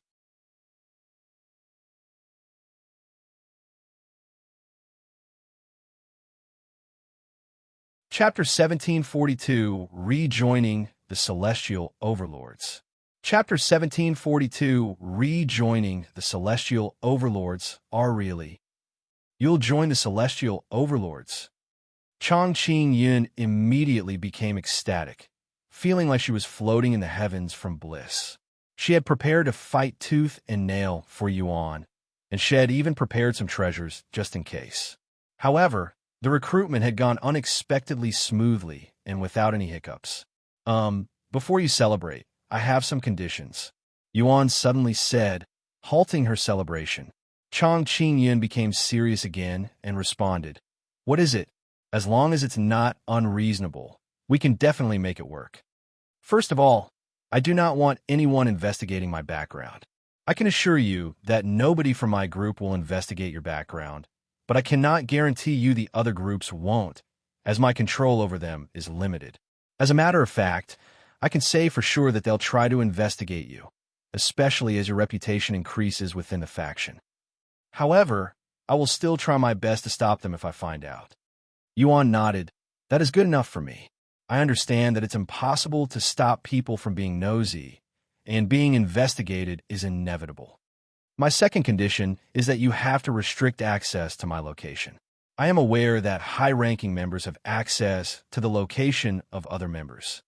Qingyan then responded, I can definitely restrict certain ranks from accessing your location, but I cannot block everyone, such as other celestial overlords. As for my final condition, well, this isn't really a condition, but a request. If other members from opposing groups were to cause trouble for me, I would like the authority to deal with them in an appropriate manner, regardless of their rank. Qingyan narrowed her eyes with a pondering face. Can you elaborate on what you deem as appropriate? She inquired a few seconds later. For example, if someone plots or has the intent to harm or kill me, I will be able to harm or kill them, depending on the situation. In other words, an eye for an eye. Yuan gave a brief but straightforward explanation. I see. If a member attacks you without justification, you are already allowed to retaliate without needing my authority. However, please refrain from killing anyone if possible, as that would make things more complicated. That's good. If that's all your conditions, I will give you the Celestial Overlord symbol now. 052, if that's all your conditions, I will give you the Celestial Overlord symbol now. Yuan nodded and extended his arm. Not wanting to give Yuan another second to contemplate, Qingyan swiftly gave Yuan the symbol. You are now an official member of the Celestial Overlords. Welcome aboard. Qingyan showed him a bright and satisfied smile. Yuan looked at the apprentice symbol on his hand and smiled. Thank you for having me. To celebrate your acceptance, do you have any request? It's a rare opportunity to receive a Celestial Overlord's help, especially when they just joined a faction. Can I save it for later? Yuan asked. Of course. Qingyan continued. By the way, why did you come down to the lower heavens? I was sent down by my family to hunt down some fugitive as a trial of sorts. Honestly, I don't really get it. I see. So you're also here for that individual. But didn't you hear? The Celestial Emperor has called off the search. Apparently, that individual has been dealt with. What? Seriously? When did this happen? Yuan asked with wide eyes. A few days ago. Most have already returned to the upper heavens. Yuan laughed inwardly at this information, as this would make it easier for him to traverse the lower heavens without being noticed. In that case, he'll roam around the lower heavens for a bit before returning home. It's a rare opportunity for me to venture into the outside world, much less the lower heavens. Sometime later, Qiyuan said, "If you don't have anything for me, I will leave you alone now. Oh, here is a special present for me." Qiyuan stepped forward and tapped Yuan on the forehead. "This technique will help you hide your presence better," she said. Sure enough, the moment Yuan activated the technique, the rest of the presence he couldn't hide disappeared magically. Although it wasn't as perfect as Yingzi's complete lack of presence, Yuan could easily be mistaken as an ordinary cultivator. If he hid his presence even further, one could even mistaken him as a mortal. "Thank you very much, Celestial Overlord Qiang. You can call me Senior Sister Qiang. They'll give you special permission." "I understand, Senior Sister Qiang." "Good. Then I will return to the upper heavens now. If you ever need me, you can contact me using this communication jade slip." Qiyuan handed Yuan a jade slip. Under normal circumstances, only overlords and those closely connected to her would be given a communication jade slip that allows one to contact her directly. As of this moment, Yuan had direct access to 2 celestial overlords. This was something only a select few overlords could brag about. Before leaving, Qiyuan made sure to grab a few more bottles of wine from the restaurant. Once Qiyuan had completely left and her presence could no longer be sensed, Kelan approached Yuan with a deep frown on his face. "What is the meaning of this? Do you intend on betraying Celestial Overlord Su?" he inquired. Yuan sighed. "Are you being serious?" He proceeded to explain his reasoning for accepting her invitation. "I have already spoken to Senior Bai about this, and he also agreed to it. I would have told you sooner, but you were busy. You're essentially using Celestial Overlord Qiang as a cover, and you're acting like a spy. If she realizes this..." Kelan swallowed nervously when he couldn't even imagine her reaction. "Then we better make sure she doesn't find out." Yuan calmly shrugged, leaving Kelan speechless. "Fuck, you're really something else." Kelan sighed in defeat.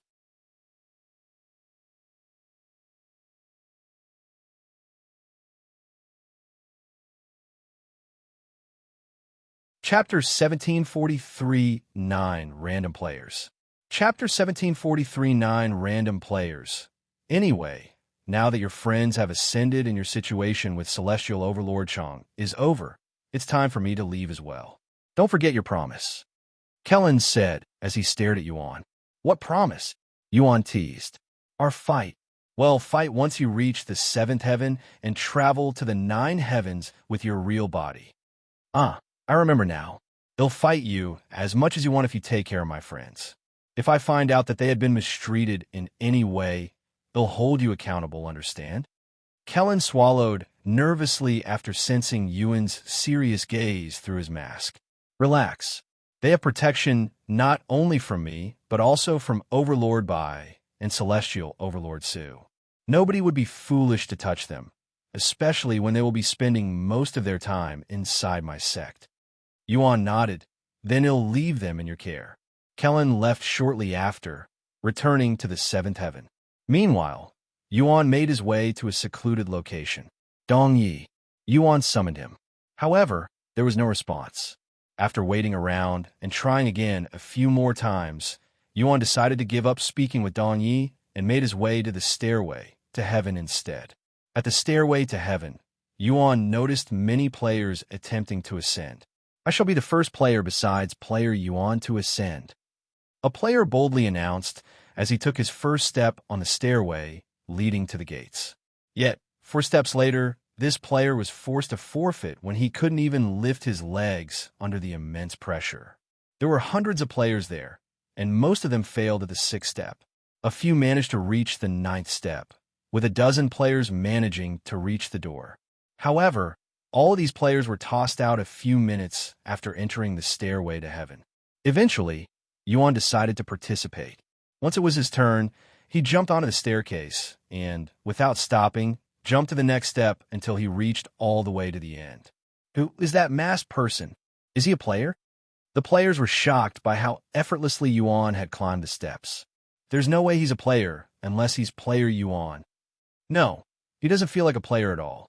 The players were quick to dismiss Yuan as a player, as there was something inherently different about him. Perhaps it was due to Shura's system, but the players subconsciously saw him in a negative light, almost as if they were natural enemies. Upon reaching the door, Yuan opened it and entered it. Once inside, a small figure emerged from the darkness and lowered their head before Yuan. "Welcome back, Master.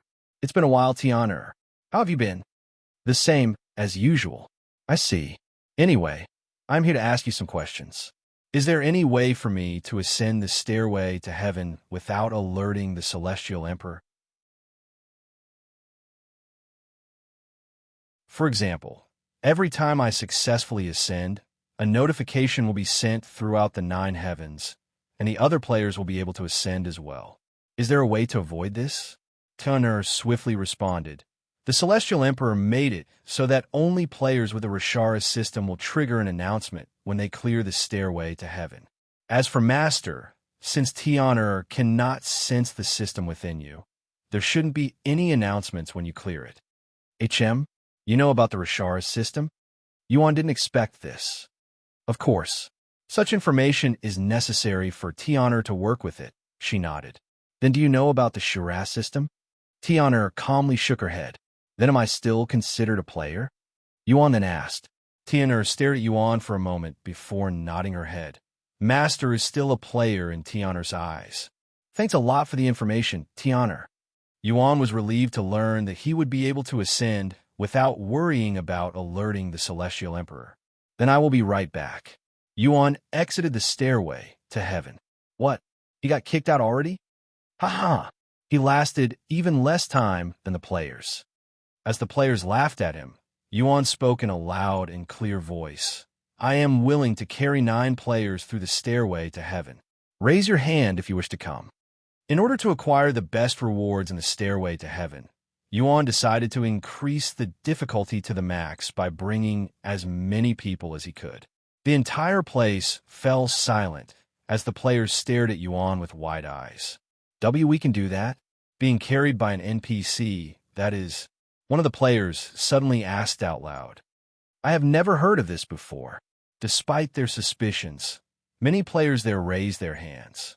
Seeing this, Yuan smiled and said, "There are too many people here, so let's do it like this.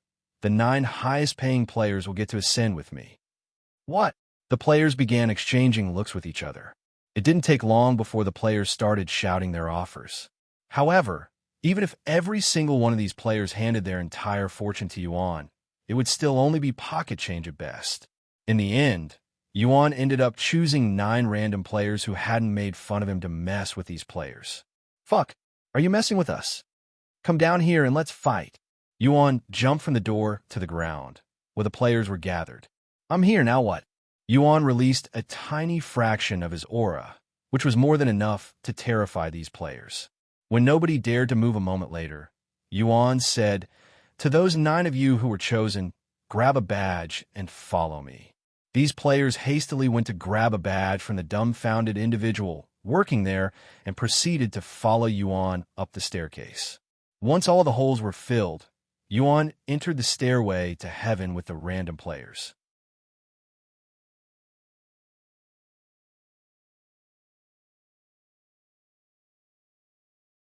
Chapter 1744, Ascending to the 5th Heaven. Chapter 1744, Ascending to the 5th Heaven. Shortly before Yuan arrived at the stairway to heaven, he was stopped by Shimei. "Hey, do you think I can challenge the stairway to heaven by myself?" Shimei asked him.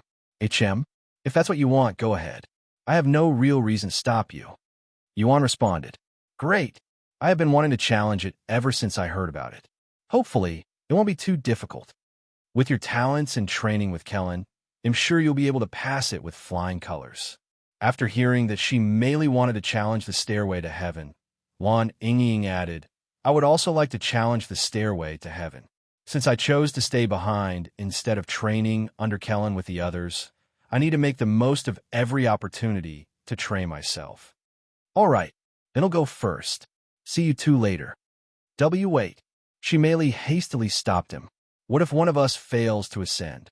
Yuan smiled and said, neither of you will fail. However, if you somehow fail to ascend, I still have a method to let you ascend. Shimeli nodded, feeling a little more relieved, knowing they wouldn't be stuck in the fourth heaven. Now that I think about it, what about Yingzi? Since Yingzi didn't originate from the 9 heavens, would their laws affect her? Yuan decided to figure out later. Once Yuan was inside the stairway to heaven with the 9 random players, the players were teleported to the spectators' room. Tian, I have a question. I have someone who came from another world, a place outside of the 9 heavens. How will Stairway to Heaven work for her? Tunner then spoke. If you mean that being hidden within your shadow, she can ascend without needing to pass the trials. After all, the Stairway to Heaven is only meant for those born within the 9 heavens. Moreover, she is already powerful enough to exist within the Supreme Heaven. It'd be pointless to make someone like her take the trials. Oh, you can sense Yingzi despite her lack of presence? Yuan commented in a somewhat surprised tone. Presence or not, Tian can sense anything and everything that exists within the Stairway to Heaven. Nothing can hide from Tian, she calmly stated. For example, Tian can sense the 3, technically 4 souls resting within Master's Dan Tian, as well as the 3 souls resting within your 3 soul weapons. Yuan stared at Tian with wide eyes. I know I created her, but damn, how terrifying. Yuan swallowed nervously as he thought to himself. All right, I will begin the trial now. Also, I have 2 companions who will be challenging the Stairway to Heaven later. Just in case. If they fail, I can still bring them to the 5th heaven, right? Tinner nodded. As the master of the Stairway to Heaven, you ultimately decide who can and cannot ascend. Tian has said this before, but Master can also ascend without needing to take the trials. Yuan nodded. Thanks. That's all I needed to know. We can begin the trial. Make sure to prevent those players in the spectators' room from seeing my trials. As you wish, Master. Tian disappeared into the void shortly later, and a staircase appeared before Yuan. Meanwhile, inside the spectators' room, the players were puzzled by their situation. Where are we? What happened to that NPC who promised to carry us? Due to the inherent difficulty of the trials, very few players even attempted to carry others through the Stairway to Heaven, as doing so only increased the challenge. Those who did try never reached the door, much less enter the Stairway to Heaven. In other words, aside from those previously carried by Yuan, no players were aware of the existence of the spectators' room. Do we get fooled by that NPC? What if we're trapped in here forever? One of the players made this assumption, his face filled with fear. What? If that's true, how the hell do we get out of here? This is an enclosed room with no exits. What if we have to kill ourselves to leave? Fuck, I shouldn't have trusted that damn NPC. Right as the players began panicking, a voice resounded. Calm down. You will all remain here until the one challenging the Stairway to Heaven is finished with their trial. Oh, wait, whose voice was that? When the players looked around and saw nobody, their bodies shivered in fear. A ghost. They all gathered in one corner of the room and cowered in fear. Meanwhile, Yuan began his first trial. When his location transformed, Yuan found himself inside a workshop with a hammer in his grasp. I need to craft a treasure. Huh? But with what materials? He couldn't see any materials around, so he used divine sense to broaden his view. Outside his cave, Yuan noticed several powerful magical beasts roaming a vast wilderness, and they had a cultivation at the peak of Divine Grandmaster. I see. Yuan wasted no time and immediately went to hunt down these magical beasts. With his current prowess, Yuan could easily kill them with less than half his strength. After defeating his first magical beast, its corpse turned into a material. Yuan grabbed the material before hunting the next target. In less than half an hour, Yuan hunted 50 magical beasts and returned to the cave. He spent a few minutes looking through the materials and several more minutes doing mental simulations. Once he was prepared, Yuan began crafting the treasure. Sometime later, a golden orb of light appeared from the treasure Yuan crafted and entered his body. The very next moment, Yuan regained a specific memory that once belonged to Tian Qiyuan, and it was a piece of memory that he hadn't recovered yet. The location of Tian Qiyuan's treasure vault. I remember now. Yuan smiled after recalling this memory. If you find any errors, ads pop up, ads redirect, broken links, non-standard content, etc.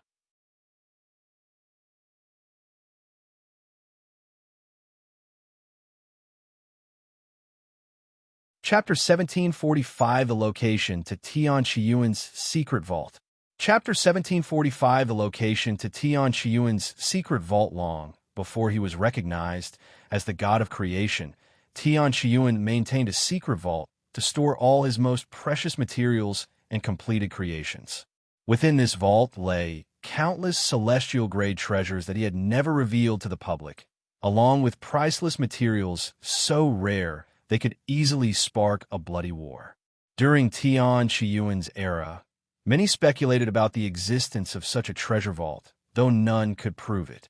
However, just before his mysterious disappearance, Tian Qiyuan shocked the world by announcing that he had hidden his vault somewhere in the 9 heavens. He declared that whoever found it could claim every treasure within for themselves, sparking an uproar that rippled through the entire world, igniting a fevered hunt that continued to this very day.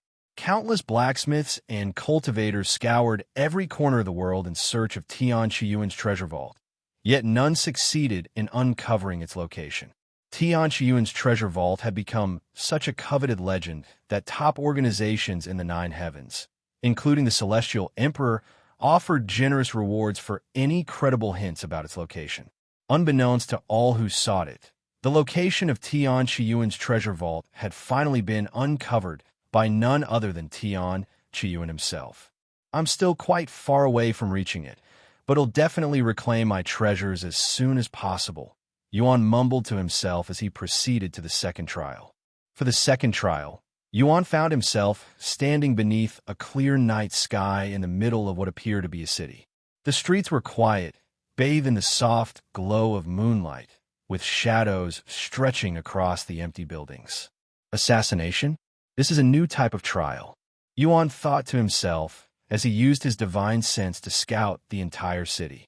He immediately noticed many mortals living inside the buildings, but they were all trembling in a corner for some reason. Seeing this phenomenon happening throughout the entire city caused Yuan to raise an eyebrow. Sometime later, Yuan turned his attention to the tall pagoda that stood out like a sore thumb. Even without needing to use divine sense, he could tell that his target was living inside the pagoda. This place feels very nostalgic, but whose memories does it belong to? Yuan wondered as he approached the pagoda. He had an hour to complete his trial, which was plenty of time. After all, his opponents were only at the peak of Divine Grandmaster, and none of them would be able to endure a single strike from him. Instead of completing the trial as fast as possible, Yuan decided to investigate the situation instead. He knocked on one of the doors, hoping to speak with the residents. However, there was no answer. Inside, the occupants began trembling even more at the sound of his knock, as if death itself were waiting outside their door. After trying a few more buildings without new results, Yuan decided to become more forceful. This may be an illusion, but it still feels bad to do this. Yuan sighed inwardly as he kicked down the doors. Sorry to bother you, but I need Please, don't kill me. I have a sick mother who needs to be taken care of. She'd die without me. A young boy shouted after realizing an intruder had entered their home. Yuan looked at this young boy with raised eyebrows and said, Relax, kid. I'm not here to claim your life. Really? The boy slowly turned to look at him with a fearful expression. Yes. What would I gain from killing you? Okay, he'll believe you. Then, can you tell me why everyone is hiding inside their home? I'm not from around here. The boy trembled just thinking about it. After a moment of silence, he finally spoke with great difficulty. The Phantom Assassin, Silent Reaper, has declared that he will take the life of our Lord, and anyone who dares to stand in his way will be killed as well. Phantom Assassin? I have never heard of him. Yuan shook his head. What? There's no way. The Phantom Assassin is renowned throughout the 9 heavens. You should have heard of him no matter where you're from. The boy exclaimed, his voice filled with disbelief. I've come from a really faraway place, and I lived most of my life in seclusion, so I am not privy to such information. Yuan shrugged. After a moment of silence, the boy explained, the Phantom Assassin is both a judge and an executioner. Once he sentences someone to death, nobody could stop him, not even the Celestial Emperor. I see. Then why did this Phantom Assassin sentence the Lord of this city to death? I'm not too sure. They say the Phantom Assassin only executes those who deserve it, but who really knows? The boy sighed. Anyway, big brother, you should leave this place as soon as possible. It'd be disastrous if you encounter the Phantom Assassin and he mistakes you as an enemy. Yuan scrambled his hair and teased. Are you sure you have the luxury to worry about me? You were just shivering in a corner not too long ago. That's. The boy began blushing. All right, we'll stop bothering you now. And don't worry, the Phantom Assassin won't target you if you don't block his path. After saying goodbye to the boy, Yuan left the house and turned to look at the pagoda in the distance. Phantom Assassin, huh? What nickname? Yuan chuckled as he stomped the ground, shooting himself off the ground and soaring toward the pagoda. Bang! Yuan flew directly to the top floor, smashing through the wall as he entered the pagoda. Inside, a fat, middle-aged man stood surrounded by a dozen guards, their expressions filled with shock and terror. Why, you must be the Phantom Assassin. Why are you trying to kill me? What did I do wrong? The middle-aged man began shouting at him. Yuan looked at him and responded, Good question. Why don't you tell me what you're thinking? How did you get into this situation? I really don't know. You're the one who sentenced me to death. How could I possibly know what you're thinking? The man exclaimed, Is that so? Yuan's arm suddenly began gushing with chaotic, enhanced sword aura, and before the guards could even act, his arm flickered, disappearing for a split second. In the very next instance, half of the guards in the room fell to the ground after being decapitated, their heads spinning in the air. Heavens! The middle-aged man fell to his buttocks and soiled his pants in the process. One last chance. Tell me what you know, and I just might spare you. The middle-aged man hastily got to his knees and began begging. I took advantage of my position as the lord of this city and abused the citizens. I was wrong. Please spare my life. I swear I will change. Sha! Yuan's arm suddenly flickered again, and the rest of the guards were killed before they even realized what had happened. Do you take me for a fool? Yuan narrowed his gaze at the man as he revealed his immense killing intent. Ah! The man cried out loud. Okay, I'm a demon worshipper. A demon worshipper? Huh? Is this life related to the divine paragon, or? Yuan wondered inwardly. Tell me more, Yuan said to him. Thanks to the demon cult's teachings, I have acquired a technique that greatly boosts my cultivation speed and overall prowess, allowing me to fight those above my own cultivation. However, this technique requires a tremendous number of sacrifices. What a vile being. While worshipping demons itself isn't a crime, the moment you lay a finger on innocent people. Please, I was tricked and brainwashed by the demon cult. You have to believe, before the man could even finish his sentence, Yuan swung his arm. A golden orb of light appeared from the fat man's corpse, entering Yuan's body. As Yuan absorbed the orb of light, memories began flowing into him. These memories belonged to Tian, the god of music. Yuan was surprised after seeing who these memories belonged to. He couldn't fathom how Tian, initially thought to be the god of music and a mentor to the Zither goddess, could also be the infamous Phantom Assassin, a figure whose very name sent shockwaves of terror throughout the 9 heavens. Unfortunately, had only regained a small portion of Tian Kai's memories as the Phantom Assassin, so he still lacked the information to finish the puzzle. Tian Kai, just what kind of life did he live?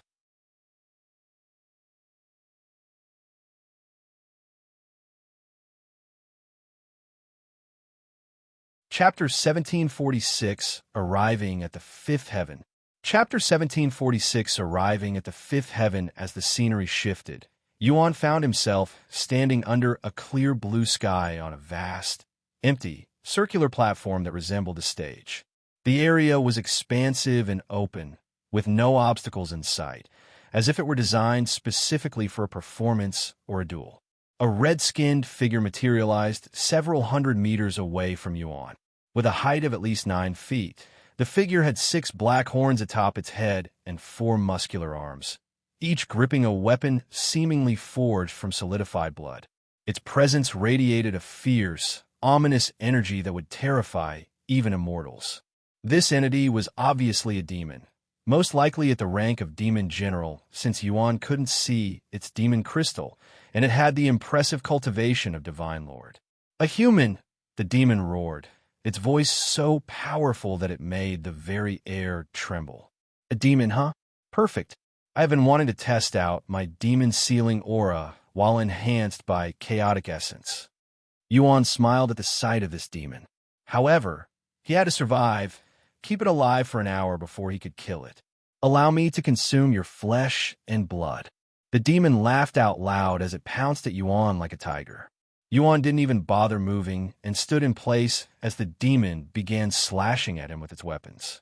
"Are you so terrified that you cannot even move? Pathetic." The demon mocked with a devious smile, but its expression abruptly stiffened when it realized it could not scratch Yuan's skin, let alone damage him. "We've got an hour, so do your best," Yuan said as he lay on the ground and closed his eyes to sleep. Although its skin was already red, the demon's face seemed to flush an even deeper shade as it erupted in fury, its eyes blazing with rage. The demon proceeded to throw its weapons away and bombarded Yuan with techniques instead. Yet, Yuan remained still and undisturbed. The demon could even hear Yuan snoring a bit, almost as if he were in a deep and comfortable sleep. This caused the demon to snap, forcing it to use its own life to enhance its prowess. Yuan opened his eyes to look at the demon, whose aura suddenly changed drastically. Although demons are essentially immortal and can live for millions of years without any external energy source due to their demon crystal, they could sacrifice the power of their demon crystal for a tremendous boost in power. Once a demon uses this forbidden technique, death is inevitable shortly afterward, which is why demons rarely resort to it, even when facing death. Additionally, the act is considered shameful, something only the lowest of low demons would even consider doing. After destroying its own demon crystal, the demon's cultivation soared to the peak of Divine Emperor, and its attack became capable of damaging Yuan. However, even with its enhanced power and increased strength, the demon's attacks could only manage to scratch the outer layer of Yuan's skin. That's not good. At this rate, you'll die before an hour passes. Seeing this, Yuan stood up and extended a single finger, channeling his demon sealing aura into the tip. As he touched the demon and poured demon sealing aura into it, the red creature instantly turned to stone. However, since the demon was only sealed and technically still alive, the trial remained uncleared. The demon, even in its sealed state, would still perish due to the forbidden technique it had invoked. However, the sealing slightly prolonged its inevitable death, delaying its final moments just enough for Yuan to clear the trial. An hour later, Yuan unsealed the demon. He then infused his chaotic essence with his demon sealing aura. What is that demon sealing aura? I've never seen or heard of anything like it. The demon sensed a profound feeling of dread from Yuan's upgraded demon sealing aura, which sent chills through its entire being. A terrified expression appeared on the demon's face, and without thinking, it instinctively turned around and ran away. However, before it could get far, its body began to disintegrate, breaking apart bit by bit as the effects of the forbidden technique took their final toll. What a pity. I didn't even get to test out my chaotic demon sealing aura. Yuan shook his head as he acquired some more of the divine paragon's memories. Congratulations on clearing the stairway to heaven, Master. Tian appeared shortly after.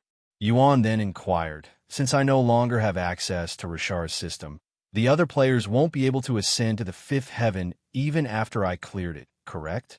Tian nodded and said, "Master is a player, but also not a player simultaneously.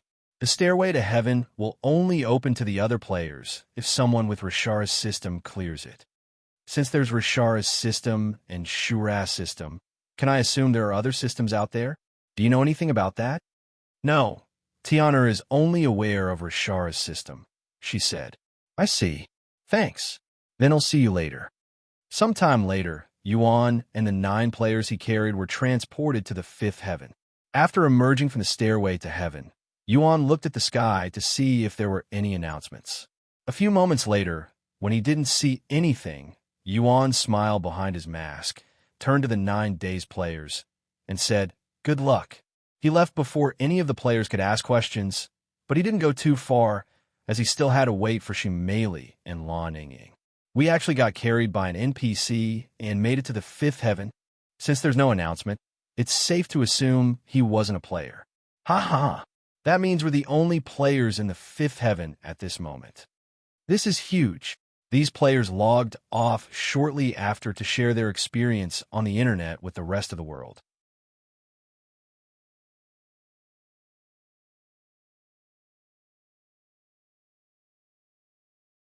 Chapter 17, 47, Second Ancient Seal. Chapter 1747, Second Ancient Seal. I was carried to the fifth heaven by an NPC. We somehow reached the fifth heaven. 9 players were carried to the fifth heaven by a mysterious NPC. Such titles quickly reached the first page of the biggest forum on all things related, shocking the players who saw them. I didn't know we could use NPCs in such a fashion. How can we be certain that individual was an NPC and not a player? If it had been a player, the fifth heaven would have been accessible to the rest of the player base once cleared. Given how difficult the trials are, there's no way a player could have carried 9 people through the stairway to heaven. Player Yuan might have the capability to do so. The 9 players who had been carried by Yuan quickly became the center of attention, attracting a flurry of interviews and offers from top factions and influential families eager to purchase information about the fifth heaven.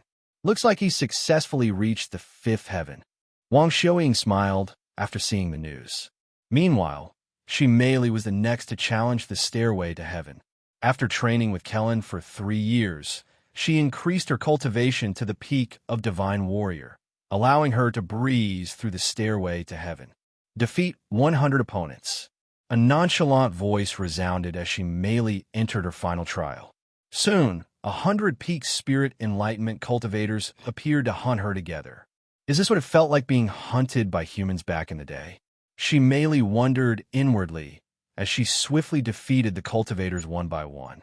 After defeating all 100 cultivators, Xiao passed the trial and ascended to the fifth heaven. "Congratulations." Yuan appeared before her with a smile on his face shortly after she entered the fifth heaven. "It was really fun and not too difficult," she said with a prideful look on her face. "In that case, I assume you'll also want to climb to the other realms by yourself." Xiao nodded. "Yes, it's a great method of training." They proceeded to wait for Liuxiang.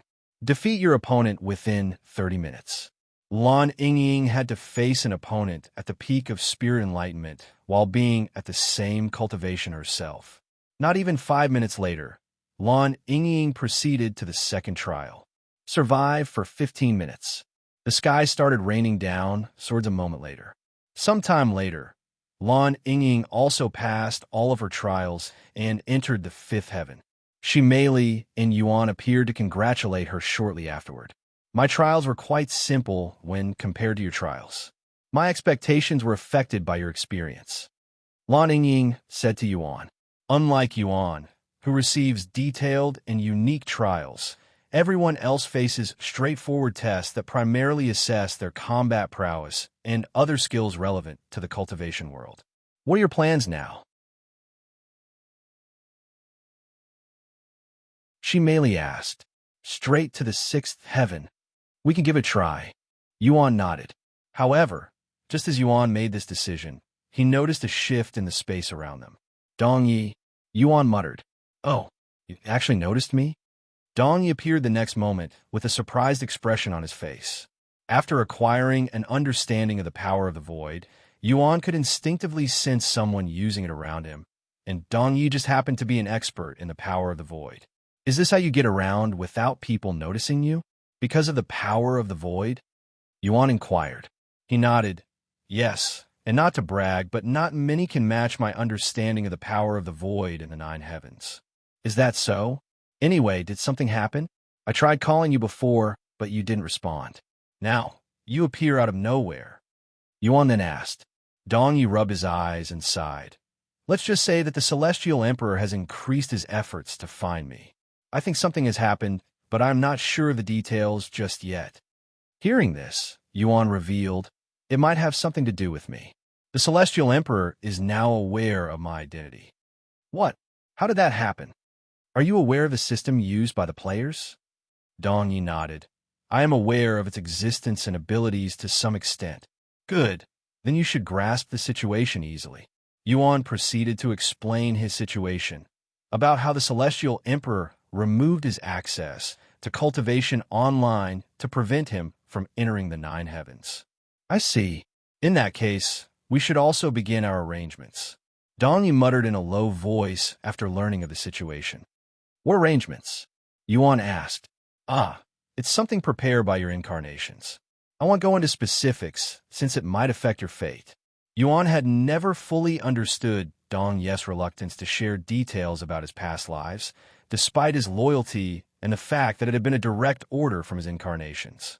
However, after learning about fateful reincarnations from Su Jiechi, everything finally made sense. Knowing Yuan's identity as a true reincarnator, Dongyi had to be exceptionally cautious with the information and assistance he provided so that he would not interfere with Yuan's fate in unintended ways. Because of that, I will have to leave for a bit, so I won't be able to watch over your friends for the time being. Dongyi continued. Yuan nodded and said, Don't worry, my friends are currently training with someone trustworthy in the seventh heaven. But there will be someone to assist you while I am away. They were handpicked by me after a rigorous screening, said Dongyi. Are they aware of my identity? Yuan asked. They are aware of your identity as the evil god's reincarnation, but that's the extent of their knowledge. Don't worry. They're very reliable and trustworthy. They'll take your word for it. Yuan nodded. One more thing before I leave. I have found the identity of the second ancient seal holder. They are currently in the fifth heaven, and he is the Dragon King of the Shun family. Dragon King of the Shun family? Yuan raised an eyebrow after hearing this familiar name.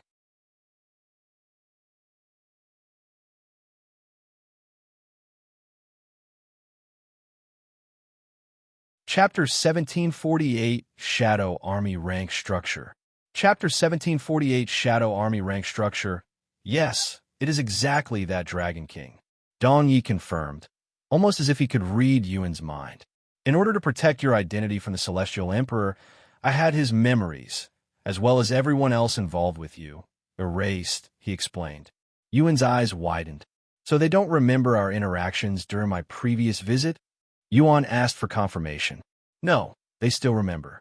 However, they won't be able to remember your face and the conversations you had, much like how people only have vague memories of their dreams after waking up. Dongyi explained.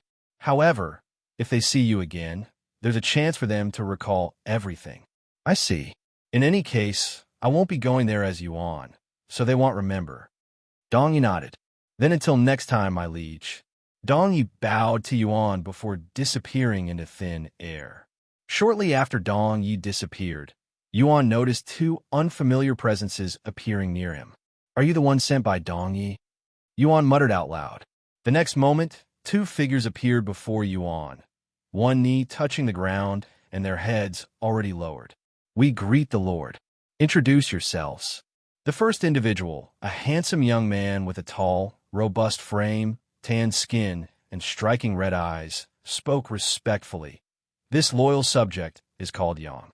Although I am only a Shadow Reaper, I will do my utmost to support the Lord's every need. Then, the other individual, a beautiful young woman with a tall, slender frame, similarly tanned skin, and red eyes, spoke with a tone of reverence. This loyal subject is called Yin, also a Shadow Reaper. I exist solely to serve the Lord and support his ambitions. Yin and Yang, huh? Are you siblings? Yuan then asked. Yes, we are twins. They responded simultaneously. Then, can you tell me about the Shadow Army? What does it mean to be a Shadow Reaper? Yang responded first. There exists 5 ranks within the Shadow Army, each with a unique purpose. The first and lowest rank is Shadow Scout. They specialize in scouting and information gathering. The majority of the Shadow Army are Shadow Scouts. In continued, the second rank is Shadow Reaper. We specialize in tracking and assassination, but we are just as well-versed in information gathering as Shadow Scouts, if not better. Yang spoke again. Shadow Enforcer is the next rank. They are a special unit that specializes in completing high-risk missions. Yin then said, Shadow Commanders are in charge of training and overseeing the Shadows. There are only 3 Shadow Commanders in the Shadow Army. The last rank is Shadow Sovereign, reserved for a single person, Master Dong, finished Yang. How many members does the Shadow Army have? Yuan asked a moment later. We apologize, but we cannot answer that question. However, it's not because you lack the authority. We just don't know the answer. Only Shadow Commanders and Master Dong know the exact number, so you'll have to ask one of them. Yin and Yang spoke perfectly in sync, almost as if they shared the same mind. All right, in any case, I don't really need any assistance for now. Yuan said a moment later. If you ever need us, summon us with this. Yang handed him a black and white jade slip shaped like a yin-yang symbol. We'll always be nearby waiting for your orders, Yin added. Please excuse us. They disappeared at the same time shortly after. That was something, she merely muttered with a somewhat dumbfounded look on her face. As a princess who grew up with a small army, she couldn't help but admire just how faithful and loyal the Shadow Army appeared. Even the most loyal soldier in our family wouldn't look at father the way those two looked at Yuan, and they just met today. She sighed inwardly. Now, then, before we head to the Shun family to receive the second ancient seal, I should fill you in on the situation and my plan. Yuan proceeded to explain the purpose of the ancient seal and his reason for gathering them, detailing its importance. He then shared his plan to acquire the seal. Fortunately, the Shun family are dragons, so we should have an easier time acquiring their ancient seal with your identity. My identity? Wouldn't it be better to use your identity? When you transform, you emit a presence stronger than even my father, she inquired with a puzzled face. Yes, but there exists a dragon family in the supreme heaven with the same surname as your Shi family, and they have quite the authority. Who knows? There's even a chance you're related to them. What? That's not possible. I mean, my father had never mentioned anything about a family outside the ancient dragon city before. As far as I am aware, we're the only remaining Shi family left. I guess we'll find out once we reach the 9th heaven. Anyway, let me tell you how we'll go about it. Sometime later, they began making their way toward the Shun family. Meanwhile, at the fairy paradise, where Yuan once spent some time imprisoned, a beautiful woman stood before the fairy empress. How long has it been since you visited us? You should visit more often. We all miss you very much, Sister Songyun. The fairy empress showed a warm smile to Tan Songyun, who had spent the last 3 years chasing after Yuan. Sorry, but I've been very busy in the 6th heaven, Tan Songyun said. Are you still trying to find the bastard who broke your heart? Have you found any leads yet? Tan Songyun nodded and spoke with a serious expression. Yes, I found a lead, and I believe he visited this place about 3 years ago. What? The fairy empress' eyes widened with shock after hearing this. I learned that he visited my immortal cave in the lower heavens and came here by accident after triggering my teleport formation. 3 years ago, Fairy Empress wore a perplexed expression on her face after realizing who Tan Songyun was talking about. You're tuning in to the Romance Rendezvous YouTube channel. We're so grateful for your support, and don't forget to subscribe to join us on this incredible journey through captivating stories. Your generosity through donations truly makes a world of difference, as it's the primary source of revenue that allows me to expand and enhance this channel for you. Thank you from the bottom of my heart for being a part of this adventure.